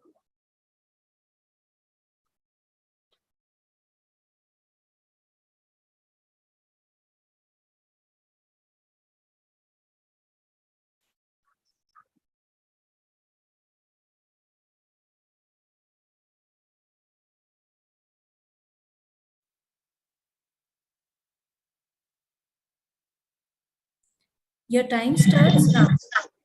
Okay. A very warm good afternoon to everyone. I welcome you to the presentation of my thesis. Staging Transients, Consolidating Event Spaces for Kalolsavam is an attempt at exploring temporality in architecture to Kerala School Kalolsavam. Next slide. Kerala School Kalolsavam is a week-long annual event conducted by the government of Kerala featuring several art competitions for school students. Every year, about 12,000 contestants from all around the state flock to around 20 competition venues in a district to participate in 232 events of performing arts and showcase their talent, making it one of the biggest cultural events of Asia. Each year, the venue of Kalolsavam is changed from one district to another to ensure the participation of the people throughout the state. The thesis aims to provide a solution to this problem. Last slide. Yeah. The thesis aims to provide a solution to this problem by proposing temporary modular event units that can be arranged in an open site. The same module can be dismantled and used to solve various urban issues for the rest of the year until it is shifted to another district for the next edition of Kalolsavam. Next slide. Kalolsavam started in 1957 as Yuvajanolsavam, and since then the types of participating events have evolved over time. The latest edition of Kalolsavam had about 70% performing arts event, 20% literature-based events, and other categories included graphic arts and quizzes. Next slide. This is a brief timeline of the festival that shows how it has evolved over time with milestones such as inclusion of meals for the festival, conducting events at different venues at the same time, digitalization of the festival, and active citizen participation can be observed. Next slide. Based on the nature of the art forms, events were categorized into types. For example, type A included events which had a combination of visual and auditory experience like Bharatanatyam. Type B included events which primarily focused on a great auditory experience like classical singing, and so on. Next. These typologies were further classified under individual or group events, which gave an idea of how the events of each event can be, how the space of each event can be put together. Next. So parameters such as stage requirement, support performers, spectators expected, prop requirements, and lighting requirements were further studied. Next. So the most important part of the research was to find out the most prominent issues that the festival faced. Currently, temporary stages erected for the events are of inferior quality with dimly lit, linear and narrow spectator arrangement and very poor visibility. It was also observed that the structural columns of the venue came in between the line of the sight of the spectators more often than expected. The sheer scale of the festival resulted in chaotic organization. The festival in itself was vital for the cultural heritage of the site of the state, since age-old art forms and customs are kept alive, and children are trained for the same. This method of reviving the heritage has great potential for a much larger outreach, which can be achieved through architectural interventions. Next. So as part of case studies, I studied Kalolsavam 2019 edition at Kanjangatu in detail. Next. Another festival similar in the scale was a National Youth Festival, which was studied. Next, please. To analyze different aspects of designing temporary structures, more projects were studied, which came under the temporary structures case study analysis. Next. The research also aimed at studying bamboo as an important building material, and subsequently various temporary and permanent bamboo structures in India were studied to understand the material better. Next. So understanding joinery details, making scaled models, and constructing 1:1 scaled bamboo joineries were also part of the research. Next. To propose a prototype for the festival, Kollam district was taken as the site for Kalolsavam. Next slide. Within the city, various open public grounds, school grounds, and other areas were identified where the temporary structures can be erected for the festival, and those were listed down. Parallelly, the nature of spaces, Parallelly, the nature of spaces where traditionally these events were held are also studied to understand the fabric of the art forms better. Next slide.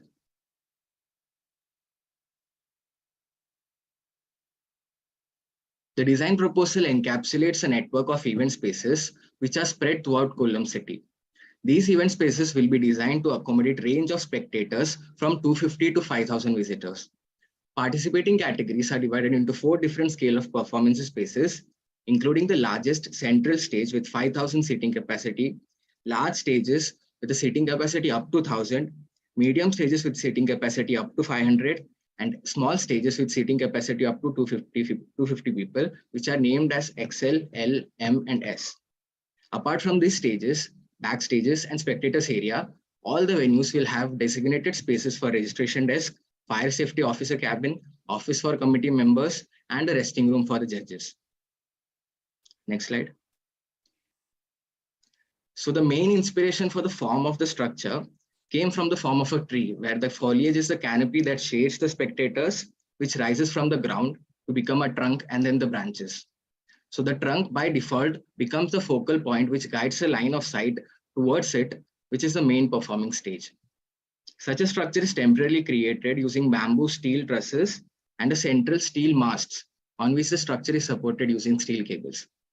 So by doing this, I'm also avoiding steel columns at the center of the spectators area. Next slide. Last slide. Yeah. So apart from the main performing stages, additional structures were created, all of temporal nature to support the events. So the whole festival was designed in 3 stages of modules, namely the prelude modules in orange, the interlude modules in peach, and the postlude modules in gray. So the prelude modules included modules like the registration desk, small shops, etc., which embraces us into the festival. The next stage was the interlude, which included modules that acted as transition spaces where visitors can spend time before getting into the performance venues. These modules included exhibition modules, performance, informal performance stages, etc. The last stage of the festival was the postlude, where all the formal performance stages were erected, and an Otupura, which is the kitchen, and a dining hall. Next slide. So these are the isometric drawings of the performances venue, which shows the S, M, L, and XL stages with different edge treatment, stage configuration, ceiling design, and spectator arrangement as per the event requirements. Next slide. So every year, Kalolsavam has a central stage designed at a suitable central site in the city, where the inaugurating ceremony and the closing ceremonies happen. Along with that, the cooking of meals for all the participants happens every day at that site. Hence, this site expects the largest gathering of the festival, and just like any other public event, the public movement here is unpredictable and chaotic. So, by introducing a grid network with pause points at the intersecting junctions, some order can be created in the chaotic public movement.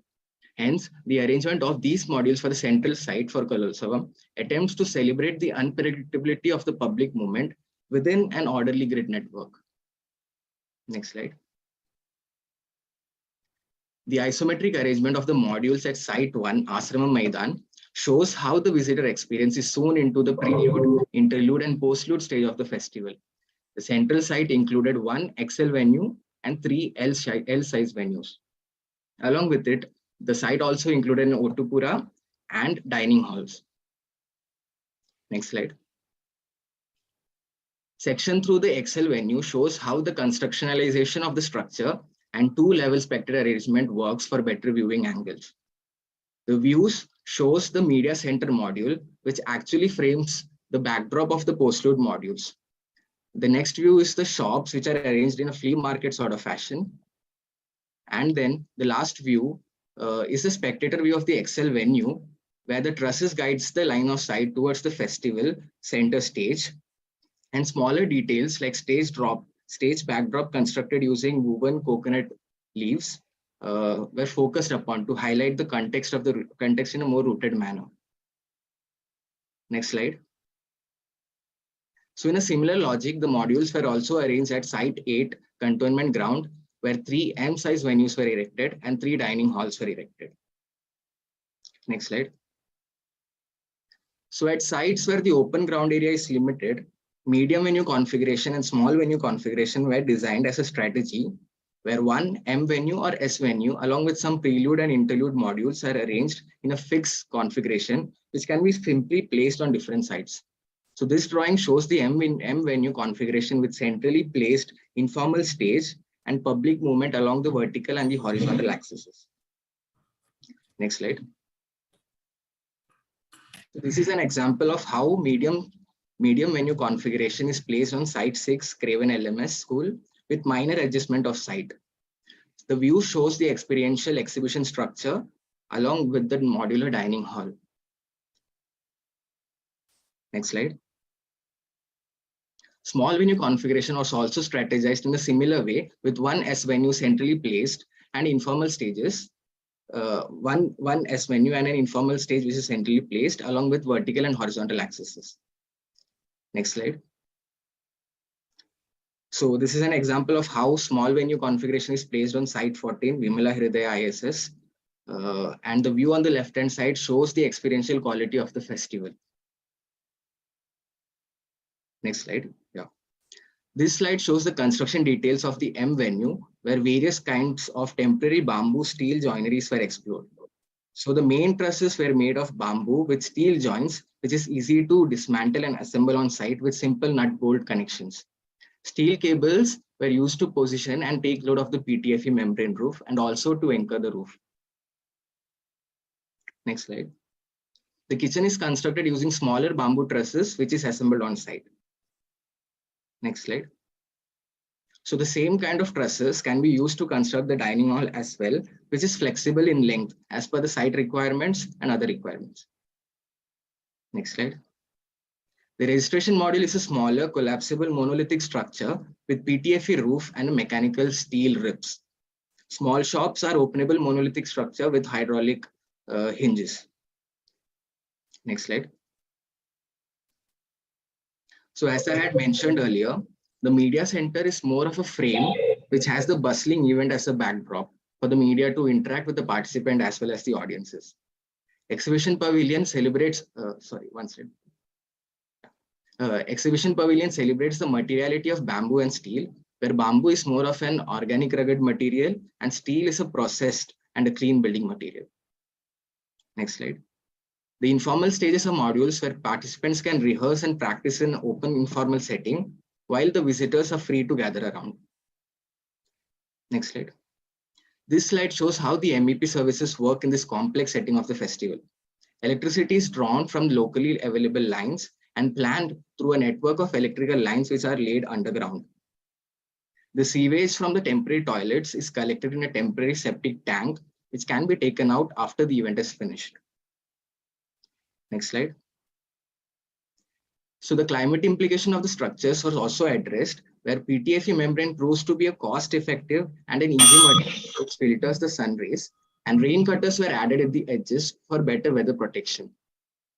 Being open from the sides, the venue promotes cross ventilation inside.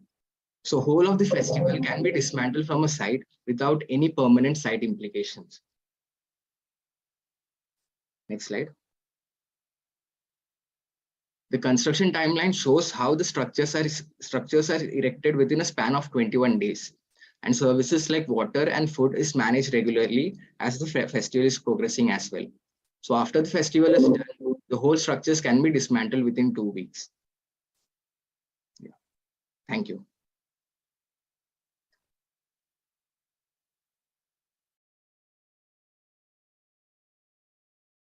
Over to Tawhid, sir. A very interesting topic and a very lucid presentation. Thank you so much for that. I just wanted to understand that since this topic comes under the idea of concerns within the society, what specific concerns of the society does this project address? Yeah.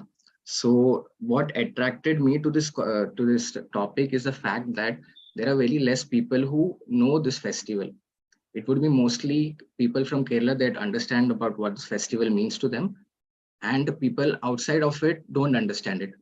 And I have not seen a better efficient way where we are seeing age-old traditional art forms revived in such a way. So at a very young age, children are trained in very old art forms like Bharatanatyam, Kuchipudi, all of those things, and much much deeper art forms which we haven't even heard of. So there are total 83 types of performance types with art forms, and it is one of the proven method. Like this festival is like 65 years old, so this is a proven method wherein we can try to include these art forms in academics as well. So, but the problem is, again, the outreach of this festival is very less. So what I focused on was increasing the expand of the outreach of this festival, and that I think falls under a societal concern also. You would say awareness about the festival and the crafts within it? Correct, yeah.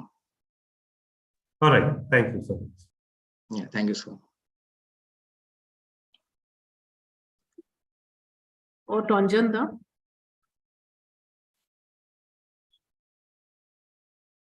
Uh, Actually, the question that I would have asked, Howard has already kind of pointed that out.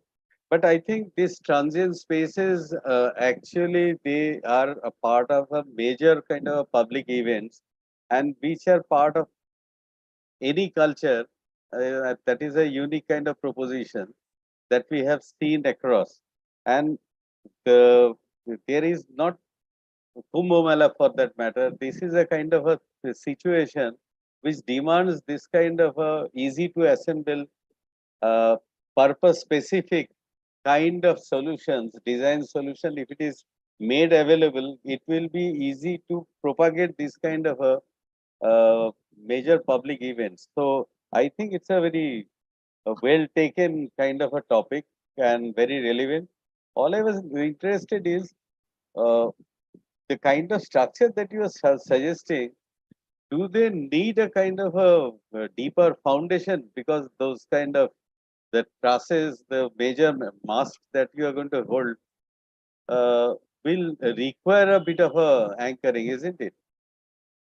Yes, sir. So what I proposed was the central mast would have a foundation of steel drum, which will be around 6 meter to 10 meters in diameter as per the requirements. So that will require like quite a bit of digging on the site.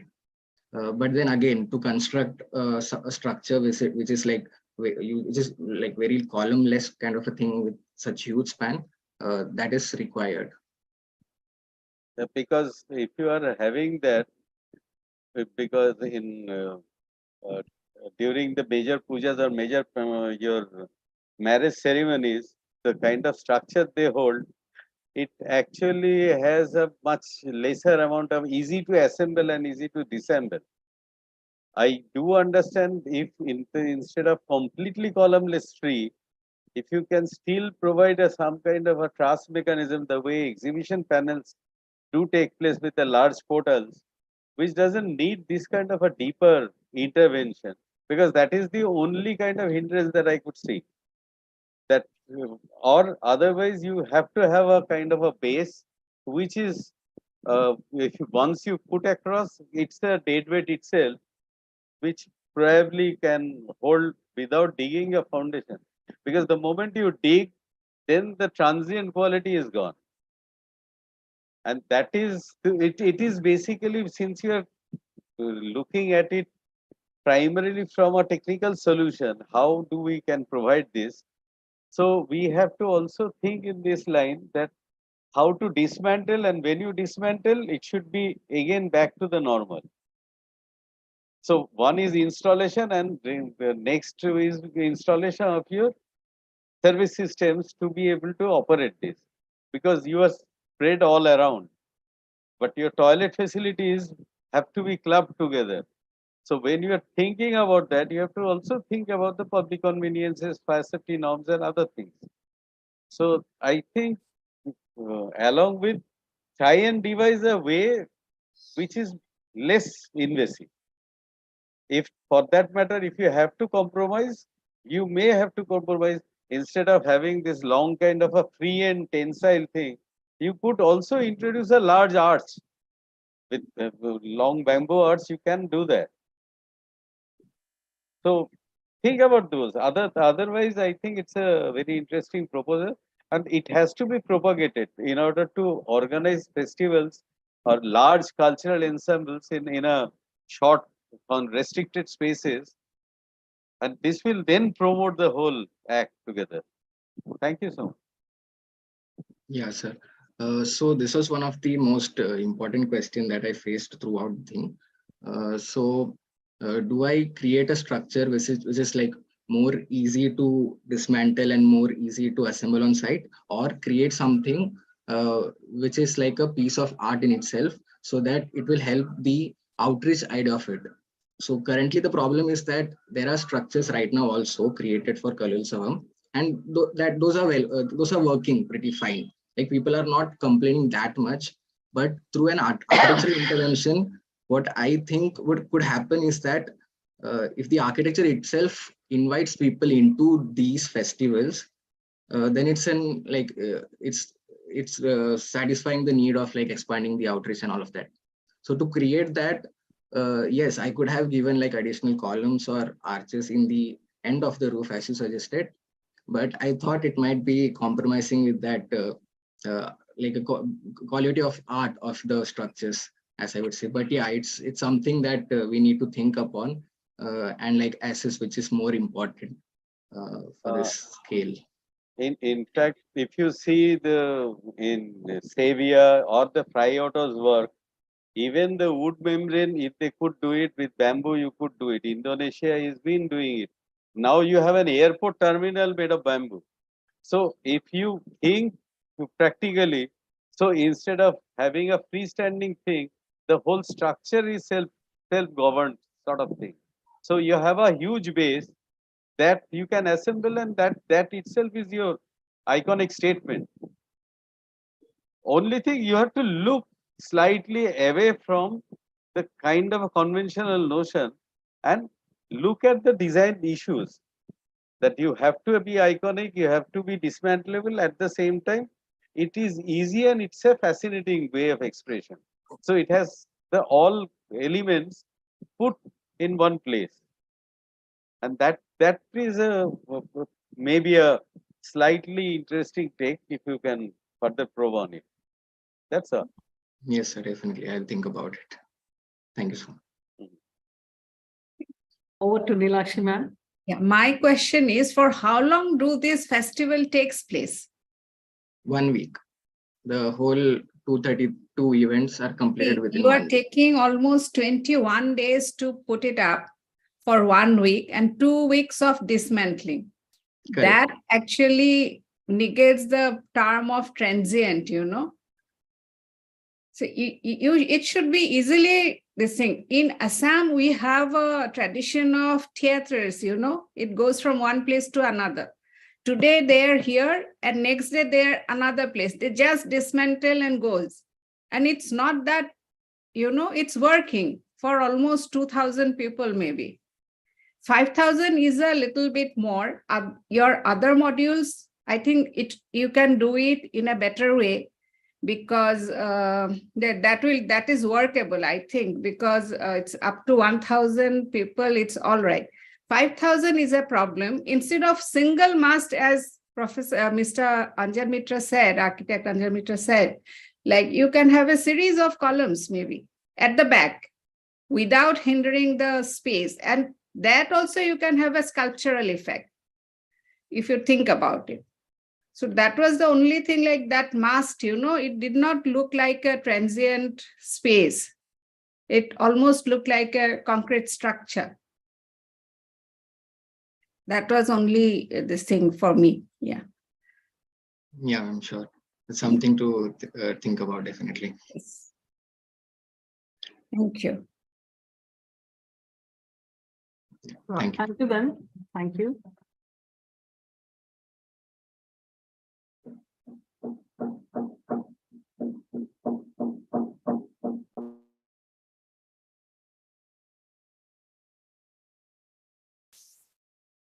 So that leaves us with only one final presenter. There's nothing to choose here. Since we have 310, right, ready to present, Aeat SC 22310 ready to present. The final presenter of today would be Aeat SC 22329. Are you here? 329? Yes, ma'am. 329. Wonderful. Okay. So your presentation will go last.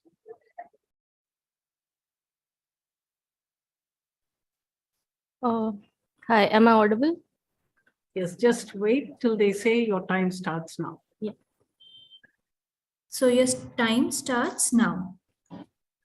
After hearing numerous stories about Bastar from my grandfather, I decided to revisit the place for my thesis. Next. The thesis talks about how Bastar is a land of perceptions and how we exoticize the tribal community because of their art and culture, and at the same time villainize them by looking at them as possible insurgents. The thesis tries to look at how architecture can help in rearranging desires, not only our desires, but also the desires of the tribal community. Next. Bastar district is located in the southern part of Chhattisgarh, and Jagdalpur is the administrative headquarter of the district. Jagdalpur is also the main area of my study. Next. Looking at the conflicted past of the region briefly. Next. There's a history of continuous attacks on the people of Bastar that started even before the British took over. Next. Forests, which were a critical aspect of life here, were being exploited by the colonial government without any regards to the locals, whose lives depended heavily on forest resources. You can see how the reservation of forests increased with time. Next. Looking at the nuances of life in the city. Next. Looking at some of the important regions of the city. Next. The main road area, which is the major tourist attraction with the Dalpat Sagar Lake and the Danteshwari Devi Temple. Next. Next. Yeah. The Frezapur region, which is the administrative area of the region. Next. The local architecture of Bastar, which largely consisted of wood, mud, and stone. Next. Another example of local architecture here. Next. The thesis tries to look for voices in the region, and it also analyzes the existing institutional modes of speaking. Next. Each of these institutions are analyzed in terms of the people that they are speaking for, their medium of speaking, and their audience. You can see that is represented through the diagram in the bottom left corner, the medium of speaking and the person being spoken for. So I've tried to look at government-based institutions initially as a way of looking for voices. The district library, which hosts local language festivals. Next. I've also tried to look at the spaces which enable the interaction between the local tribal community and the outsider. Next. The Prakhar Samachar, which is the press complex, which is a tribal newspaper. Next. Looking at the stories related to the press complex. Next. The Chetna Women and Child Welfare Society, which speaks for the tribal community. Next. Looking at the stories based on the Chetna Women and Child Welfare Society. Next. The Forest Department, which tries to associate with the local tribal community. Next. And again, looking at the ways in which it tries to associate with the tribal community on the ground level. Next. The Jagdalpur Legal Aid Group, which represents the tribal community. Next. It also fights for the people wrongly accused in Naxal-related cases. Next. The Tourism Department, which engages in community-based tourism in the region. Next. The stories related to the Tourism Department. Next. The Anthropological Museum, which later became the main area of my study. I've tried to question the idea of museum. Next. I've tried to question as to what is the object that is being displayed in the museum, who defines the value of each of these objects that are being displayed, and why each of these objects being displayed are removed from their original, from their natural context. Next. I've also tried to look at institutions that the tribal communities have made for themselves and how they are trying to how they are trying to speak for themselves instead of a government-based institution speaking for them. Next. A Ghotul is a youth hostel for the adolescent children, and they're taught various life skills here. Next. The Bastar Haat, which forms a very important part of the vibrant tribal culture here. It is a weekly sort of thing that happens here. Next. The Mandai, which is a local fair and festival which is celebrated in honor of the local deities of the village. Next. The Devgudi, or the Sacred Grove, which is a dedicated patch of land which is dedicated to forests and deities and spirits. Next. Coming to the programming and site. Next. So coming back to the original question of the thesis, that is, how do we non-coercively rearrange desires, not just our desires, but that of the tribal community? I've tried to look at the idea of education in the institutions that I've analyzed earlier, and have subsequently tried to create spaces where the ideas of education of the subaltern and the so-called educator are being challenged. Next.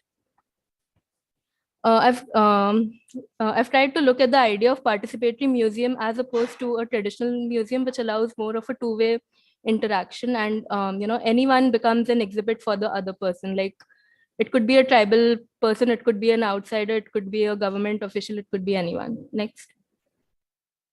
So looking at the place where the existing anthropological museum is situated, which is at the edge of the city, which merges to a village, as you can see on the top left corner. Next. Mapping out the activities that happen on the site, the farmlands on the top left corner, the Ghotul, which happens, the Bastar Haat, which happens here, the existing anthropological museum, the Bastar Dashera procession that happens on the road adjacent to the existing museum, and the girls' school that is there. Next. I started with the idea of circle, since many of the existing tribal institutions are planned in a circle. And also I looked at Aldo Van Eyck's diagram of Otto's circle, which wherein he speaks about how circle represents a community, and how an open circle allows for things coming into the community and going out of the community. So I've tried to do some operations on the circle, and I've tried to weave every day into my site, and I've tried to multiply these circles depending on the programs, and thus I'm getting multiple of these open circles. Next. The form then not only evolved in plan, but also in section, where it became a saucer-like form. I tried exploration through clay models. Next. I also started sketching out as to how the spaces should look like. Next. Coming to the final programs, the artist window, which allows local artists and artists from across the world to interact. The memory lab, where people could come in and preserve a memory in the form of a text or an object, and anyone can come and see that. The typewriter room, where people can type out their most innate feelings. And yeah, the tree museum. The tree museum, which is a dedicated landscape work. The human library, which is a safe space for dialogue where topics are discussed openly. And books become, instead of books, humans become books. So yeah, instead of reading books here, people themselves become books.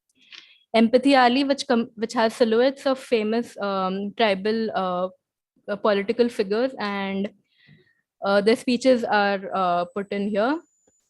The sorry tree, which emphasizes on the importance of saying sorry. The conflict timeline, which attempts to showcase the violent past of the region.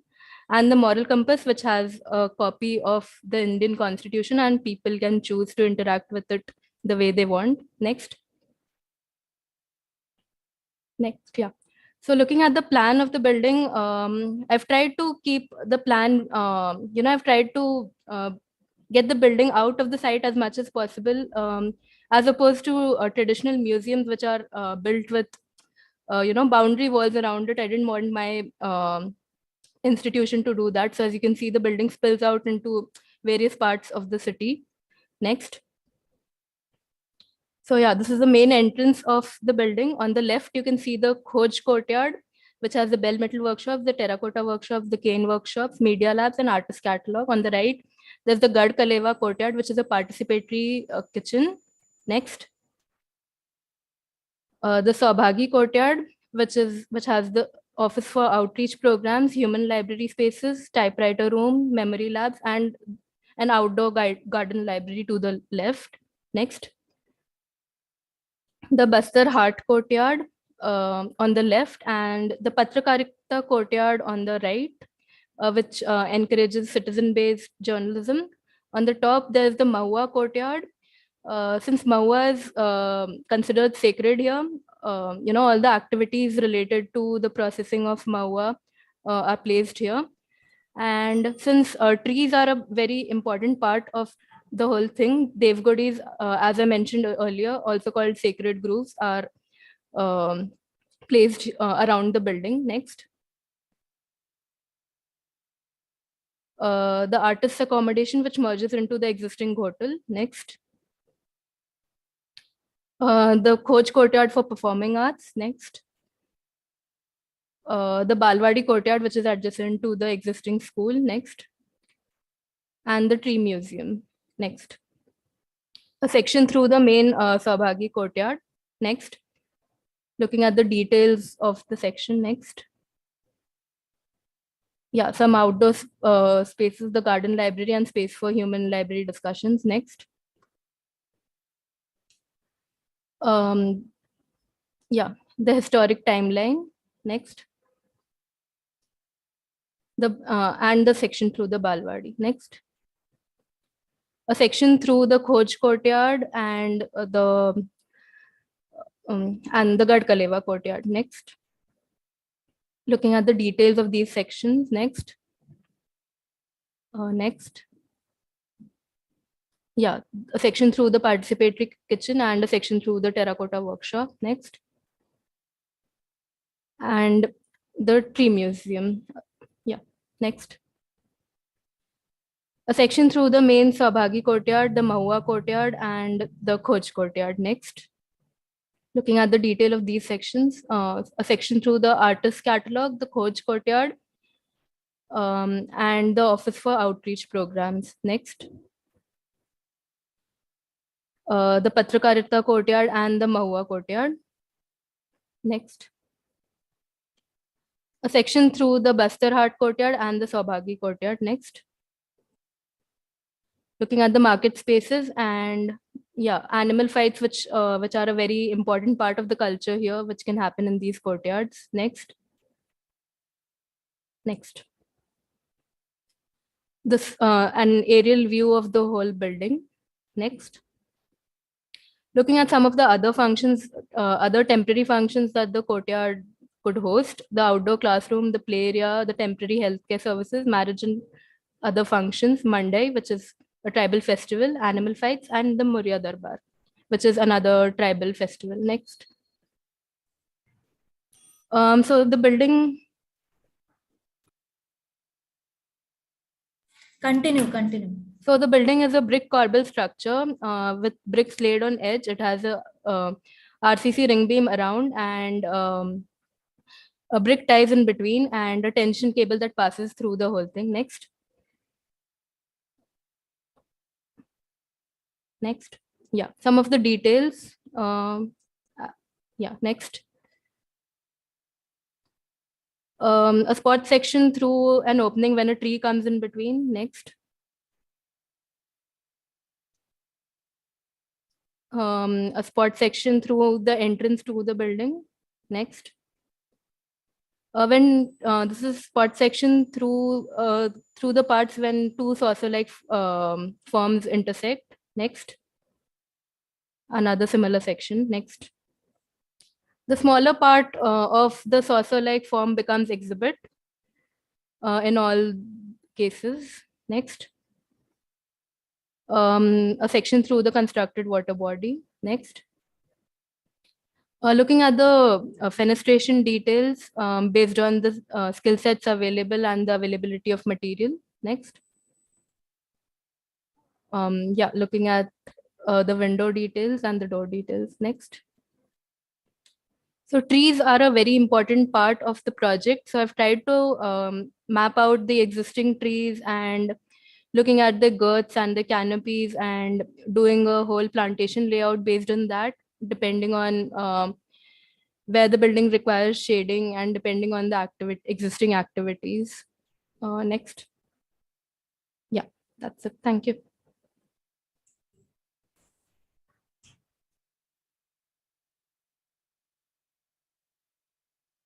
Thank you. Over to Sohid sir.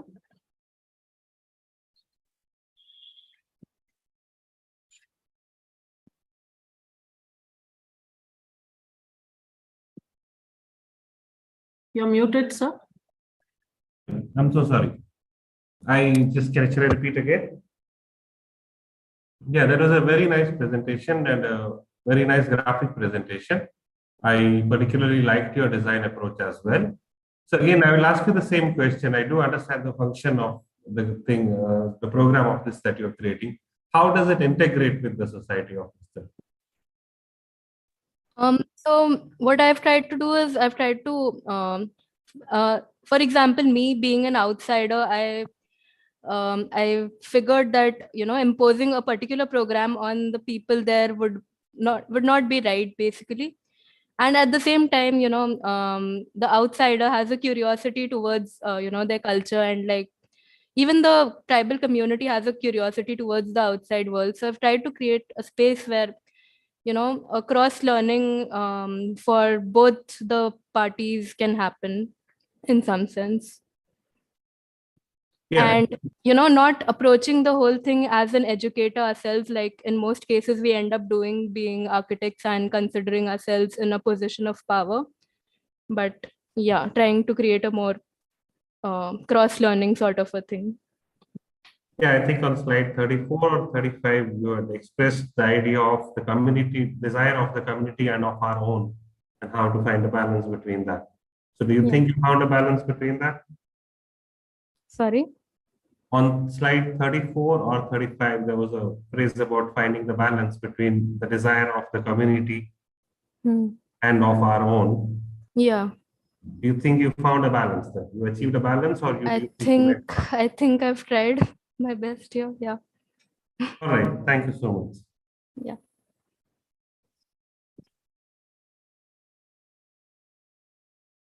Lakshmi ma'am. Congratulations. Very nice interpretation. For me, it's a very fluid design. It's depicting motion, movement, and life in progress. So you have very good approach to design. Only thing, because they like even the structures, that reminds me of Buster's sculptures. So you must have taken inspiration from that, the shape of the structures. But knowing that people around of that locality, will they feel restricted in a kind of structured environment? See, even they have their own structures. I mean, yes, I've tried to create a lot of open spaces, and the built up spaces are very less in comparison. Even the saucer-like forms are accessible. So, even the outside of the building is something that they can use. Like the built up areas are very less. I've tried to keep that in mind when designing the thing. But yeah. Are the structures like RCC structures, are those structures exposed? No, it's a brick corbel thing. Okay. Yeah. You haven't used mud anywhere? No, not really. Okay. Thank you. Yeah, that was my question. Thank you.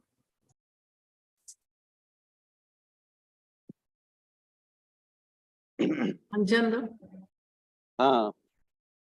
Actually, it has, your particular project and approach has really made me think. So, as a designer, I think you're successful in bringing a fresh way of looking at tribal villages and tribal culture. Because most of the time, we take them almost like a museum piece as an outsider.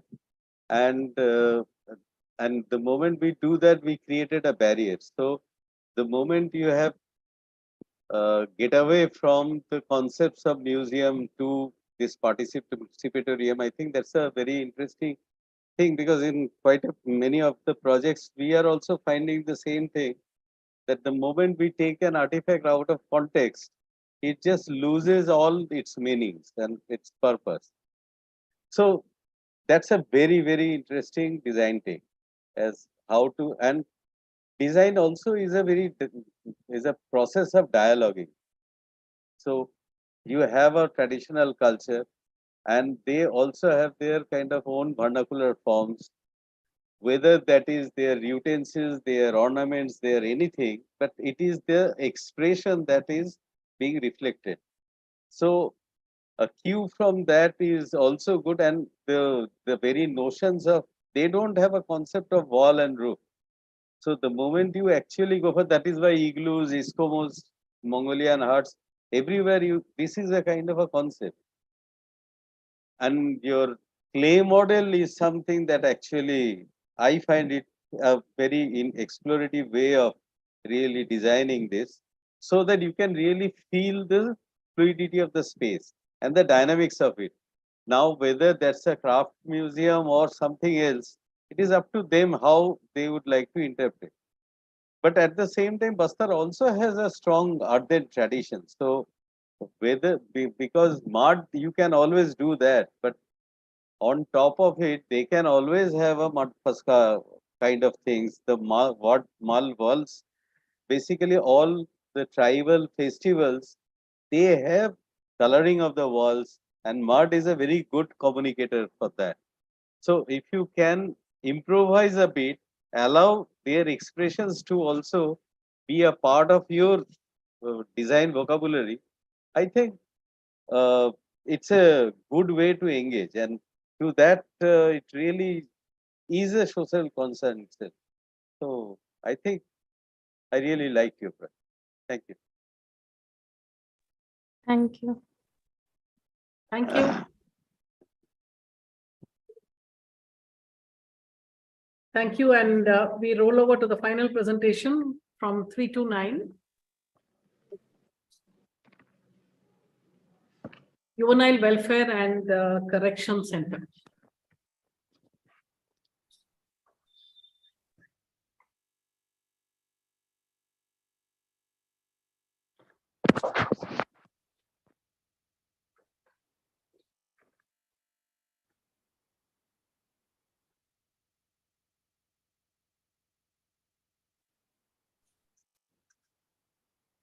Ma'am, just 1 minute.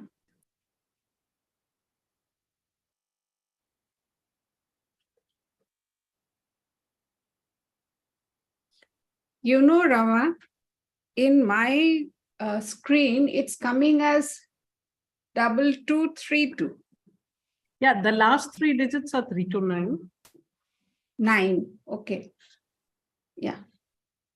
9 is not coming. AEATSC 22329. Yeah, 9 is missing here. That's all right. Yeah. Okay.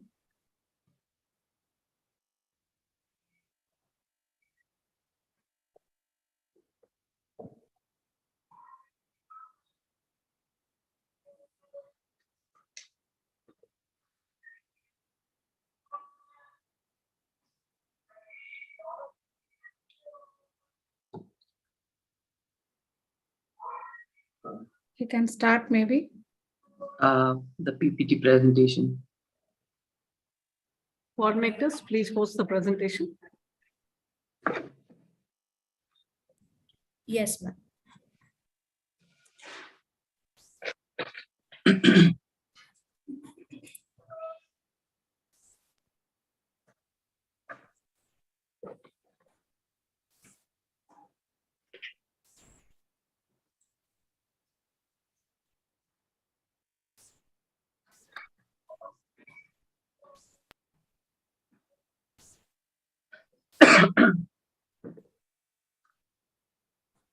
Yeah, should I start? Yes, your time starts now. Hi, good afternoon, everyone. So my topic for the thesis was Juvenile Welfare and Correction Center. Can you please skip to slide 22, sorry.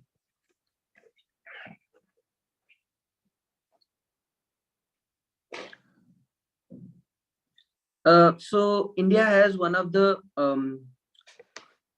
juvenile is a child in conflict with law and is under 18 years of age. So prisons are being built today as dens for people rejected by the society. In effect, this is like building more and more hospitals for the sick instead of preventing disease in the first place itself. Most of the crimes in our society by juveniles are committed due to low standards of living and poverty, the way we are building prisons today will not anyhow reduce the crime rates, but is rather will encourage juveniles to become hard criminals. Juveniles responsible for such soft crimes can be handled with a different approach. Architecture in this change can play a major role, resulting in a positive impact. Next. So India has one of the largest proportions of population in the younger age groups, which is roughly 42 crores young population under age of 18 years. So 41% of the total population of the country is under 18 years of age, which will increase by 25% till 2036. This 41% of population of children are future of our country. Dealing with them with responsiveness is necessary. Please skip to slide number 27.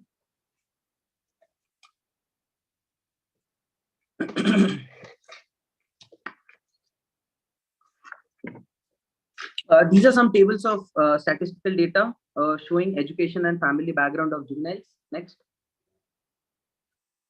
Disposal of juveniles arrested and sent to courts. Next. Crimes committed by juveniles. Next. These diagrams are analysis of various background factors of juveniles and the increase in crime rate. Next. State-wise crime rates. Go to slide number 35.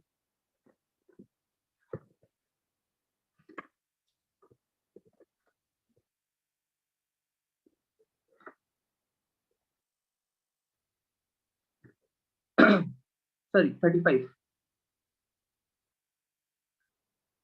So it is observed that problems of troubled youth has been steadily increasing, and there are no proper discipline programs that are developed to keep them away from committing more crime. So maximum imprisonment to these juveniles is 3 years. Therefore, the essentiality of developing a program for the young offender is necessary to give them a chance for rehabilitation and hopefully guarantee character improvement and enhance their skills and abilities to be better suited and released back into the community. So juvenile schools or prisons lack in number in our country as compared to the crime ratio, and such inhuman living and social conditions can lead to greater chance of negative influence on the minors and thereafter the society. So further causes of juvenile delinquency and how these juveniles are segregated in juvenile homes based on age, gender, and the intensity of the crimes. Please move to slide number 43.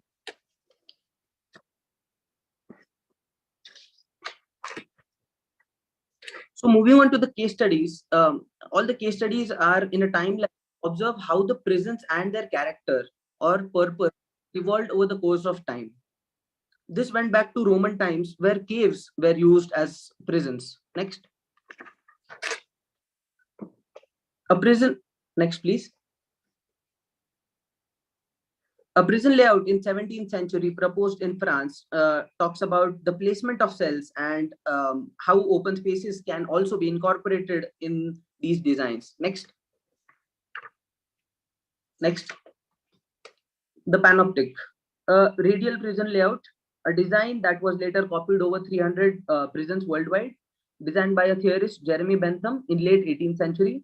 Concept of the design is to allow all the inmates and institution to be observed by one single watchman without the inmates being able to tell whether or not they are being watched. A tower central to circular building that is divided into cells, each cell extending entire thickness of building to allow internal and outer windows. Next.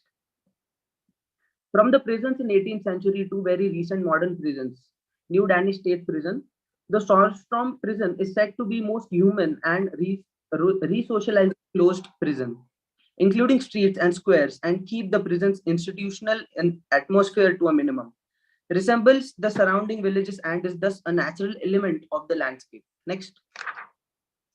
These are some drawings of the prisons, a typical wing formation to achieve natural light and ventilation, all the separate cells planned for each delinquent.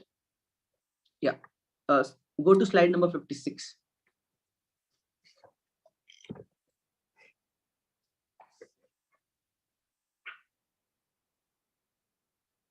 Yeah, Boston School, Nasik. It was built as a sub-jail to support the central jail system. As the central jail campus expanded, the need of sub-jail was reduced. Hence, in 1990, this Boston school came into existence to institutionalize young offenders. Next. I studied different staff requirements in juvenile center and the technical courses and what they have to offer. Next. So there were 4 typical barracks were designed in the campus. These barracks were then used as multifunctional spaces to cater different activities. Next. Their daily schedule was observed from morning 6 to night 10. The major demerits of this was infrastructure itself is not planned with the purpose of rehabilitation, and spaces are not impactful enough. Yeah, go to slide number 62.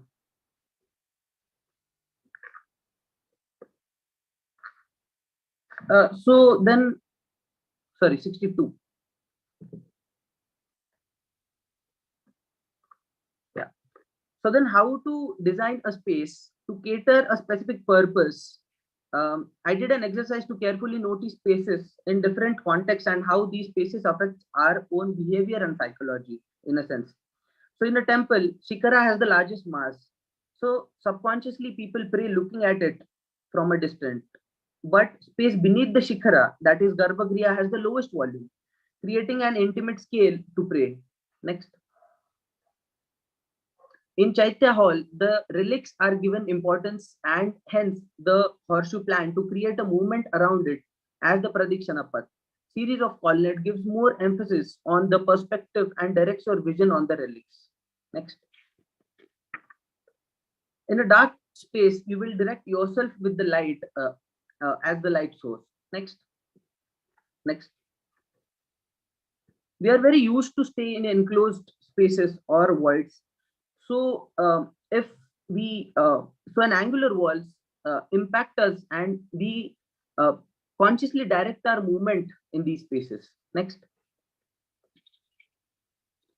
At the same time, spaces having massive volumes can also trigger you and make you silent. Next. Narrow spaces can really give a feeling of squeeze and can lead you reacting in quickly escaping the space. Next. Here the roof guides in perspective and directs, but also restrict your sense of vision and freedom.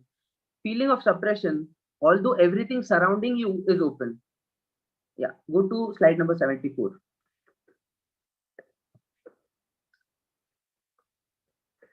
Yeah, so the process started with analyzing what are the basic components of forms origin, like shape, forms, volume, sizes, orientations, textures, and what are the forces that actually determine a built form in our society or in our context, built environment. So there are 3 major forces: physical forces, personal forces, and intangible forces. So geography, location, climate, beliefs, needs, social organizations, cultures, ideals, religious, economics, politics, all of these are the factors or the forces that determines the built form. Next. The same site of the Boston School was selected for the program. So I have analyzed the climate, road networks, landscape, land use patterns, connectivity, and done SWOT analysis to understand the site and its surrounding in a better form. Next. So Juvenile Center is a public building which is never represented as one and doesn't have any specific language as a building. It has been a horror of the city in spite it serves a common people for the cause. Hence selecting this site gives an opportunity to propose something in dense urban fabric to also address the common people outside. Next. So I started conceptualizing on each small element of design. So compound wall is a major architectural element of this program. It has a certain impact on users inside as well as the outside urban fabric. The character of compound wall is changed and interactive voids are created to accommodate the urban fabric from outside. The inside of compound wall is modified as usable spaces, which will then reduce the feeling of trap, and rather user will see it as usable spaces. Curve is not a standard shape. It can be used to create various volumes and spatial expressions of any other shape. It also creates voids.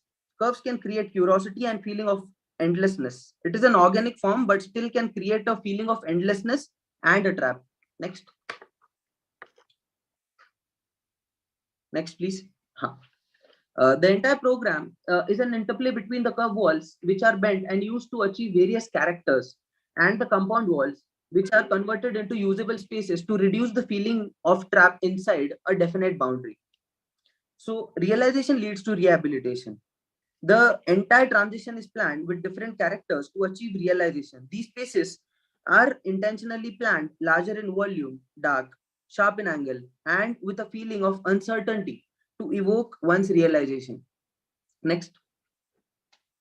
So the site plan consists of 3 different zones: admin zone, common spaces zone, and juvenile zone. Each space is planned as per functional need and with a purpose.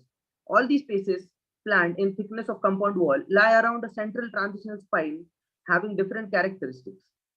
The entire form has defined itself based on the function of space. The architectural design will be an amalgamation of these spaces with varied characteristics. These spaces together will generate a program that can actually create an impact and develop a positive attitude in the delinquent and their transformational journey. Next. Next. So we behave different in different spatial environments, and this behavior, when repeated, forms habits and develops our character as an individual. So here I have explained how each space is designed with a specific character based on my insights from research. So drop-off point. A curved wall of 9 meters high has been designed with a visual barrier between the common, public, and juvenile to keep his identity discrete as per law. Everyone has some memory of prison's compound wall. Hence, the blank wall projects out as a plane and becomes the main entry for common public, keeping the notion of what is behind the wall alive. Second is eating area. A bent curve is planned with low volume in sitting area. The volume is forcing to sit on ground and show gratitude towards your food. This is how a space can change your behavior. The external wall pushed inward to accommodate the outside urban fabric. The connection between public and delinquent is established here by establishing a selling counter to sell the workshop items made by juveniles. Next. Yeah. Kitchen. A service entry is planned to receive all goods. Open area is being planned for food preparation at a larger quantity. Common spaces. These spaces are beside the road as a part of the compound wall. To reduce the feeling of trap, in these spaces, the delinquent can hear the outside world, inspiring him to rehabilitate and again become a part of the society. Window is planned strategically to cut off the outside playground vision and to focus on the inside activities. Next. Dormitories. A spatial quality is developed to just give a feeling of trap and eagerness to go out and pursue other activities. The space has no windows on eye level. It has a curve open to sky courtyard as an informal space separating the service block. Landscape. The delinquent has to pass through a low height volume to go to the landscape area. This inculcates a feeling of respect towards freedom in life. A curvilinear amphitheater is planned to practice workshop activities. The roof is designed of stainless steel cladding from inside to achieve a shiny surface. This is planned to self-reflect on behavior and action, on the behavior and actions of self. The entire program consists of built and unbuilt spaces, which are visualized to be seen as secured as port from outside, to give assurance to people about its security. The structure will stand out with its stone walls in the dense urban fabric to start a dialogue with common people outside by interacting with the voids. This will be the beginning of questioning the purpose of prisons. Next. Next, please. Yeah. These are some photos of models to understand the overall design and each space and its scale. Next. There does not exist any design proposal without a purpose. The purpose of building a juvenile welfare and correction center needs to be reframed as per today's social context. This includes questioning the most fundamental and basic elements of its design.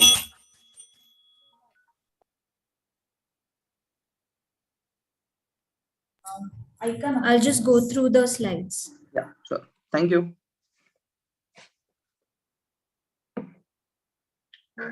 Yeah, that's it.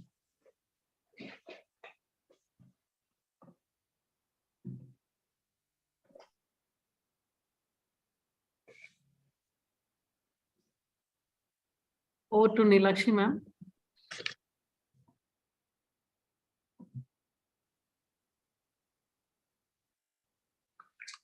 Hello.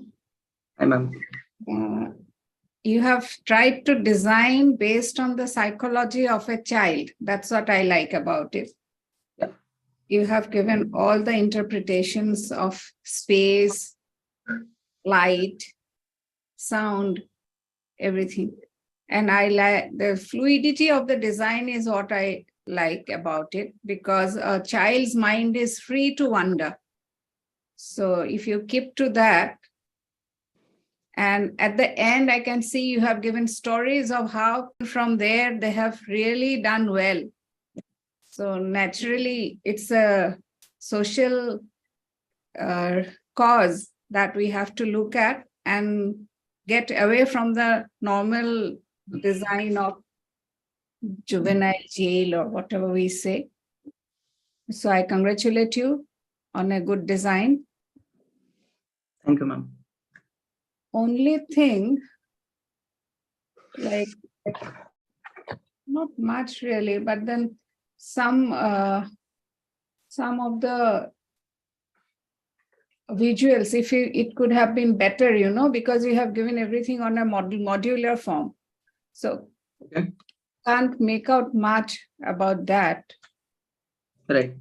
But can you just explain again about the entrance to the... Yeah. Because in the context of the site, how does the entrance works? Can you just go to slide number 84? Yeah, so the first photograph is of the entrance which is planned. So the road adjacent to it is a sub road which is one way. So all the vehicles only travel from one side. So it naturally the form of the that space has naturally came into place just to as if to capture the motion of vehicle itself. And then when the van enters, you land into a drop off point where you are not connected visually with the common public which are outside, because a law says that you cannot discredit the identity of a juvenile when he has been brought up to a juvenile center. So these factors were yeah, and then after that you enter the program. So No, you tell me about this. The courtyard, is that the drop off point? yeah, the courtyard that we can see? Yeah, the circular portion is the drop off point. Circular portion. And what about the courtyard behind it? No, the courtyard behind, no, yes. that yeah. So that space has been left out for common to host events and as a public space for the society itself. So so I actually started questioning about why are these I mean, I tried to somehow question this program of how people outside also can get into the program until a certain level or a stage, not compromising on the security. So that was the space left out for the community activities. You have entrance from both the sides, from from the road as well as this thing.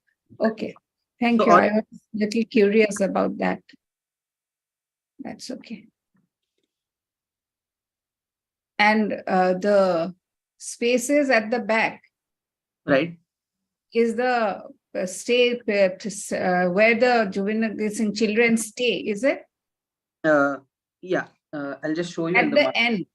Right, yeah, the dormitories. Yeah, those are dormitories, and in front of the dormitories you have the playground, right? Yeah. And what is the area around the site? What kind of area is it? It's a commercial, residential? Yeah, can you just go to slide number 79, please?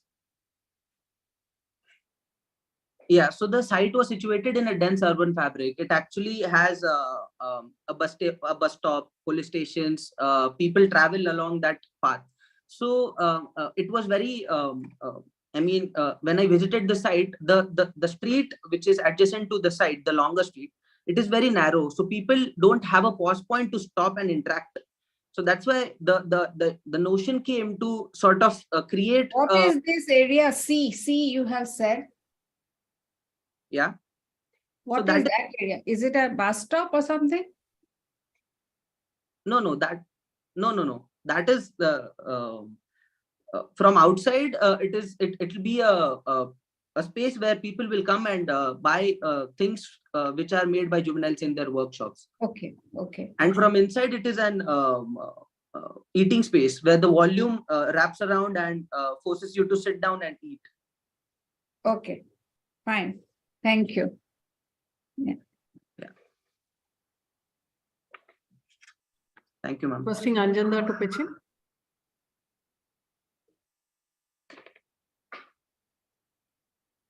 Yeah. Congratulations for tackling one of the very controversial issues today. And I think juveniles are being made. So basically, and built environment does have a lot of impact, is how you perceive your cognition and other things. So in that sense, breaking away the very formality of the rigidity itself is a kind of a release, because normally a juvenile, put it into the center, is expected to go through a kind of a grinder. And here, when they have a area to liberate, I think it's a good intake, and with the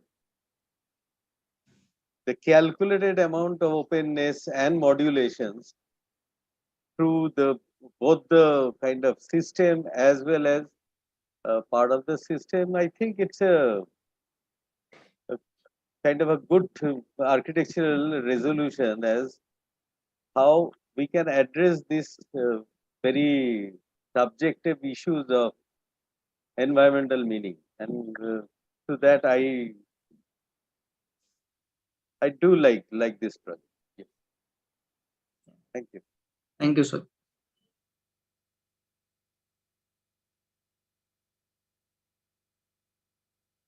Go ahead, sir. Yeah. I am glad Architect Mitra spoke about the controversiality of the topic, because I'm going to address that in detail a little. So I do see how this topic can be a project concerning the concerns of the society, but how does your project address the concerns of the society? As I understood, you're trying to do that through design itself, which is beautiful. But your design seems to be focused on one aspect of this controversy, basically one side of you, focusing on the children and how they would feel comfortable and they would feel free. Did you at any stage consider the idea of disciplining them? I'm sorry to, I know this sounds very wrong, but. No, yeah. So answering your question, sir. When I started researching about this program, one thing was pretty sure that when I came across various laws and did an intensive research, the law says that maximum imprisonment to these guys are three years. So after 3 years, they're going to be a part of society. So if these guys are not going to be disciplined enough, the crime rates eventually will increase in all over the country. So Dawood Ibrahim was an example who was in Dongri juvenile jail. And rest is the history. We can see how if we don't rehabilitate this amount, this part of the population in our country, it is going to be a problem in the future. So second thing was to address the current scenario in India. So in India, jails are, of course, it needs a lot of money to build such things. And we probably do invest as a government in various projects which will give us various things of output of that nature. And we generally neglect these kind of things, but this is going to be this is going to have a large impact on the future. So coming to your question is any of the jails is not designed in a particular way to rehabilitate or change the behavior of the delinquent itself. So that's why earlier I shared the logics of spaces, of how I understood the spaces and why that spaces has changed our behaviors as how we behave in society right now. No one has told anyone to pray to temple a kilometer away. That is becoming a notion, and that has been a byproduct of the design itself. So that's how I modulated the design, and that's why the last presentation I splitted up all the spaces and whatever I have to achieve in that spaces. So for example, to say in the site plan, if you see the eating area, the curve itself is bending, so you don't have a volume there to stand. So intentionally, the architecture subconsciously forces you to sit down and do a certain movement or a behavior to address certain discipline. So now a warden doesn't have to tell you, please sit down, please follow these instructions, do that, do this, and somehow architecture subconsciously do that. So the landscape part also, traveling towards the landscape part, it has a lower volume through which you have to go, and which is a 9 meters passage. So you have to bend down as if you enter a Garbhagriha, you enter the landscape. So you can't get freedom that easily. That is a notion that will teach you self-discipline through architecture. That's what I was trying to explore. I'm seeking a better balance between the correctee and the corrector in this case. So I see that this is leaning more towards the correctee, the prisoner, the juvenile, the child basically. It's the same. I'm glad you brought up the curved wall there. See what the curved wall does is it does as you say probably. But for the corrector, it makes it difficult to keep an eye, which is a very important part of this. The design of a prison or any such institution like this. Now he can rely on technology, he can put CCTV cameras, but that goes against the ethos of it. That will make the child feel like I'm being watched. No, while planning the design, can you please open slide number 79? So while addressing these points, the major part that these juveniles spend are the dormitories itself, where they stay the entire day. So the entire program's thing is in the dormitory itself, the cluster is designed in such a way that there are 2 blocks. I'll just tell you the slide number, please. 83, please. Slide number 83. So the block itself is being designed in such a way that only a single guard can keep watch on 2 dormitories itself. And then keeping in mind the case studies that West is practicing, they are planning different cells for different juveniles. I thought as a dormitory, as in our context, it is very important that we don't have that luxury of money to spend on such programs. So I've proposed a dormitory where people will, the dormitory character to their living spaces also, so that it is also to do with the loneliness or the psychological impact when you stay separate. What do you think as a person, and when you stay with people around you, what kind of positive setbacks you will get. So this, in the dormitory block in the center itself, only 1 guard can spectate to 16 juveniles.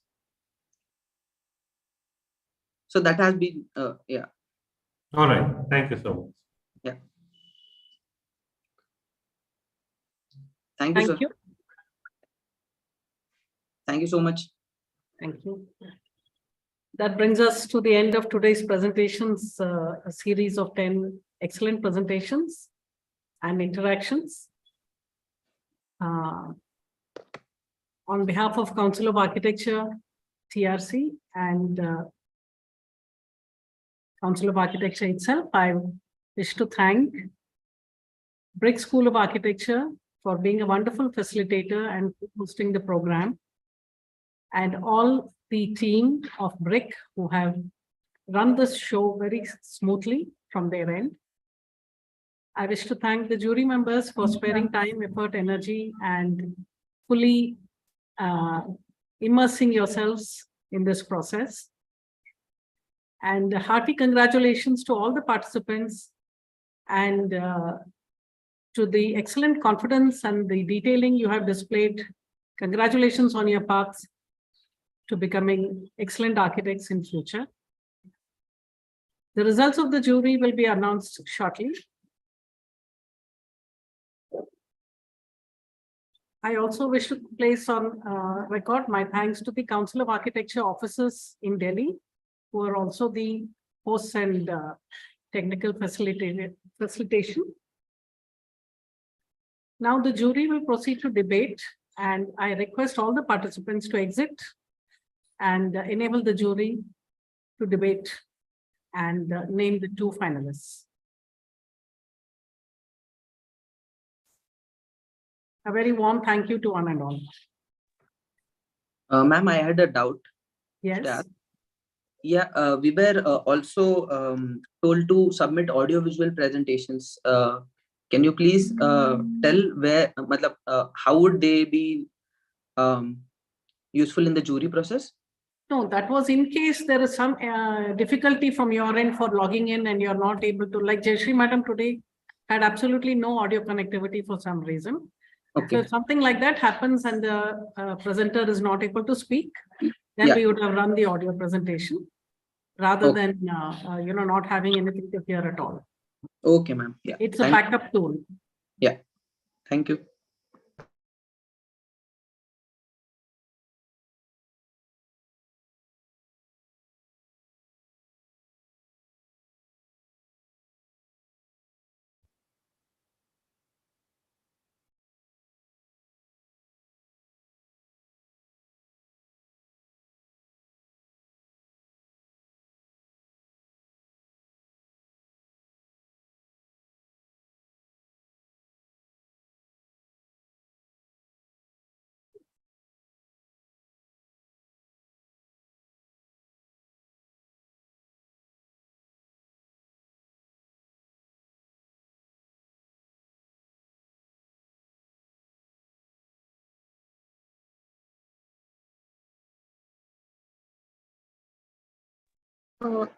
Sorry, hello, ma'am.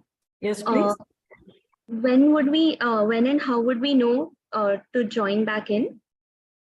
So today we don't join back in. Oh, we still have 2 more juries to go tomorrow and day after, Thursday and Friday. And at the end of it, all the 10, there are 2 finalists from each zone. All the 10 will be announced together at the end of the process. Okay, thank you.